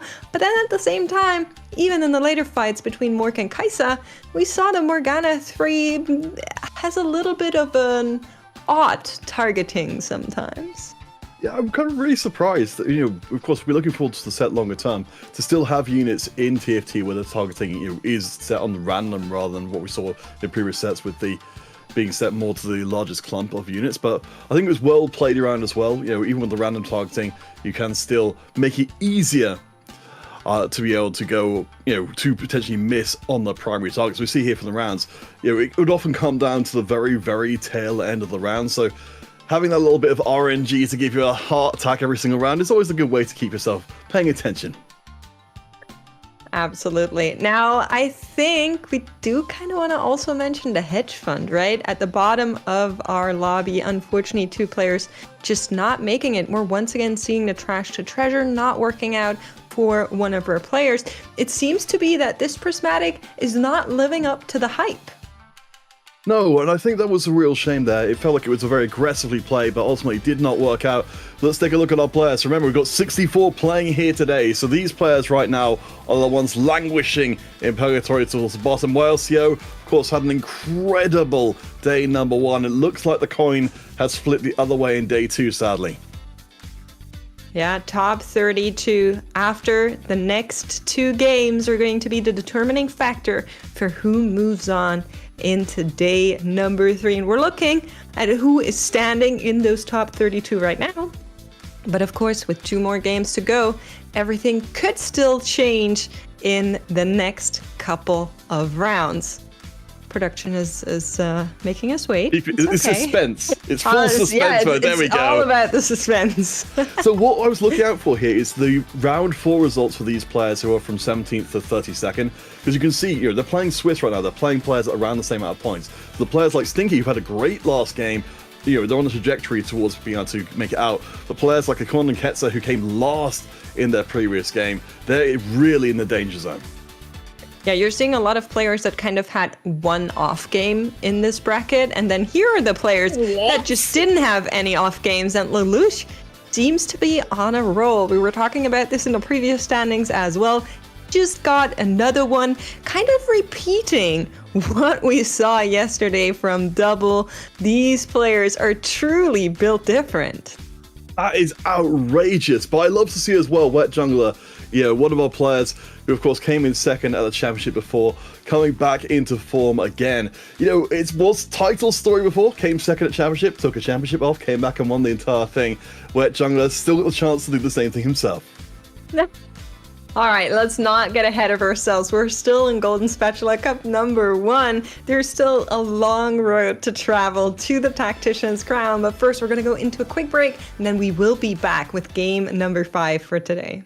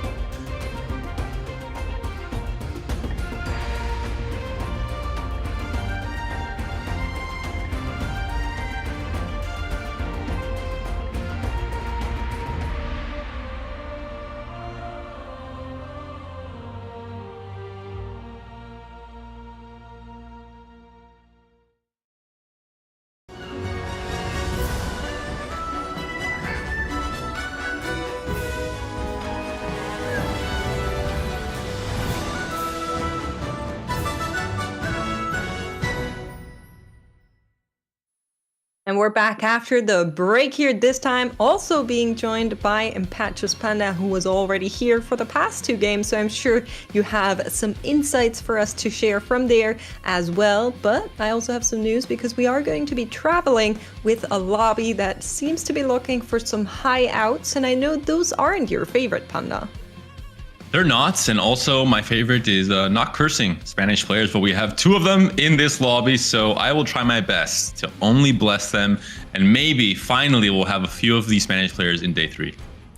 Well, I mean, this is lobby 6 out of the 8 playing total, so these are not players directly on the bubble, but they're the lobby below that, so then they're going to need to see some huge finishes, and we know the way to get huge finishes.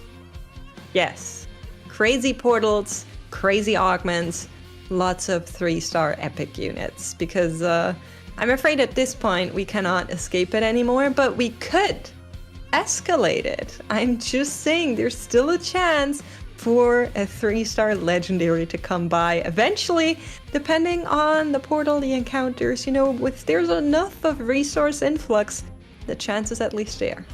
I think we could split the difference a little bit, because Odessa, if you remember from the last game from yesterday, did manage to hit 2 3-star forecasts, which is, if you add them together, maybe get 3 3-star forecasts. I think those combine to make 1 3-star 5-cost. I'm pretty sure that's how it works.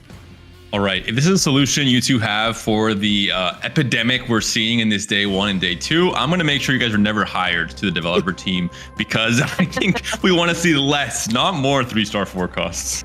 Yeah, but you see, if you want a high finish, you need to play around this, because somebody else in your lobby is for sure going to find one, so you need to also find one. For now, we're going to be hopping into the game. You see your lobby here, and the portals, at least, are pretty low impact all over. Pot of Gold is always interesting because usually players and casters alike forget until it comes around once again, and then it's like this crazy moment of, oh wait, I can do a lot of things. But seems like the lobby is pretty much in unison here. Yeah, 3-cost champion seems to be a choice. Stark, of course, will stand alone, but it will be the 3-cost coming in. So if we are looking for our players to find early direction, maybe even a fortune unit from very early on in the game, we've got some very disparate starts here for our players from the very beginning of the game. I do want to give a shout out to Polish player Stan, who had a very rocky road to even make it to this GSC. He finished with 28 points in the open qualifier and somehow lost. It was a tiebreaker on 28, which just never happens in these tournaments. It's very, very rare. Still, someone dropped and he managed to find his way in regardless, and had a great day 1. One of the few Polish players who actually made it to this day 2, and now fighting for his life with 16 points. We're going to get a little bit of a view of those 3-cost champions. I'm seeing a lot of Soraka already. Zaza down there with a Zoe, and Black seems to have a good start with Darius and Alun already online. We know Darius is just a mere 1-cost, and Alun, of course, harmonizing well. Yeah, no, we want to see more of that kind of play later on. Notable as well, Sasa managing to find the Zoe, so does have that path in it to fortune very early on. Do want to point out as well for Slark and Electro, managing to get hold of the Thresh, extremely powerful to enable the early, get the early boards going and have a strong early game. And a very, very strong start here for Odessa, who finds a Rek'Sai 2, finds a Gnar, finds a Kindred pair, has great components for the Gnar as well. So really sending a message to the rest of the lobby. I am the Dryad player and hoping to have one of these extremely high roll augments at 2-1 like Mulched that can put him in a very, very good spot to top 4. Yeah, you're always hoping for that, but it's not going to be golden augments rolling around just yet. However, a couple of good options on the silver augments here for sure. For the entire lobby, we're also going to be checking in with our Exalted in a little bit, but first we're going to be seeing a lot of N-Volts on the right-hand side being chosen by players here. Yeah, it looks like they want to get in that early power, particularly I think as well with the 3-cost dropping in. Our players do have a lot more idea of where they can be going in the short term. So getting the right items onto at least the item carriers like Slark has gotten with a 2-star Darius and 2-star Yasuo, that's a great way to start off the game. Odessa seems to be really considering his options. I do like Blistering Strikes. I think it was maybe just trying to see if he would be contested and wants to play for Fine Vintage instead, if he knows how to play his augment well. But Blistering Strikes completely fine on this Dryad comp as well. You just don't build Morello on the Kindred. Yeah, I think that sometimes makes your life a little bit easier between itemizing both of these carries in this comp, just knowing that you can kind of sit one out on the Kindred, give her something else, and maybe even prioritize the Gnar for now for a little bit. It is going to be the last Whisper on her, and Odessa seems to be cut off to take a couple of losses here. Do also want to shout out, Zaza at the very top there with Tiny Titans, of course, is also going to be looking for losses and try to get that loss streak, I assume. Keep an eye on how he develops longer term. We have got players like Stan here who are going for the stationary support, investing in the longer term rather than trying to get the items line, because finding the Aphelios early on and a Ginsu's Rage Blade as well means that he's got a tremendous amount of late game potential. And for Stan, the thought really needs to be whether or not you want to be heading down this Dryad path, also holding on to Gnar, also holding on to Kindred. At the same time, we're seeing the pop-off for Odessa, finding that Kindred 2 already. You're kind of thinking whether or not you want to be allowing yourself to go into a contest. Flowders is very openly saying, I want to allow myself to go down an open ford, but another player seems to be on a similar idea. Zaza on the other side was just says, nah, I'll do even more than 2, I'll do 1. This is so fortunate for Flowders because he wants to tech in Fortune. He wants to have this loss streak going. He was maybe wary of Sasa potentially breaking the streak later in stage 2, but he has him out of his pool for now. And if he finds that that third Fortune unit, can now start getting that Fortune loss streak going as well. Yeah, it should be fairly straightforward. Only needing the Kabuko at this point in the game is very, very good indeed. We can see on the other side, others of our players are starting to put together these strong boards and fight each other fiercely. See a lot of units being kept on the bench for the time being. As we noted before, we had got some early 3 costs coming in. We've got the chance for Danny to potentially pick up a second Zoe and maybe build out this Soul Reaver board that's already looking pretty good. Seeing the Exalted there at the bottom as well. Just a quick mention that we do have Caitlyn and Syndra in there, so you could be thinking about the potential of maybe playing around the Fated Aphelios, getting that Ghostly Sniper in, and then playing around the Syndra to maybe get the Exalted onto your board. But Nautilus, of course, also one of the tank units that we're seeing a lot, could be an option if you want to play around it, even for just a mid game. Checking with Slark here. Going for a little bit of early push on the board. Of course, we saw in our previous game the Adaptive Helm and the Darius. A powerful combination for the early going. We can see with the Thresh in line as well, able to bust through and shut down this early potential win streak between Slark. I think will be one of just a couple of players that are able to keep their streak going forwards. And this carousel always so relevant for these key 3 costs that are being found, potentially the Fortune for Flowders, but no Spatula, which is a big one here for any of the players trying to lean towards the Porcelain Ash or the Heavenly. I'm just looking at all of the icons at the bottom there, seeing if Odessa, Blacksaw, or Flowders are looking to maybe go into the Gnar. I think Flowders for now is looking for the Fortune to still come online in some way, shape, or form. For Blacksaw, I think we need to maybe find a different out now that Odessa is so firmly locked onto this comp. We're going to be seeing what we're working with right now. Hopping over. Finds a Kiana, not necessarily what we wanted, I do think. Well, I think you pointed out really well that we've got the Last Whisper on Kindred here, which is definitely not what we would otherwise be expecting. So presumably longer term, we're heading somewhere else with these units just providing enough for the time being to keep them afloat.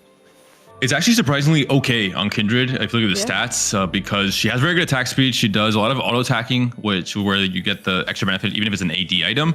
And I think there was just a little bit of awkwardness where you can't wait to slam perfect Gnar items the entirety of stage 2. You have to slam something and save some HP in the process. So I think this could still potentially be Kindred's 3rd item where Morella would have been in the past. Yeah, I agree. Just the fact on the Blistering Strikes, I think it's fine to kind of swap it out and say, okay, I kind of had a free item slot anyway. It's not the greatest, but she can make use of it. And I think with how many 2 costs we were already seeing on Odessa's bench, kind of looking for the Gnar, looking for the Kindred, probably going down that path. But we are approaching Krugs, and that's always the check-in of the loss and win streakers. We're seeing Slark just now finding that Yorick 2, Zaza also still on that loss streak, racking up the gold, 40 gold thus far at the very top and at the very bottom for Flowders. Both of these players are easily going to make 50. And I believe Flowders has, at least very temporarily, managed to find the fortune to be able to build on that economy that's been going forward very strongly. You can see that, all the way down from 4th to 7th, there are just no streaks in place. It's very, very top and bottom heavy. See there, Flowders, will continue to continue to build that money up. And again, build towards that big finish that our players in this lobby absolutely have to get if they're going to see day 3. It's actually, I don't want to be pessimistic, but really a terrible spot for Odessa. I think he's now trying to go back into Heavenly, but he's at 12 gold, was stuck on level 4 still. It's these type of games where you level to 4 on 2-1, but then you're not actually strong enough to win streak. So you have no gold, you lose HP as well, and just very little direction. We're seeing here, he's kind of trying to now get out of Dryads and back into Heavenly, but he's so far behind in terms of lobby tempo and the gold here as well. And it's almost like the shop is taunting him, putting yet another kindred into the selection here. But seems like Odessa has made up his mind, is not going to be going down that path. And I do think the other players that were eyeing up the Dryads also have backed out. So we're probably not going to be looking at that. Players are looking for, I would say, a little bit more reliable, higher comp finishes around the epics, around the forecasts, as we've been seeing for the past couple of days. But like you said, Odessa kind of needs to put something together. We're not good on the econ, we're not good on board strength, so we'll start to hurt in the immediate. And you know that Odessa's not going to be able to build up a loss streak either, knowing that Flowders is being as weak as possible. As you're absolutely right, Makes. These accursed shops just come here to torment Odessa as much as possible. But for Flowders, I mean, he's pretty much hit everything he wants to right now. He even got a little bit of strength on the board to try and weaken these losses and make sure he keeps his HP up. Gonna be checking in with Blacksaw, the player that was on that line earlier on. Sorry? Am I seeing correctly? Are my eyes playing me a trick or something? And this is also We're just 3-1. especially interesting because Blax is a player that likes playing Kane Heavenly, likes playing Melee Bruisers overall. I've played him a lot on ladder in the last 2 weeks. Both of us being Spanish, we always celebrate our victories, and today we went first and second, both playing Heavenly Kane. Really nice guy, but also someone that loves playing this comp, and this early pickup on Kane is going to make the game so much easier for him. Yeah, that's going to be incredibly strong. Electro, though, is building for a decent board of his own. So you're currently on a win streak in the middle of the tables. We'll go from Silver Augment into Silver Augment again. We talked about in previous game how the Gold Augments can really find your way into particular traits. It looks like a lot of these ones are still keeping things very generic. I mean, that's a benefit of the silvers, right? The impact is not as big as you often see, so you can take it a little bit slower, play a little bit more open-minded, but at the same time, these augments also don't give you direction, like you said, which can be a little bit of a worrying situation where you're getting mixed signals, where you think, okay, maybe I'm going down this comp, and then 3 other players are having that same comp and a Kane online. So you are kind of finding yourself a little bit dizzy sometimes.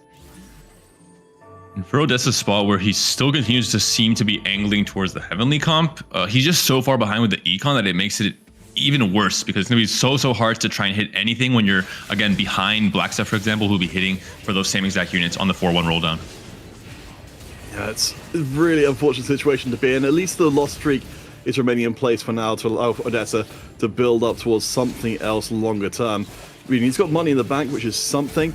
But yeah, the Tiny Titans, I think, just in there for a little bit more time for Odessa to turn the tides and hopefully reverse course in this game. There's always encounters that could help or fail you, depending on what rolls around. We were talking about it with the very last game, seeing the Kazakhs come through, just allowing players that had the econ to really level up and go beyond and above. At the same time, we also never know if it's maybe something that gives us a little bit of a weaker spot with other players gaining more. We'll have to wait and see what this Carousel one is. Do want to say that we are seeing a lot of forecasts already. There's an Ashe, there's a Syndra. These players have the direct line to Mort. There was a rolling for days pickup, second augment for Electro, so he had the chance to use a few of those rolls, find the Thresh 2, find the Syndra, potentially thanks to those rolls as well, and the Asher as well, so he has his next few levels already set up. And I think that's very important as well when you've got this streak in place. We've noticed before, a lot of players have been losing their streaks. But up against Flowders, of course, a reliable stop on the win streak station. is continuing to build up the stacks right now, up to 18 as of that round, down to 42 HP on the Fortune Train. See Odessa one more time going up against Zaza, and for Zaza, this was actually, I don't think, what he wanted. Was on a 7-loss streak still on the back of the Tiny Titans, and I think would have liked to carry this just a little bit longer. We are going to be going into the carousel here, and it will be extra support items coming through on these units. I'm seeing an Ashe, I'm seeing a Syndra, and an Annie, all of the premier forecasts coming around. Oh gosh. Yeah, Danny being able to go in and swoop up the Ashe with the Banshees as well. I mean, we know it's certainly very popular with the frontline carries, but having that guarantee that no CC will get in the way of Ashe stacking is going to feel pretty damn good. Blackcell will be picking up this Vow in the end. I'm curious to see what combo he's angling for if he just didn't have another better choice. Because there was a still random and just barely available there. Or if he might be angling towards a Silas comp. It's potentially an angle he might be going for. He has the BT and the JG slammed on the Darius, which is not the usual indicator for playing specifically for Kayn or Lee Sin, but he has both already on his bench, or on his board rather. Yeah, there's a Morgana, we have her, we have the Kayn, we have the Lee Sin. They're all arriving effortlessly for these players. This time it's not rolling for days, it's just coming by on its own. And the lobby is looking so healthy in terms of econ, specifically for a full silver lobby. We're not in a portal where there's lots of gold to roll around. These players are just finding. Yeah, no, I think because we're finding across the board, we are just seeing so much stronger boards we might otherwise be expecting. I love, we're seeing incredible work being done by Darius. We've been praising him throughout the day. And then frontline Morgana, a little bit of the echoes of the previous game. I think it's not quite good enough to take down this early Syndra. But still, Blackcell put up a pretty solid fight. Flowders starting to drop a little bit low here. Here comes the cash out on the Fortune. And gets a Spatula. And I think the Martyr is hiding behind her overlay.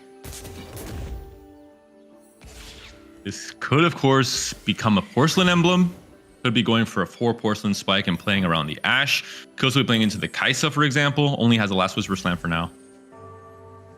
Yeah, we did see the Ashe getting picked up before on the carousel, but I believe that we haven't had anybody pushing into that direction directly as of yet. We'll see how Flowders does trying to turn this 7-round loss streak around. I mean, we've got the 4 bruisers online, at least for the time being, to at least give us a solid front line to hopefully at least be able to get rid of 1 or 2 units before getting run over. It's not looking good for this spot here. He's already on 31 HP. We'll be losing a lot more after this loss, and the rest of the lobby just seems to be so far away from that HP level. Zaza on 70-something, Stan on 70-something, lowest player on 60. That's just 50% of your total HP difference between the player that's currently sitting in 8th. That's a big gap you have to overcome. And right now I'm not potentially seeing how we're going to be able to close this gap with how many forecasts are already out of the pool, already in play on boards. And the rolldown is also not giving a lot. Hoping to get something, but yeah, I think I'm going to stall out for a little bit because Flowders does at least have the PV round to get a little bit more gold in pocket. But you're right, we need some good drops here. We need some definite direction because there's no more room to work with. You've got Odessa and Sus, as you said, above you with a massive HP lead. It needs to be a fantastic board coming out of this round. This is tricky for Flowders. Has to try and navigate between the 2 lines he wants to play, the Ashe and the Kaisa. In the end, finds the Annie 2, a massive frontline upgrade, but needs to find some backline to carry this Last Whisper, to carry a few of these items, and actually try and win some of these fights in stage 4. Finds an Aurelia, is not the most premier 5 cost, but is surely better than anything we had going here before, so she is going to be holding these items for the immediate option matchups. Question is it good enough to go against some of these other boards? Empowered by the Kale in the backline, she should be able to at least get some extra damage out. The Gunblade is going to help in sustaining that front line, keeping that Annie specifically alive that was just found, and it should be enough against Zaza, at least here. But I don't think this one is fully saved just yet. I was still pretty impressed by how well the Annie was able to stay up on the front line. I have to imagine a large part of that of course, their innate healing as well. Oh, But with wow. the Gunblade, as we will go into our final augment, Silver into Prismatic. If there was ever something to shake up the lobby, it's here and now. First players choosing already, and in a lobby that seemed to be spicy for no reason, Prismatic as third augment choice is probably not what many of them were hoping for. Pressure is going to be rising now. Zaza offered with a call to chaos, rolls it away, says no, we're going for a recruit, we're going for the Ashe, we have her online, and trying to assemble this porcelain board. Yeah, we're looking pretty good. I mean, admittedly, not very much money in the bank to work with, but at least the Invoker Mythic kind of part of it is starting to come together. Sasa, of course, on the loss streak. With, I think, the extra body on the board is going to make it a little bit easier to make everything make sense, even if you don't necessarily have your front line fully together as of yet. Needs to really hope for a bow on this next carousel. Needs to find the way to close that last Ashe item with the Rage Blade potentially being extremely important for the success of this comp, but also just a little bit late on the positioning. Couldn't get the massive value from the Randuins here, and an enemy Lissandra for Danny QQ means he can potentially farm some items throughout this stage 4 as well.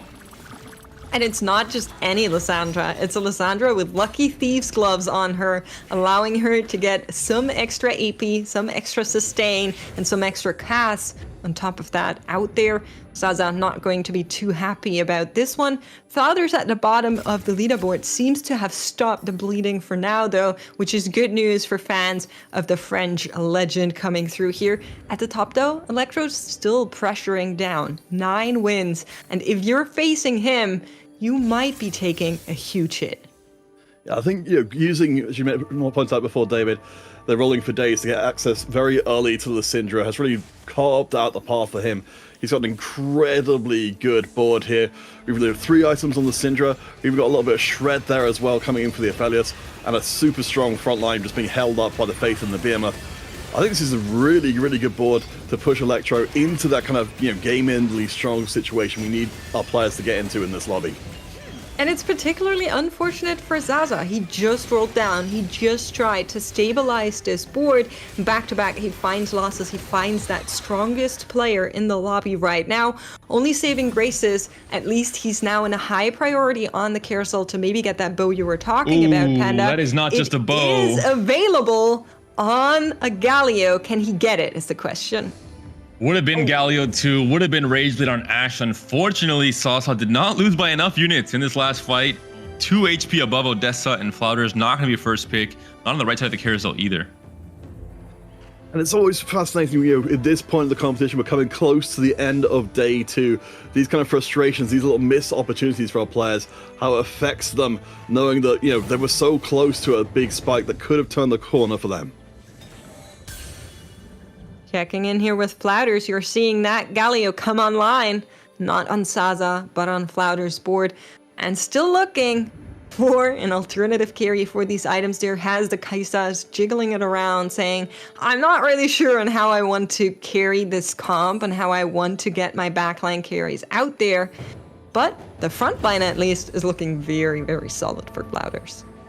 And Odessa, to, I think, no one's surprised, 10 loss streak off of the, very awkward start in terms of his gold, in terms of where the game plan went in stage 2 from where it expected. 1-star Kayn, 1-star Wukong, 6 Heavenly, sure, but you're just missing so many key upgrades here, and everyone else seems to be so strong. It's completely down to those 2 units to pull back. For Odessa, with Flowders as well, just below on the HP, starting to push up. Needs to get these wins in. It's very tight to the tail end, and it's just good enough. The 10-loss streak is over. Odessa, whatever climb he's got in him, begins. It's not only the 10-loss streak it's over, it's also the 10-win streak that's over for Electro at the same time. Both of these players just kind of shaking hands saying, okay, I guess this is where we turn the tide. We have to look at the disparity between the top 4 and the bottom 4 in this game. The bottom 4 has been bullied these entire first 2 stages, almost 3 stages now of the game, losing so many fights and with so many players win streaking and staying still healthy. I mean, if anyone gets a 3-star forecast, being so low HP is a huge issue going into stage 5. I mean, that's what we saw in the previous game, wasn't it? Once you've got the 3-star forecast online, it just goes around executing people as it goes. I mean, Flowders is on the win streak for the time being, has put together a decently sized board, but that's always looming over everybody, particularly the players who don't have the money to go too much further. It's not only not having the money, it's also not having the upgrades. You're seeing it here quite well. So many 1-star units out on the battlefield trying to decide these fights in favor of their player. But it is going to be one of these two who will take the win this time around. Looks like Odessa will hang in there, stand taking the loss, and it's also the competition on the units, right? All of these players looking for the same units, the Morgana, the Kayn, the Sylas, the high priority units, which allowing player like Electro, who's running away with the Syndra. It's actually a very strange lobby complexion for this Game 5, and very fortunate for players like Odessa and Sasa, who are on two of the strongest 4-cost meta comps, Heavenly Kayn for Odessa and the Ashe for Sasa, whereas there are 3 players playing for the Sylas Sage variation, and there's 2 players playing Fated, which is not your usual mix-up when it comes to a lobby of this caliber.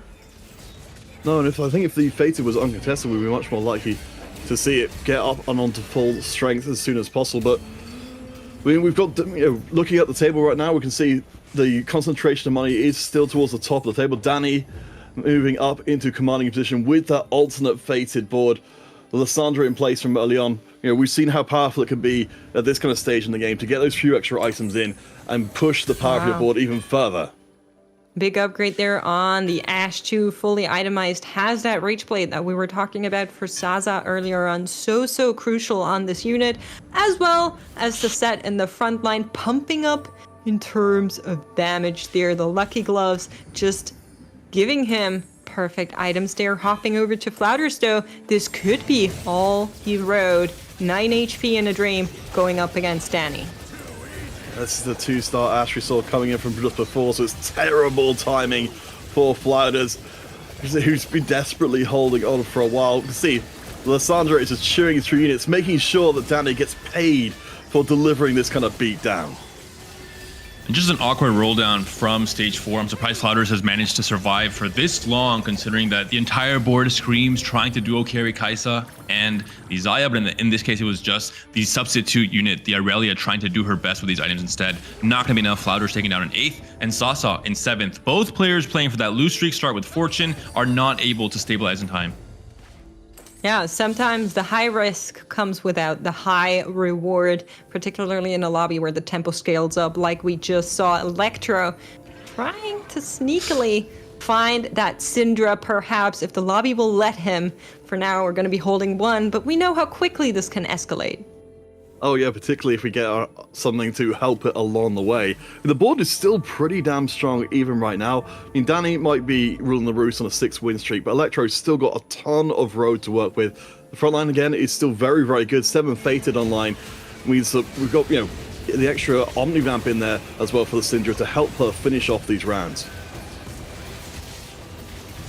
And we're seeing another one of the strongest players in the lobby, the Roll the Dice Sylas accompanying the Azir as well, but just still not quite enough to beat out this Syndra board, which is doing so much. Obsidian Cleaver as well, getting that shred onto the entire board, doing so much to help Electro win all these fights. Oh, Stan at the bottom of the leaderboard, taking yet another loss, down to 4 Oh HP. no. In comes Cho'Gath. Not again. And I was about to mention when you said, Peter, a minute ago, oh, we have encounters, it might, and I'm like, surely not Cho'Gath. But yes, it is the case, a free duplicator for all of our players.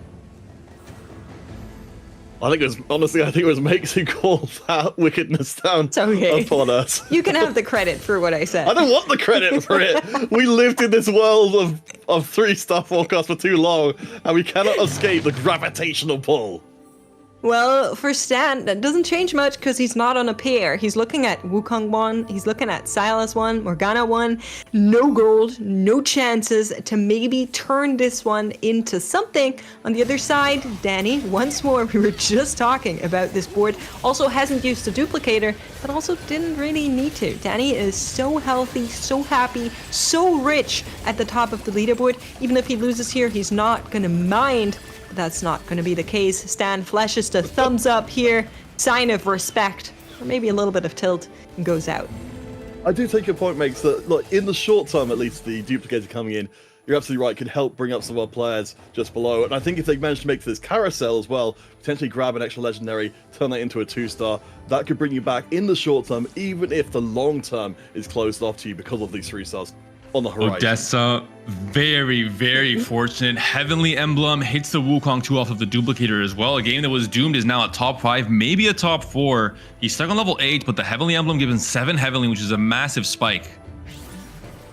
And just a reminder, this lobby is looking for the high finishes. We're not in the bubble lobby that's right below the cutoff, but one lower. All of these players are sitting around the 16-point mark. They really need a lot of points to make it back up into the top 32 to qualify into day number 3. So if Odessa only makes it to a top 4, it still might not be enough. He needs a higher finish than that, and he knows it. So he's going to try his very best to play around this Randuin Morgana and collect it all together to get some of the damage out there. Ghost Copy on the other side is going to be good news.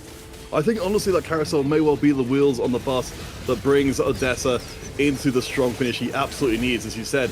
I mean, we've got our 2 carries on the front line with the Randuins, a lot of extra stats off of Heavenly Sticks, the Randuins as well to keep you up and fighting.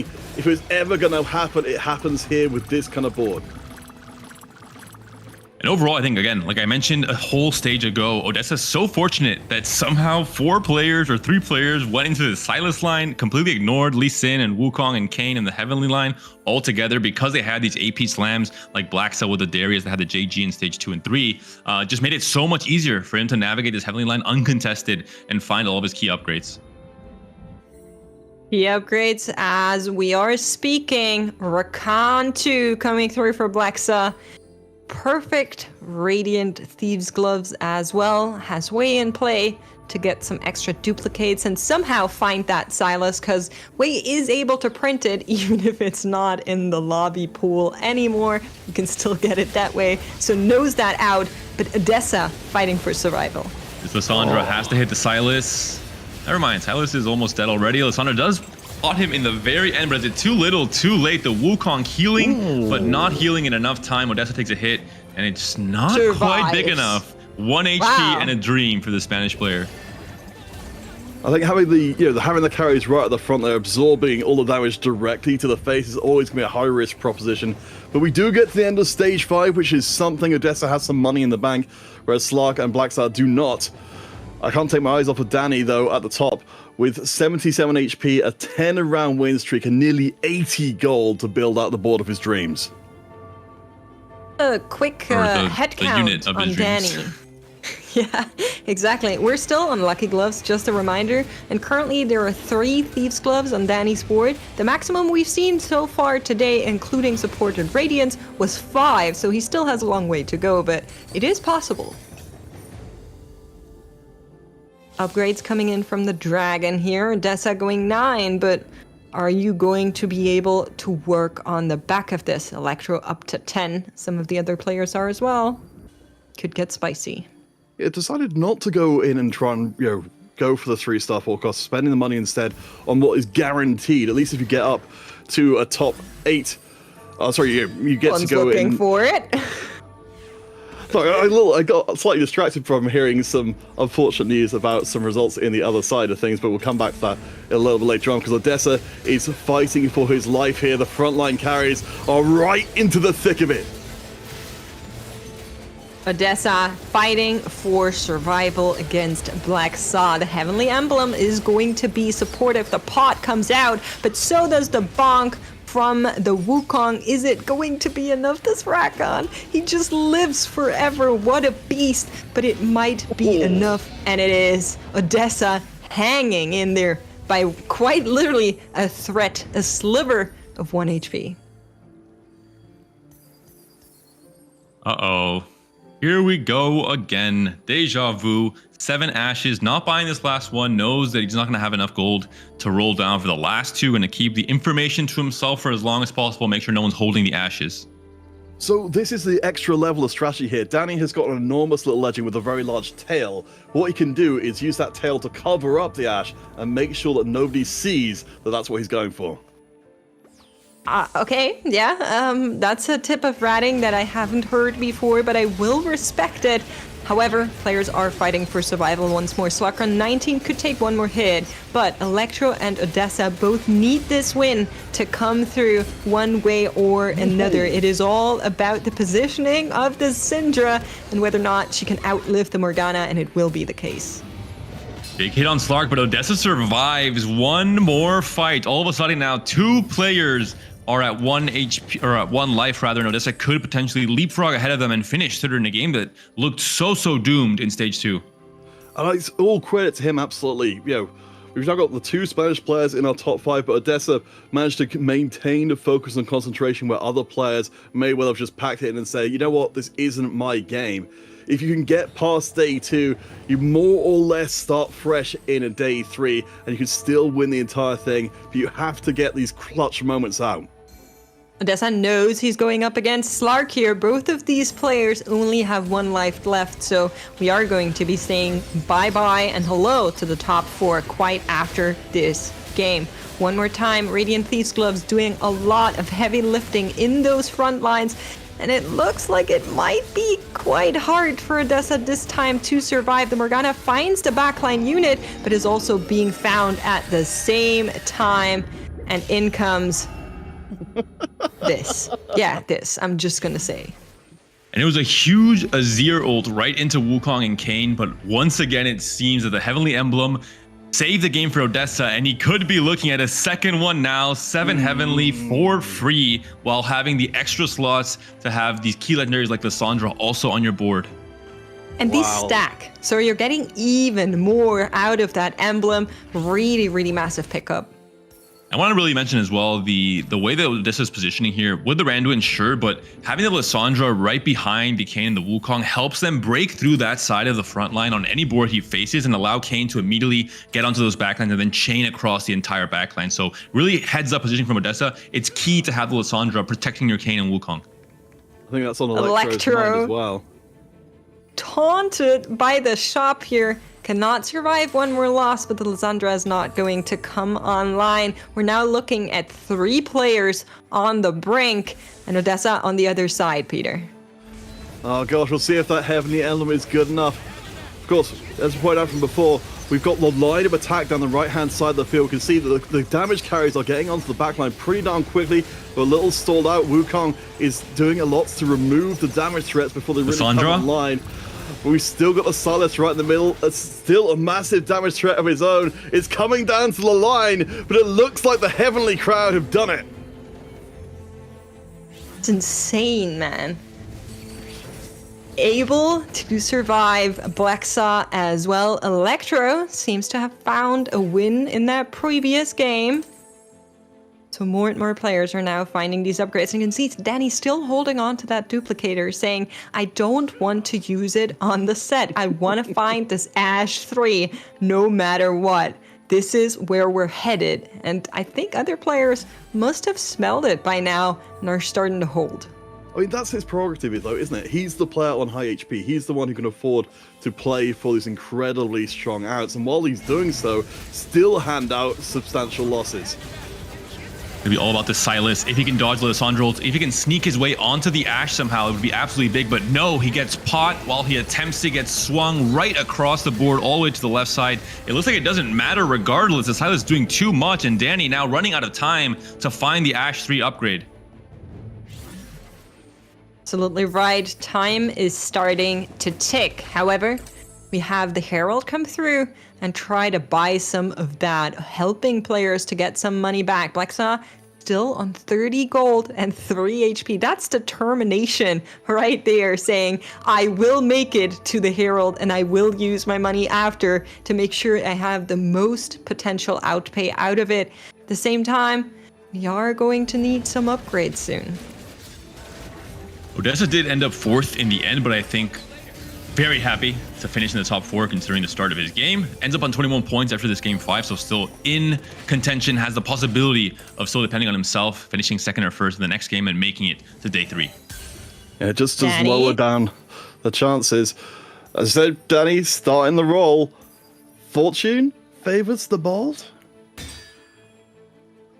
Blax is also rolling all of his Danny gold. is bold enough. It's not working anyhow. Does get another Thieves' Gloves though, so happy about this. Could still be selling that second Lysandra, but at this time, it's just so much value he's getting out of these as he is moving through fights. 4 losses down though. He needs this one to be a win to still have a chance at making the Ash dream come true. But look at Electro on the left-hand side, ratting it out. 2 Ashes being held is going to make it very hard to find anything here. Still has that duplicator, so a chance. But both of these players need to survive, and Danny is getting bonked on the head by Stead here.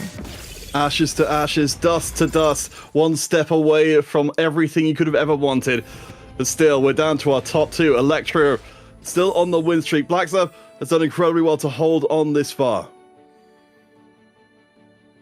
Will be the Silas impressed. Sage comp, the highest cap variation, cutting out most of the bruisers, only keeping in the Riven for the Ultras, and then fitting in the legendaries, fitting in as many Sages as possible to get maximum AP onto the Silas, and then just hoping that the Silas is able to dodge the CC from both the Set and the Lysandra and the Nautilus, the Bounce House potentially coming in, and if he can find his way to the backline and kill off a Syndra in time, he could win the fight. He could go any way. We're going to be seeing the Silas walking in on the right-hand side. He needs to somehow make his way to the backline while still protecting the way on the right-hand side. But it seems like that is not a hard task at all. Ascension kicks in with only 1 unit staying alive for Electro, and that is going to be everything here. I am so impressed with this run, how bold it was from Blexa to hold onto that much gold with really only 1 life left. Has to be something you put respect to. I think that's exactly the kind of lobby we were looking for, though, wasn't it? Our players pushing themselves to limits. While they're a very long way away from getting into day 3 and fighting for those final spots, if they can't pull out finals-worthy performances right now, they won't get the chance to do so later. It really heads up from Blaxa, who slammed the JG on Darius early on. He's one that loves playing Heavenly, instead knows how to play the Silas comp and believes in it enough to go for it in a pivotal game 5, commit to it very, very early on. He's someone that I think has studied in the last few days this comp and found exactly how to play. I think that was a perfectly capped board for Silas Sage. Yeah, I couldn't agree more. I really liked watching Blexa in this game, just how he moved through the stages. We're going to be going to a quick break. We have an interview ready with Havali, and then after that, our analyst desk is going to tell you more about that before we move into our final game. So stay there. We're going to be right back.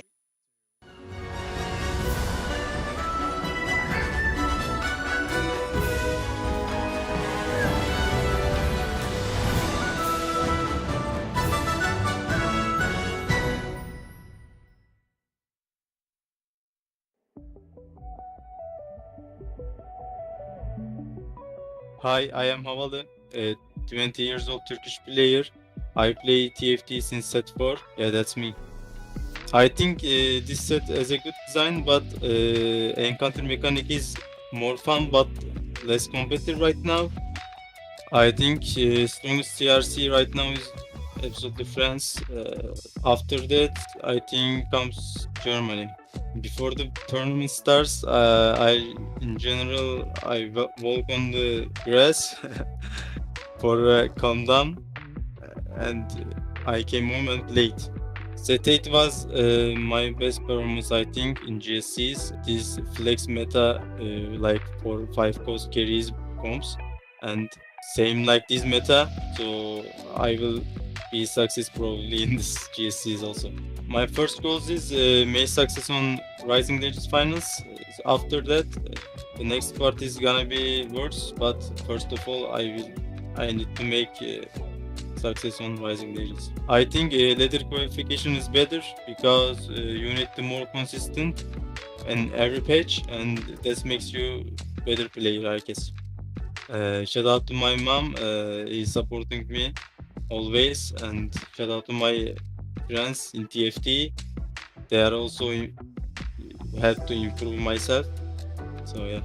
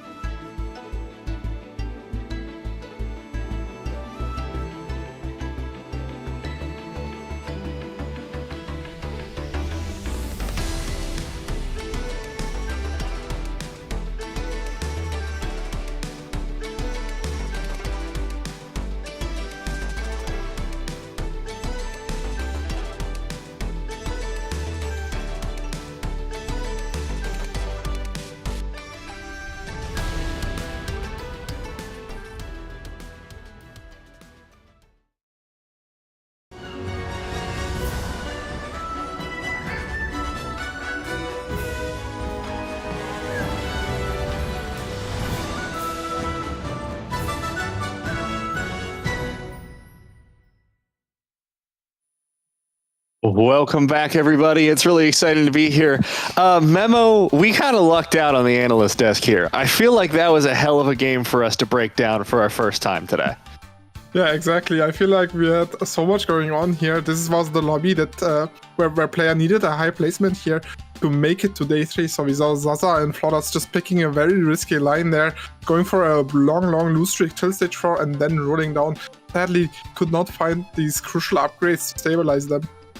Yeah, and we were talking a little bit about some of the compositions that were being played here when we were in the green room, about how we're seeing Faded a little bit more than usual because of that interaction with the Exalted for this game. Exactly, since you could fit Fate Exalted very easily in this variation with Fated, it was kind of nice for them to play that line, get an immediate power spike pretty early on, and then keep high HP numbers to have an easy way to top 4. Really interesting game, played very creatively. Pretty non-standard composition as far as these late game compositions go, but it was really the interactions between Electro and Danny that decided the fate of this later game, because you had Electro, this high HP, high win streak on Faded, and then Danny comes up from behind, Electro's win streak falls, and Danny's starts. So you have these two players contesting these late game Faded units like the set, and that kind of creates a space for Blacksa to stay in as they try and steal units from each other. Yeah, exactly. One thing I want to mention that was very interesting by Electra was pushing Watts at level 10, even though he got a golden duplicate there. What we have been seeing so far in the tournament is that people tend to stay level 9 and roll for these 4-cost 3-stars, especially when they have a golden duplicate, which makes it very easy for you to hit a 4-cost 3-star. And since he played the uncontested Syndra in this lobby, I was expecting him to do that, but he still managed to get a second place while pushing level 10. It's also very good. Yeah. It's super high risk as well, because, you know, he wasn't even contesting the ashes at first. Like, he hit level 10 with all of his gold, had no ashes on his bench, and that leaves Danny open had he had better rolls to get that 3-star ash, which would have pretty much ended the lobby. So incredibly risky play from Electro. Paid off. He was able to get that set 2 first and triple itemize it, and was able to pick up the ashes later on in the game to deny Danny. But there was that period in between when 2nd and 3rd place were on the table where things were looking really shaky for Electro. Yeah, exactly. Like, finding the ashes before Danny finds the ashes was obviously crucial for him to outplace Danny in the end, because if Danny found one more ash here, he would have had the ash tree and probably won out the lobby. Yeah, because in case anyone missed it, he did have that golden duplicator on his bench. So really, that entire time, Danny for a whole stage was looking for a single ash and wasn't able to find it. So really kind of tragic, I'm going to be honest, for him. But I think we got to see some more interesting comps come out through it. We got to see that Lee Sin carry with the Silas as well from Blacksa, and Odessa making me think Wukong might be a unit suddenly. Yeah, we saw a lot of different melee carries here, especially Blacksa. Very impressive showing here with the Huawei as his backliner that we haven't seen too much of today, or even yesterday. So very nice to see Huawei to win a game and not the same old 4-cost 3-stars. Yeah, finally a legendary can actually do its job. But with that, we do have our standings ready after our penultimate game of the day. And we see, of course, we're starting at the bottom 64. So, you know, F in the chat, it's an ancient meme, but unfortunately, the day did not go great for the players on our screen right now. Yeah, very sad for my boy Wägga and Zaza. Wägga obviously had his interview today, got cursed, so no blame put on him, please. It's all our fault. I'm so sorry. Lesher as well, after that really fun performance in the previous game, wasn't able to do it. But speaking of fun performances, that game Rookie Warrior had on stream was really entertaining to see him execute on a very high health strategy and bring that to the late game, keeping him in the top 17. So just under that threshold as we head into round number 6 and the top 16 for the day. Yeah, we can see Lelouch getting an 8th place now after going first for 4 times in a row. Sadly couldn't make the perfect day happen. I would have loved to see them making history for him.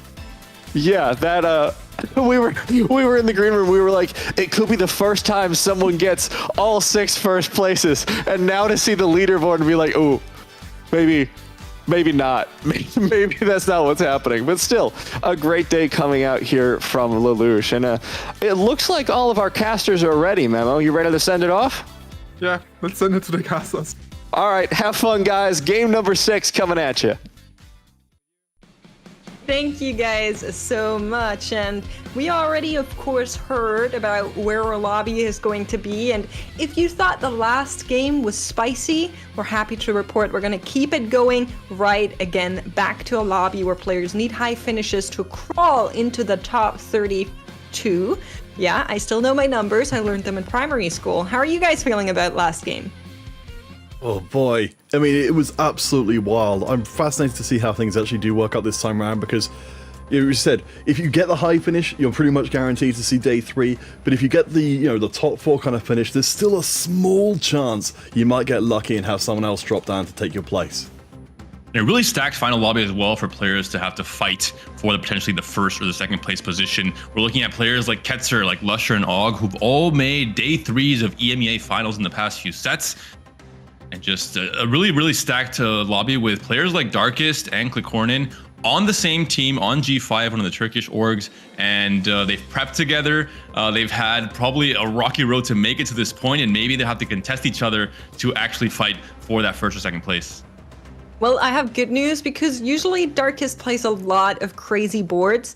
They're like the mild version of Scapeus, and so usually you're not contesting Darkest, at least. We do have Scuttlepuddle in the mix here, though, so it could be one of these games where there's just so much happening. I do want to mention Chen here in this lobby as well, though. One of the players that has excited us in the past with creative comps as well. But it is going to be the support anvil. The Scuttlepuddle lobby has been denied. All right, so a little bit less gold, but a little bit of extra power coming in to help enable our late game carries wherever they may end up coming in. We mentioned for Tien, of course, doing very well. Of course, Human, we interviewed yesterday, had an incredible day number 1, but it does seem like overall, carrying forward that success from day 1 to day 2 has been tricky.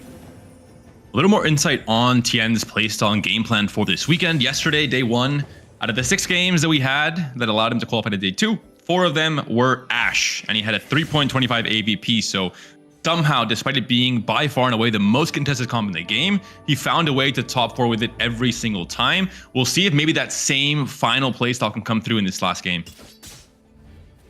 It's going to be interesting, but also hard because of how good Ashe is. Many players are probably looking for that, as well as looking for those outs we've seen before. If you can get a good Heavenly start, the Kayn is still very attractive to players, as well as the Silas. So really, those are the comps that are going to be in favor. We're just checking over Og's shoulder here right now, is holding some of the Dryads, saying, okay, I'm open to the line, we'll see what happens. We'll see if any Kindreds show up.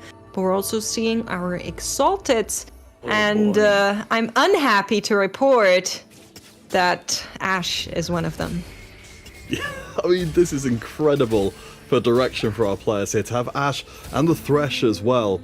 We've seen so many of our Fated boards do extremely well, and to have 2 units you'd want to be playing in that final board as an endgame direction and a prismatic to start, well, we're off to the races in our final lobby of the day.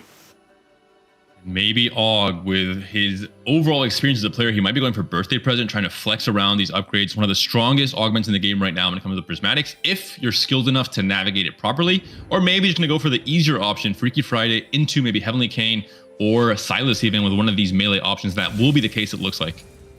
Yeah, we're seeing some more on the right-hand side. Of course, my eye is drawn to Ketzer, and our observers know what we want. Checking in with these emblems here.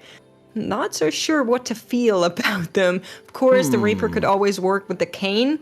Ink Shadow and Duelist, not necessarily the comps we want to see, at least not vertically, but could be working as a splash trade. I think if we're in a situation where 2 of these emblems are providing us with value, they're feeling pretty good, and Ketz has put together a strong board to get those in immediately. Heavenly and Duelist and Reaper all online. While the units aren't fantastic, at least Ketz has got the strongest start I think he could have reasonably gotten. We could see maybe with high enough tempo and an easy enough transition into it, some kind of 8 duelist board with an Udyr splash and have 3 Ink Shadow in, if the tattoo is even worth it. Sometimes it's Vitality, probably not going to be the option to go for. Could just go for the easier Kane option. But again, it might be very contested. We see already players like Cuban also picked up Freaky Friday, also trying to maybe play into these melee bruisers.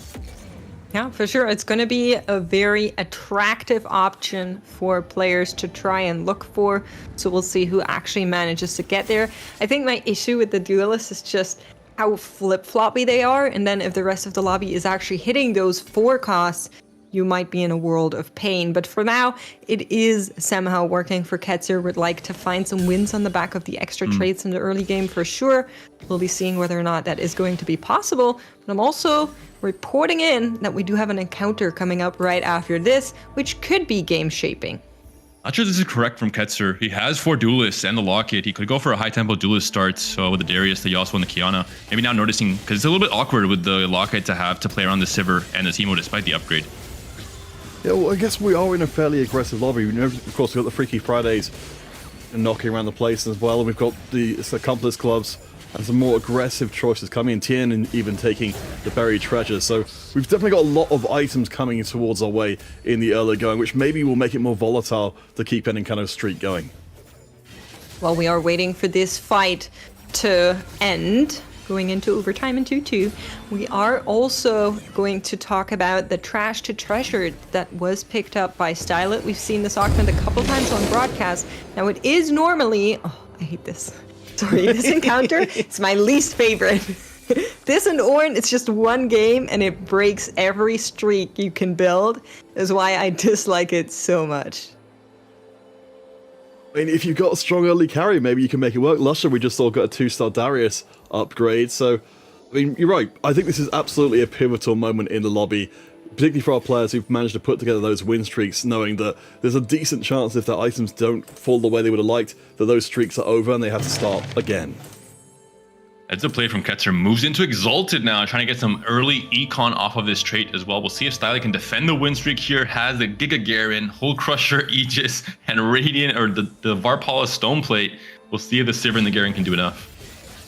Yeah, definitely a fully itemized Garen, but it is a Garen 1. On the other side, we're seeing the Yasuo 2 with a couple of items as well as stacking up on the Titans there to try and get some damage out. It's definitely going to be a fight, but he will probably drop down due to the Archangel in the backline, as well as the Sivir. Stylet able to get that win in and keep the streak going, despite a little bit of chaos being ensued there by the TFT gods. I think Stylet was ready for the chaos to come his way because he has taken Trash to Treasure, so he's suddenly expecting to be, having to adapt on the fly as the game goes forward. But it's Stylet and Kikonan who've kept their streaks after that super volatile round, having committed in everything, of course, they had to make sure it happened.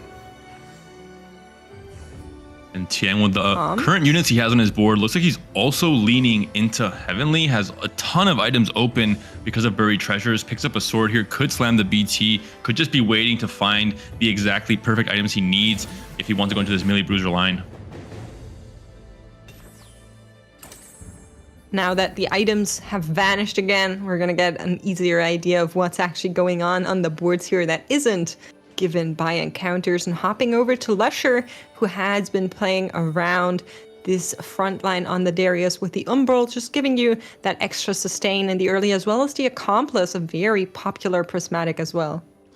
Yeah, having the Banshees there and the needlessly big gem, if these rounds get drawn out, as Darius is wont to do, it should be very good for Lusher indeed. Up against Ketzer, who of course is still trying to maneuver around this confounding triple emblem start here with the Wandering Trainers, but he did opt into this path, and he's going to need to get his top 4 at worst and top 1 at best out of this lobby. Doing like a little bit of a head count, looking at all of the comps that we are seeing. If there's anybody that's not angling for the 4 costs, right? That's the one big storyline. Is there any Dryad players? Is there anybody that's looking for maybe the creative duelist option that we were talking about earlier? Whether or not that is going to be on the table, we'll see in a couple of rounds as players are starting to level up.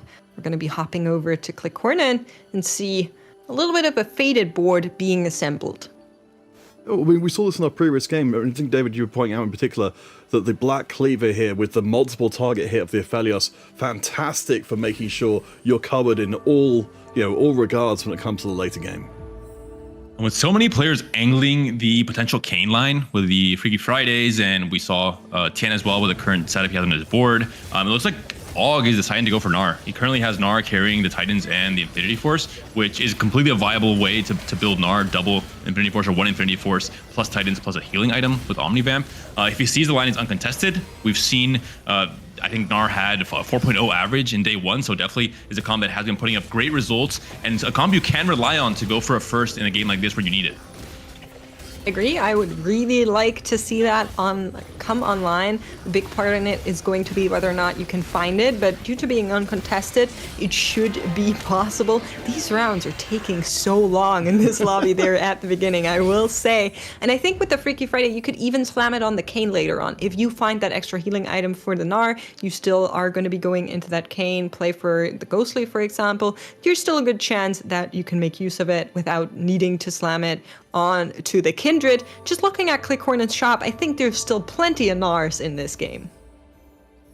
Just to touch back on what you're saying with the Infinity Forces as well, though, I think it just fits so well, as you're implying with that with the Heavenly Comp, that we've got a board in the current game which can play so many different carries, and having a incredibly generic legendary item is fantastic. Don't do it, Clighorn. Don't do it. You've been called to darkness. Don't do it. Sell. Thank you. No. Og thanks you. He could have. I mean, the Stoneblade Slam, you're just way too far behind on the Gnar items. I think it's Dual Lotus. It's okay, actually, on Gnar and Kindred, but yeah, maybe not the setup that I think also these players are scouting. Hubin mentioned at the end of the interview. I think if you see someone's on it, you're like, no. At this level of play, it's so easy to see the indicators for what lines players are playing for in stage 3 and 4 that you really don't want to be stepping on anyone's toes if you can avoid it. Talking about Styler, he's stepping on a lot of people's toes right now. Managing to put together not just a strong board, but I think you guys pointed out before, the Exalted in play as well as a massive win streak. This is the best of both worlds. It is. It is. The trash to treasure is finally living up to the hype, giving us a very strong early game, just allowing Styla to actually not only rack up the money, but also the wins. On the other side, though, checking in with Darkest, and I spy with my little eye an Ash on the bench. 3-1, just in case anybody was wondering. No, the shock silence, I think, was appropriate for that level of luck. Silver Augment's coming in, though, so I think for our players like Darkest who've been able to find a strong early play, this will help keep them on that same kind of path. As we can see, as they're coming in, most of our players just going for some minor aggressive upgrades. Ketzer, in particular, jumping out there with the late game specialist, has definitely got his eyes on later, but wait a second, Clighorn just recombobulated their board. And that's a Wukong. And also Darkest has a Galio. And Clighorn, both. Very interesting setup here. We have to look at Darkest board as well to see what kind of high rolls he might have hit. Galio as well on this side, Nautilus, and that's an Ash 2 on Clighorn's board. Oh my god. Wow. Well, the good thing is, Darkest did put in their Ash, so there's no more Ash on Darkest board. That turned into a Wukong. But yeah, 2 players on the Recon Bob just goes to show how strong this augment is, delivering an Ash 2 and 3-2 for Clighorn. I mean, these are the memories that stay with you once long after the tournament is over, to say, hey, it could not have gone better for me. Quickly want to remind everybody that Ash is also exalted in this game, so there's still a way where you can cap this even higher than what we normally see from the Ash boards. The potential for Clighorn is so much higher than many of the other boards you are going to see in this lobby. Not the only high rolls on this stage, number 3. Og has also found an Ornn very early on, so just overall, a lot of big upgrades coming through. Lusher as well with the Alawi 2, which isn't a 4 cost, but still a very strong tank for this segment of stage 3. 7 loss streak for Og, only 2 Gnars. No upgrade yet on the Gnar is a little bit worrying, all things considered. I mean, we've at least got the Keepers to buy a little bit more time for maybe an extra item from our friend Ornn here, but I mean, we at least got the double Infinity Forces. Org still not in the best position, down of the lowest HP in the lobby. He does have a good amount of lost streak to keep him going, but for the time being, things are not looking fantastic. Yeah, you're both saying it. The spot looks a little bit scary.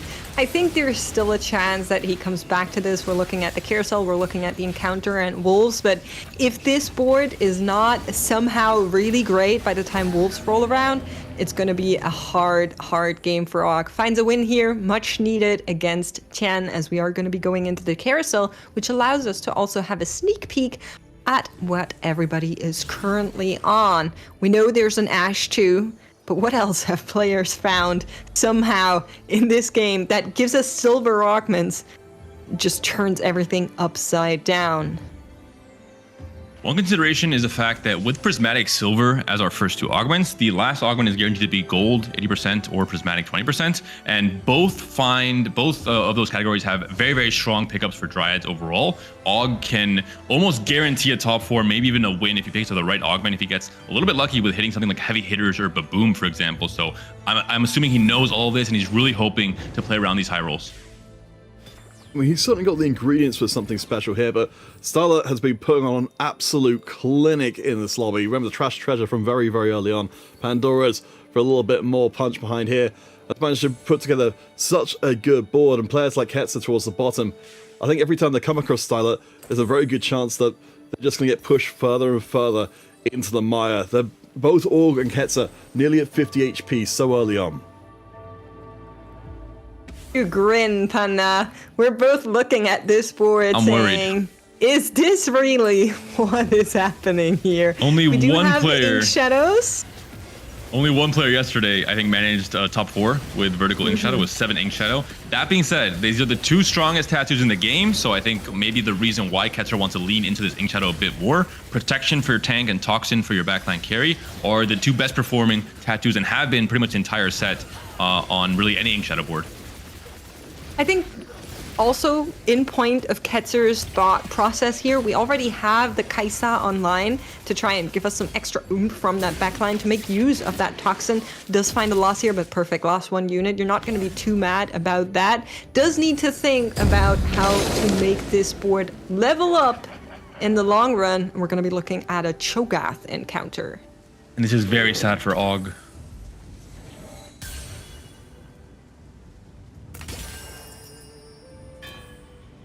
He's the only player, I believe, who is rerolling in this lobby. And if you don't take the item components, you're just so far behind on board strength and on item tempo, really. But if you do take it and you haven't even begun to roll for Gnar or for Kindred to try and find those 3 stars, the odds of actually hitting is so much more difficult. I wonder if he just pivots off of playing for Gnar reroll altogether. I think the issue with that is that you're already pretty far down this road. We are getting word from our admins that Og indeed did not take the components and everybody else did, which means he's now not only playing behind in terms of a power level, relying on 2 costs versus 4 costs, but also in terms of item components available. Let's say extra item and this selection, even better selection across the board. Well, if there's ever going to be a narrow window to come back, it's here and now as Starlet, I think, might actually be semi-close. No, they've got these kicking in the Zonyas. So Starlet keeps on the win streak, undefeated so far. Ketzer showing a little bit of the signs of the strength he has to come as we check in with Org and see that even without those extra components, he's still managing to build a streak. Well, it helps that the Orn gave Gnar BT and Kindred a blue buff, which is literally perfect BIS for what the items are missing right now. Clickcornin saying, I'd like that Ashe 3 you guys have been talking about. I've been seeing it in the broadcast lobby. Is this finally my time to go for it? Holds an extra Ashe for now, but of course, the long road. You're looking at Stylet still on 100 HP streaking at 3-7 has to be something that puts you in fear, and he is also holding at least 1 Ashe. Money comes in, money goes out. I mean, it's been such an incredible run for Starlet so far. You can see he's very clearly pushing towards that first place, but Org, for the rest of the lobby, they've still got a lot to deal with. We've got the level ups coming in, of course, as our players spend deeply, particularly for TM. Yeah, TM, we saw can. it very early in that stage 2 with Buried Treasures, waiting to make these items for the melee. Brutus, he has found them now, but he is on a 10 loss streak. Off of that, itemized Lee Sin, itemized Kayn 1. Do you think it's enough makes to survive this stage 4? Not too sure. You know, I would love to just say yes and be a believer. I think against some of these boards, he should have an easier time than against some others. And we know that for Auk, you know, the time is coming near. He needs to somehow find those units and find the power spike. And if you're running into an R3 Kindred 3, I'm not sure if this board is strong enough just yet on the sides of Chen. Will be enough to hold him in here for now, as many of the players are going to be traveling into yet another encounter that gives us monies. A little extra economic inflation. Why not? Let's just guarantee the 3-star forecast come in for Clickcorn, who was looking for those ashes. But more importantly, the augment pickup here for Og is so relevant. Unified is okay, but can he find heavy hitters as a way to... Does he take the risk actually with Unified? I wonder. Not going to. He's just going to take it. Does not want to go there, but we are seeing more options pop off on the right-hand side, and Clickcorn picking up yet another big upgrade for the outlaw. We're seeing the roll down for Og. Kindred comes around, Nar still far off. How far does he go down? I think he's going to be sitting here for now and rely on the Kindred mostly. Got the win streak at stake as well as of this round.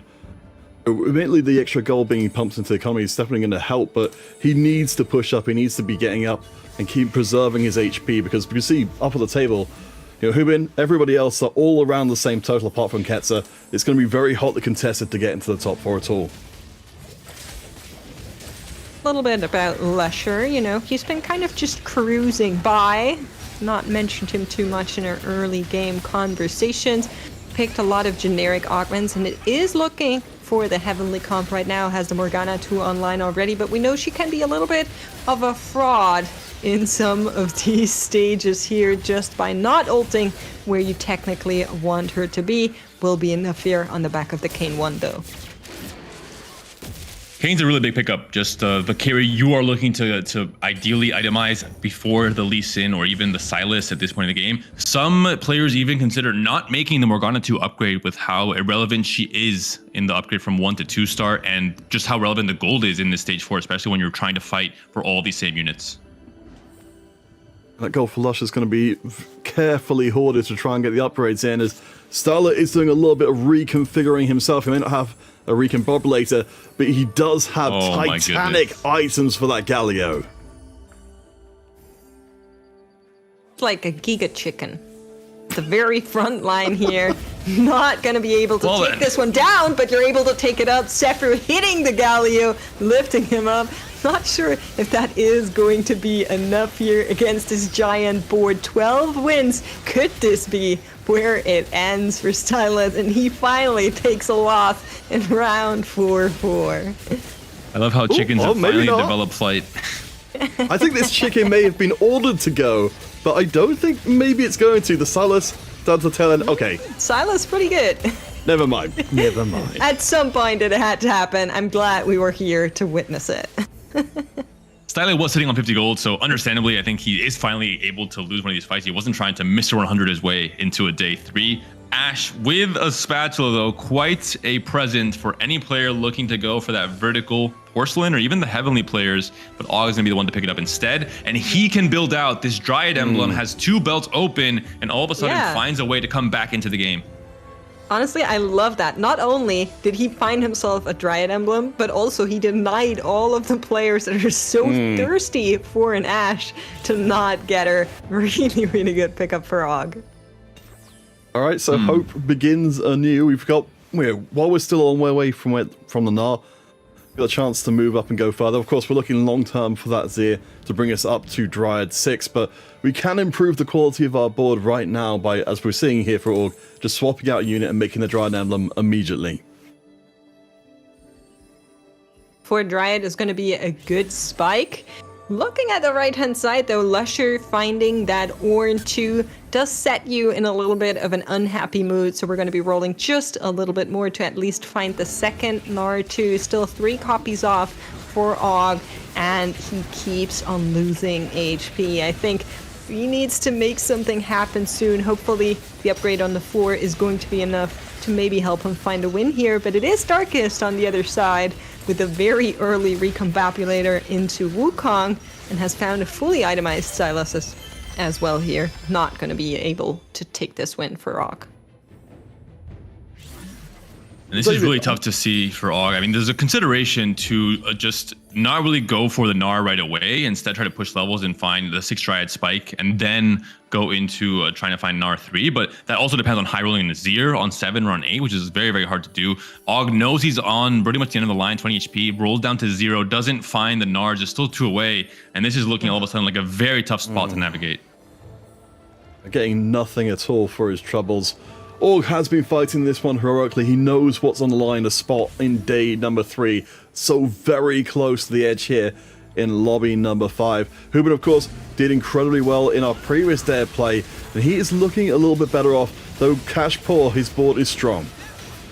Yeah, you're once again looking at a 2-star Morgana as well as the 2-star Kayn in the front line, absolutely dishing out damage. It's Beyblade time on both of these units. You can see Silas is going to be a little bit stronger here with the support of his team, but Hubin still has a lot of HP to fall back as we are going to be moving into the Raptors. Og has found himself yet another loss and is now on 7 HP. A little surprised. Go ahead, Peter. I know that you were, you're very much in talking about the Silas coming into yesterday and today as well. We've seen in several rounds there, but the Silas has been the last one left standing. But boards like this just don't have the DPS to be able to bring him down. I'm kind of wondering what kind of things we'll be seeing from players to be able to deal with Silas longer term. It's really coming into the late game where you have things like Lissandra. That's the big one. Really, any melee bruiser is, even Gnar, is at the danger of Lissandra coming in more regularly onto multiple boards in stage 5, especially. Stage 6 almost a guarantee for anyone that's left alive because of how strong she is. And that's the immediate counter to any melee bruiser in the game. Rolling down here for Og, needs to find this Gnar.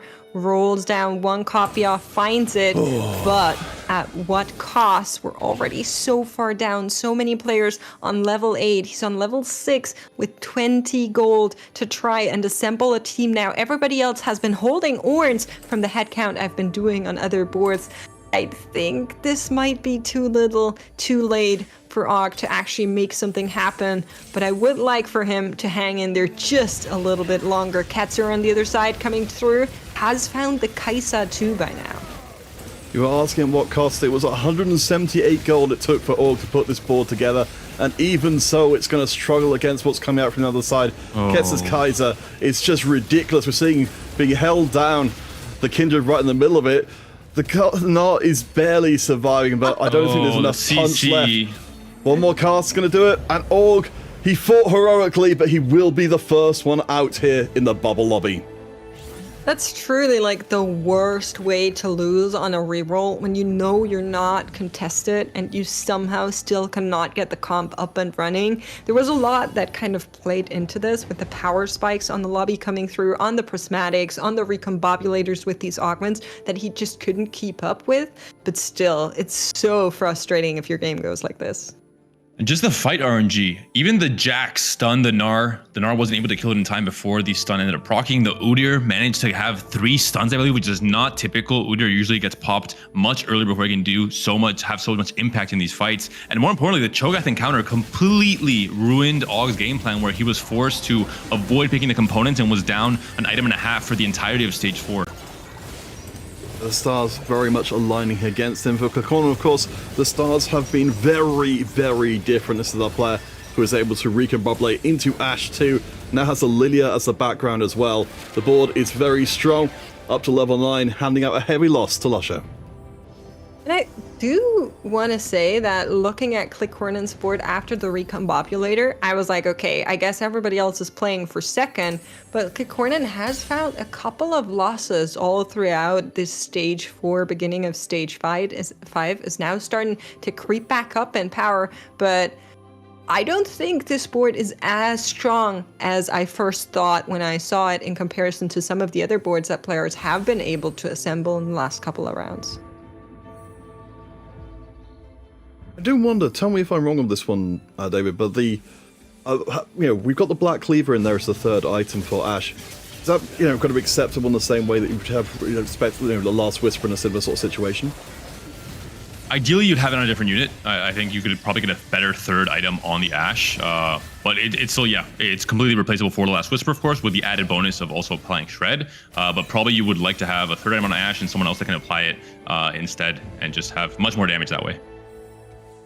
And with that, Lusher actually getting knocked out here in 7th. Our player group is getting smaller by each round. There is a Faded emblem in this carousel here. Maybe an option for some of the players that are looking down that path, but most of them have decided to either opt for Kayn or for the Silas and the Ashe. We did see the Fated being pushed towards before, but yeah, in this case, just being left all the way up to the end. I think much more of a contested lobby with our players knowing how important this game is. Hubin did manage to hoard enough gold, though, to go up to level 9. Not a ton of gold left to roll to look for what he's hoping for out of the level, but at least gets one more unit on the board.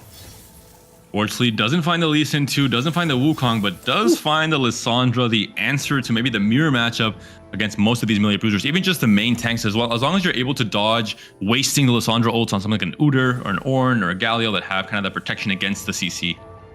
Yeah, I mean, at this point, it looked almost calculated for Hubin to roll down 9 gold and be able to find the Lissandra here, but is it going to be enough? 1 alive left in the tank, and Clémoulahagra is on the other side, has found the upgrade to the Lilia, is now running Ashe 2, Lilia 2, but the comp is kind of collapsing around his backline. The Kayn has found it, and I think the Ashe will be taken down here. Kayn and Morgana together rounding up the Bears. Hubin should be safe for this game. I think that's what you get when you've got Into the Night, and I believe 4 Edge of Nights across the team. Yeah, if we're talking about the ability to get onto the backline for the Kayn and delete units, there's so many recurring threats here for Hubin that I think it's just very, very hard to remove enough damage to keep your backline safe. Gonna have to lock there for the Lee Sin too, but really the players to watch out for. Ketzer on the Kai'Sa board, level 10, and has a 7 Ink Shadow. The scariest moment for Ketzer was finding the Udyr, but we've crossed that challenge already. We have the 7 Ink Shadow online. Now is the decision of where to put every one of these tattoos to get the maximum value. And you're facing against Stylet, the other Kai'Sa player who has an insanely capped board thanks to Trash to Treasure.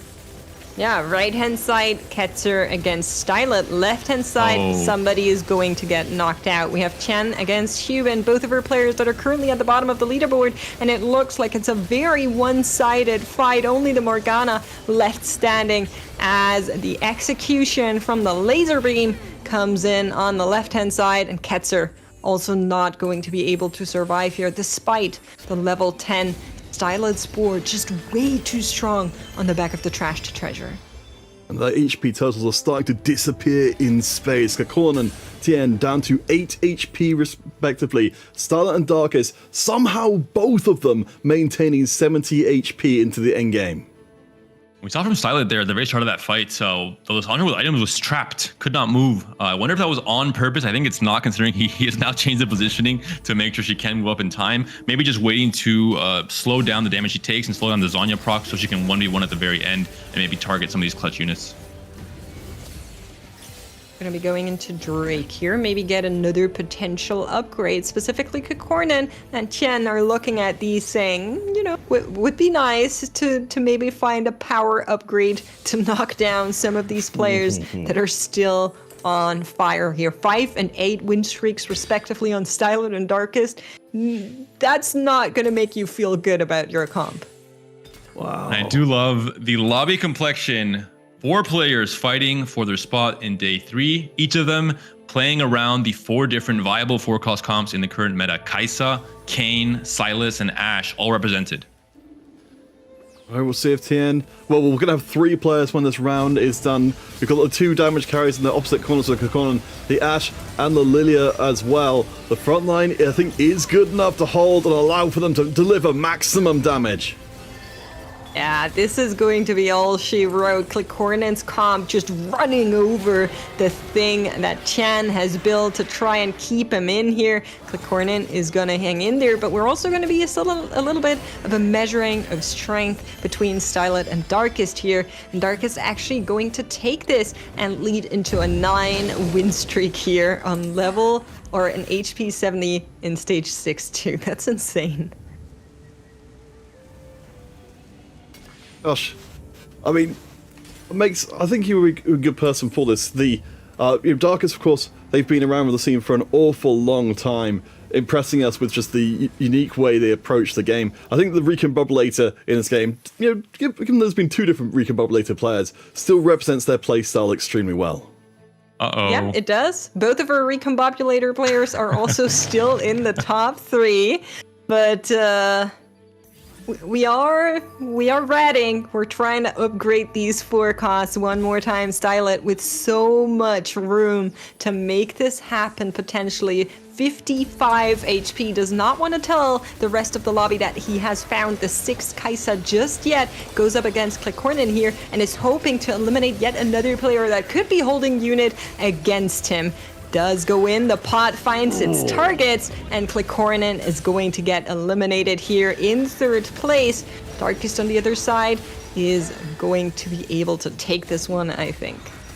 That's a loses close against fight. the ghost. And I was going to say, Stylet, I criticized him a little bit earlier today for some unoptimal play around when he was buying his forecast. In this case, the perfect timing. He kills off with Cornin and then buys the Kaisa when everything is, the most hectic, the most sound in the game.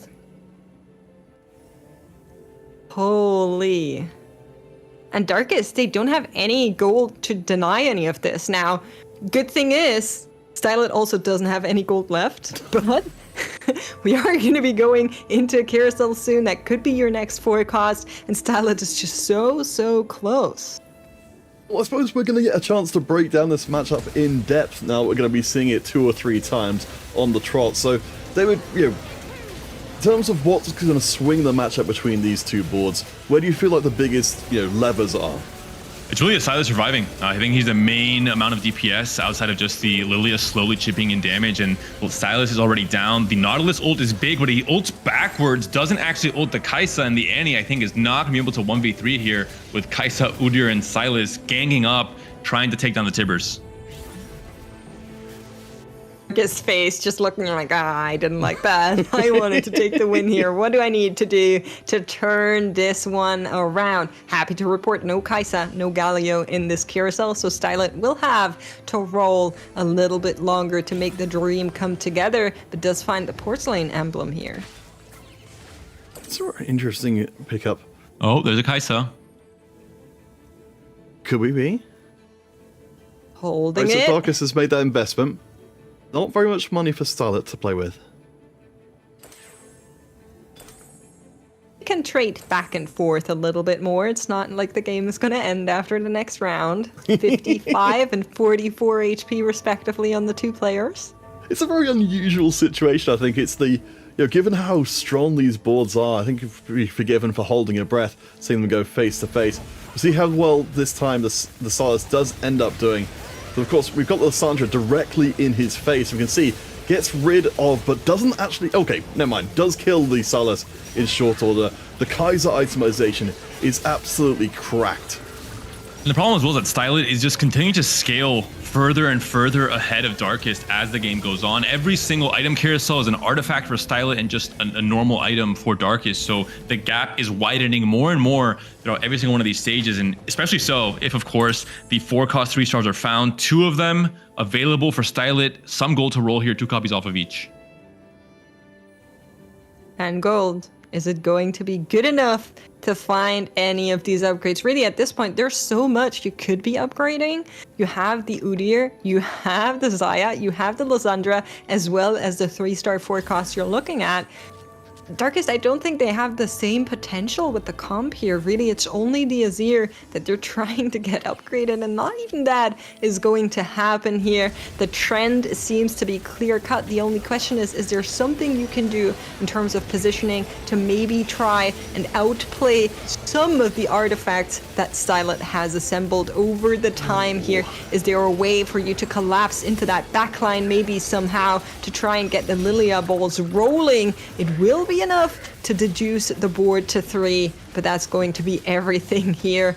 Another loss for Darkest. I'm very surprised Darkest is not moving the Silas off of the Umbral Hex, losing the execute value, and just maybe allowing it to wrap on the left side, which is completely open. And same thing for the Annie and the Nautilus. They're not having the best ult on the left-hand side. Annie is always the last left alive when she really has to be being used as a meat shield in this front line instead.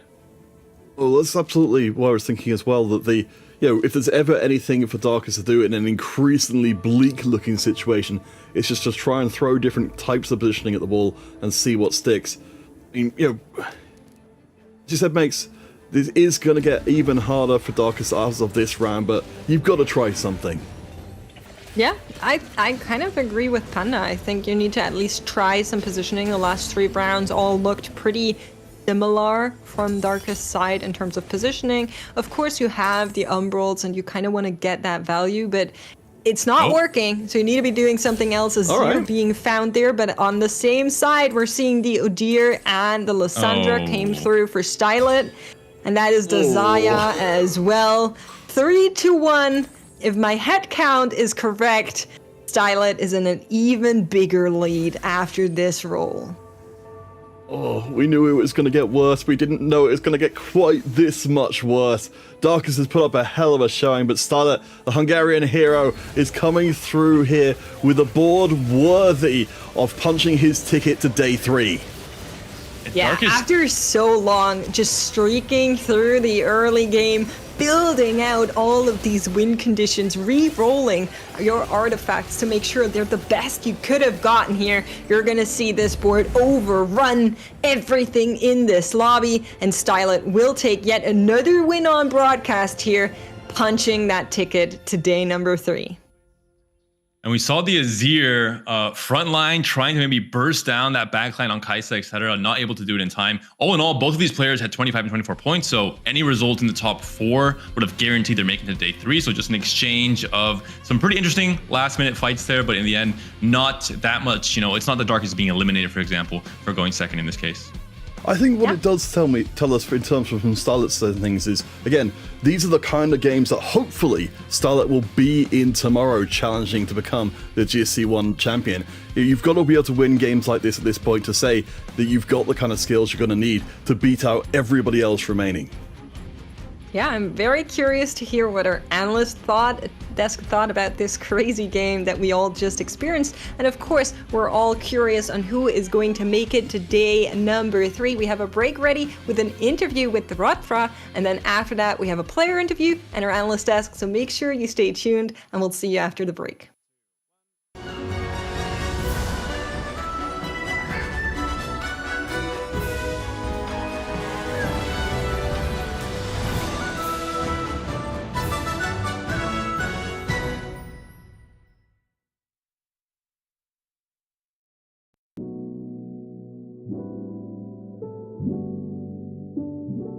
My name is Derrotra.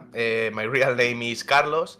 I'm from Spain, from Elche. I started playing TFT because I like a lot the auto chess games. I like a lot to compete in that type of tournaments. It's really difficult to pass to the second or third day because you have a lot of people and a few pass to the next day, but it's like you need to do it really well, and I like it a lot. Yeah, I think the live events are the best type of events you can do because, it's all the community together. You can do new relationships with another players. You can understand how the game works with another pro players that have another view of the game. So I think that type of tournaments is really, really good because all the communities come together and play together, and it's really important to grow. The best thing I can say to a rookie or players who want to start the competition or something like that is go game by game. You can do an 8 and 7. You can have less than the points that everyone have, but it's game by game. You need to play one game, reset your mental, play another game, reset your mental. This type of games is not like if you lose two games in a tournament, you are out. You can always come back. I want to say thank you to my friends that support me when I play every tournament. They are in my house, like cheering me. So I thank a lot that, and the Timidines community, because we are always playing together, you know, and it's really, really good community.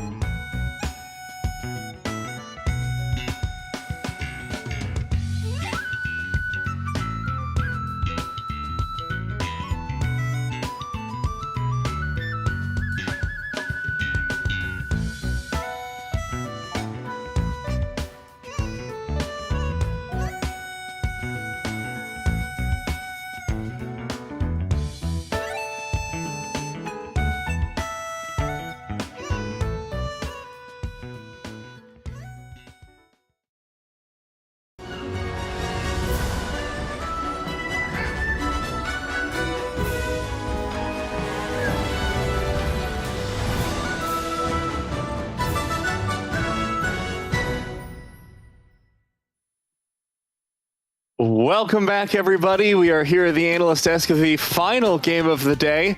And Memo, we've been blessed with another one, another complicated game to break down. And that one, I think, really started from the start of the game and kept getting weirder. The prismatic opener, and then we saw a Gnar Kindred composition exist, I think is the kindest I can talk about it. Yeah, there was so much crazy stuff going on. Obviously, Arc playing the Kindred Gnar reroll line was not the greatest for him, because we got the Cho'Gath encounter that he could not utilize with the 3 extra components for the rest of the lobby. And that was, for example, really good for Stylet, that could make these treasure items, and also Darkest and Kliko recombobulating into those 4-cost 2-stars early on, and then finding items for those units as well. Yeah, it was really like a turning point for the game. Like Og, like you said, could not give up that 5th slot. There were other factors that went into him taking an 8th, but I think that was a major one. And Stylet with the Trash to Treasure really was able to make it through the later stages of the game. But I wanted to talk first a little bit about the Exalted. We had a couple of players go for it early on. One of them was Ketzer, who ended up going level 10, but still ended up going out 6. What happened there? I feel like Ketzer saw that Stylet was contesting his trickshot units, so after he went level 9 with his late game specialist, he could not utilize that extra money on level 9 to roll for those 4-cost 3-stars since we have been seeing for the entire day now. And he went just straight level 10 to get 1 extra unit in, get a little bit more value from his Exalted as well, but sadly was not enough for him. Yeah, and we saw a lot that game. We saw the vertical ink shadow from him, which I'm also suspecting isn't exactly the best composition, but it was a really interesting organization at the very least. And then when we got to the late game, we had Stylet Trash to Treasure really, as they mentioned in the cast, just stonks for him, just continuing to get those incredibly powerful artifacts, and Darkest seemingly couldn't keep up. Yeah, you know, I'm very happy to see Trash to Treasures perform now, because we have been seeing it today a few times and it always had low placements. We can see here in this game how strong it really can be, especially if you get to the Lissandra, which is like a huge turning point for most Trash to Treasure players, because you're just farming so many more items that you are basically unbeatable in the end game. Yeah, we saw Lissandra, similar to Trash to Treasures, really just did not do a whole lot in most of the games, but this time we got to see her really pop off. And speaking of popping off, we have our standings for the end of the day. We're going to tell you who is making it into day number 2, and unfortunately, not the folks on your screen right now. Yeah, very sad. Big names like Canvas not making it, but also Wägga that we had in the beginning of the day as the interviewee, or even Lelouch not making it. Very great, strong players. Obviously, not making it to the next day is very sad. Yeah, and of course, Rebenev, we talked about at top of show, missing out, as well as Danny, who we saw a really strong game from the previous broadcasted game in that round number 5. But a couple of players did a little bit better, and we're kind of burying the lead because we know what's coming at the very top of the leaderboard. But we'll go through it anyways. We'll show you guys the second page of everyone who made it through. A couple of them by the skin of their teeth. Klikorinen really needed that last game. Yeah, Klikorinen just went third, just jumped as high as he needed to, making sure he proceeds to the next day. And we can see a lot of Turkish players making it here. Kliko, Çınar, Arad, Electro, and also Darkest, some big Turkish players having a great day too. Yeah, I think this is the most Turkish players we've had coming out of the same game, or the same tournament. And of course, we need to talk a little bit about Stylet. I know who's at the top. We're getting there. Stylet, you mentioned, coming into this, needed a 6th place. And nonetheless, he goes trash to treasure and pushes for level 10. Giga Chad moment for him. Yeah, very impressive play by him. We will see a lot of players defaulting to a very safe playstyle that will give them a top 5, top 4 if they are in a Hyrule spot. But Stylet knows exactly that he is in a very good spot that he can push for that first play, and obviously getting more tournament points means that he can win a tiebreaker later in the tournament. Yeah, and at that top 4, some very familiar names coming up there. Wet Jungler, Solo Gasang, Potable, and of course Lelouch, former EMEA champion, went first place in every single game except one. He went 8th in that one. So literal 1st or 8th player, top of the leaderboard by a country mile. But very funny that the only game he didn't get first was the last. We've all had a day like that. Yeah, it's so funny because all the admins were like praying for him to go first. Yeah. For 6 times in a row. They were like already like saying, oh, we should talk about this and maybe we should reward him with like a special gift. And sadly he went 8th in one game, but still a very impressive performance from our former EU champion. Yeah, we've all heard of the caster curse, but we're inventing something new here. It's the production and admin curse, where if they get really excited. Because it was so funny, because I read the chat and it was just like, no one's ever made all 6 games. Lelouch could do it. And then immediately, I just hear from, I think it was you who said you were watching the other lobby and it's not looking good. Yeah, I was watching the game, I saw his roll and I was like, oh no, he's stage 4-3, he was 0 gold and he was still carrying like a Darius too, I think. And oh like, no! Oh no, this is not going well. Yeah, there's no coming back from that one. No matter how good you are, if you're stuck on a Darius in the 4th stage, that is just not your game, but it definitely is his day, and we've got him here for the interview. Lelouch, how are you feeling after a hell of a day of games? Hello. I just I wrote today. Yeah, that's about it. You're sure? Yeah, I mean, I think I didn't miss a single roll down today. I think except like game 5, but I was already qualified, so it didn't matter at all. So not too much to learn, no votes to study, nothing to learn here. Yeah, I mean, you're very humble here. Congrats to that insane performance today. How are you feeling on this patch and this meta and the set in general? I know we talked at the beginning of the set a little bit, and since then you have been performing insanely, doing very well in the ladder race, winning that, and now having such a great performance here on day 2. I really like the set. I think it's probably the best one after set 6 or 7.5. I think balance is not on point yet, but maybe we'll be there. Encounters, I have like mixed feelings because I think it's a great mechanic that doesn't. You don't have to revolve your gameplay around it, but it's still like I just treat it like a 4th augment. Of course, there's many encounters to change, I feel. But overall, I think I I feel like I can cook and I can play some games differently. Like I think the one game I had yesterday with 5 Exalted was more fun than whole set 10, probably. Well, Lelouch, you came in and had an absolute banger day 2. Makes this requesting that I ask if this was revenge for the day 1 knockout from Asaika. Yes, I avenged my sister from Z10.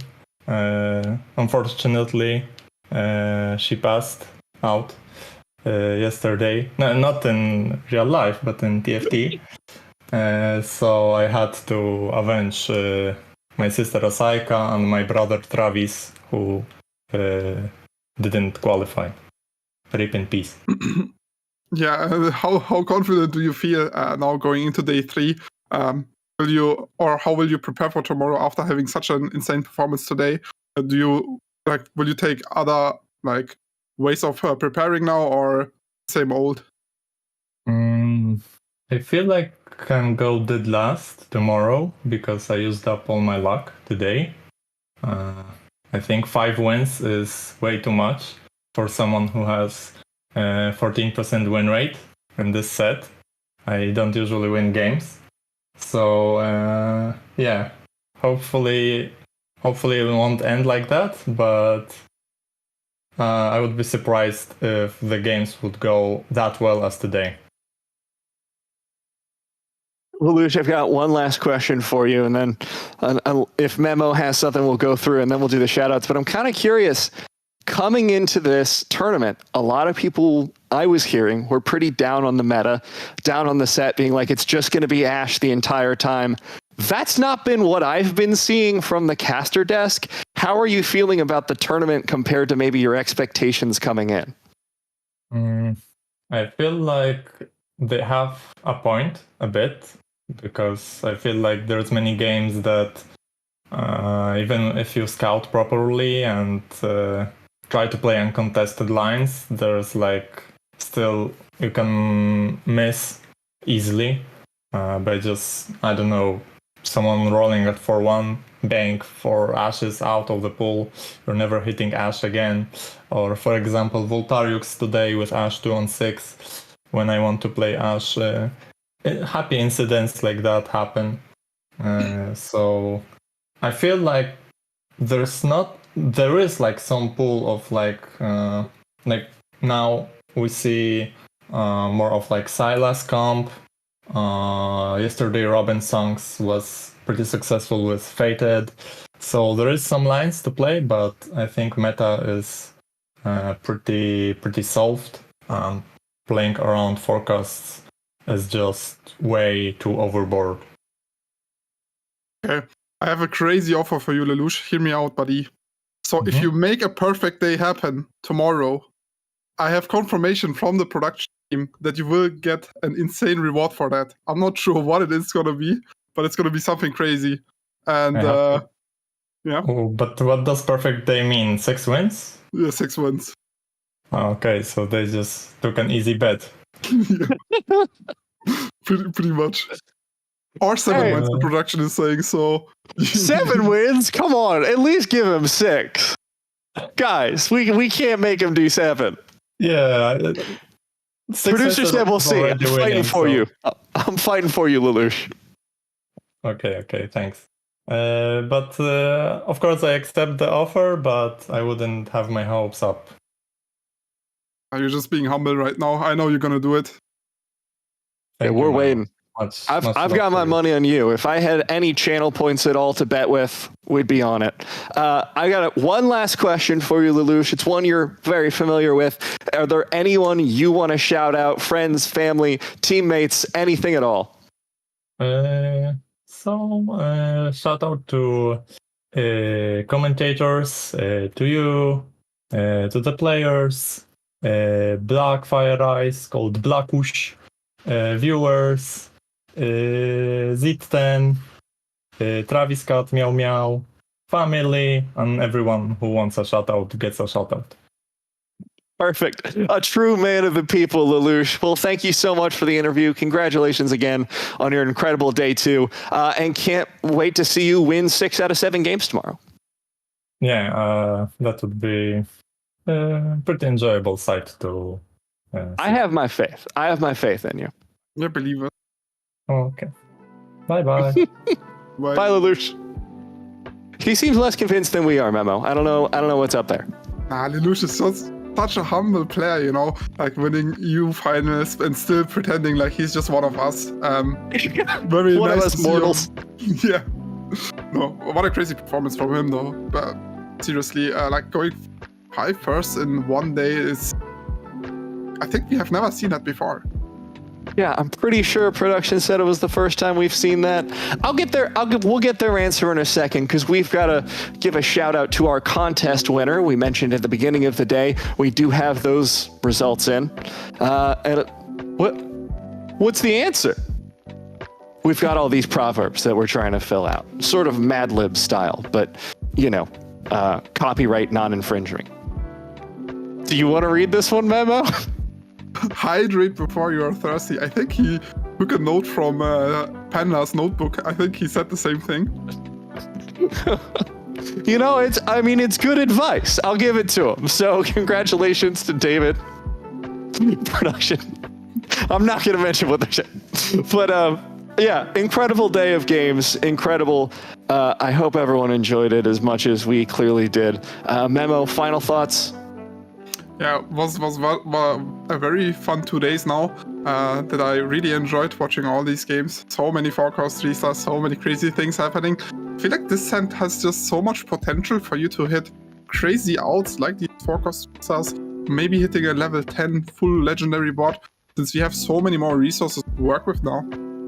Yeah, probably the most dynamic late games we've seen in a little while, because there are still things to do throughout the end of the game. So we're going to do some rapid fire shout outs and stuff, so get ready. We're going to go through the socials first. They wrote X instead of Twitter, and my brain froze. Anyways, on the artist formerly known as Twitter, it's at TFT Esports EMEA. Instagram, Facebook, and YouTube are PlayTFT.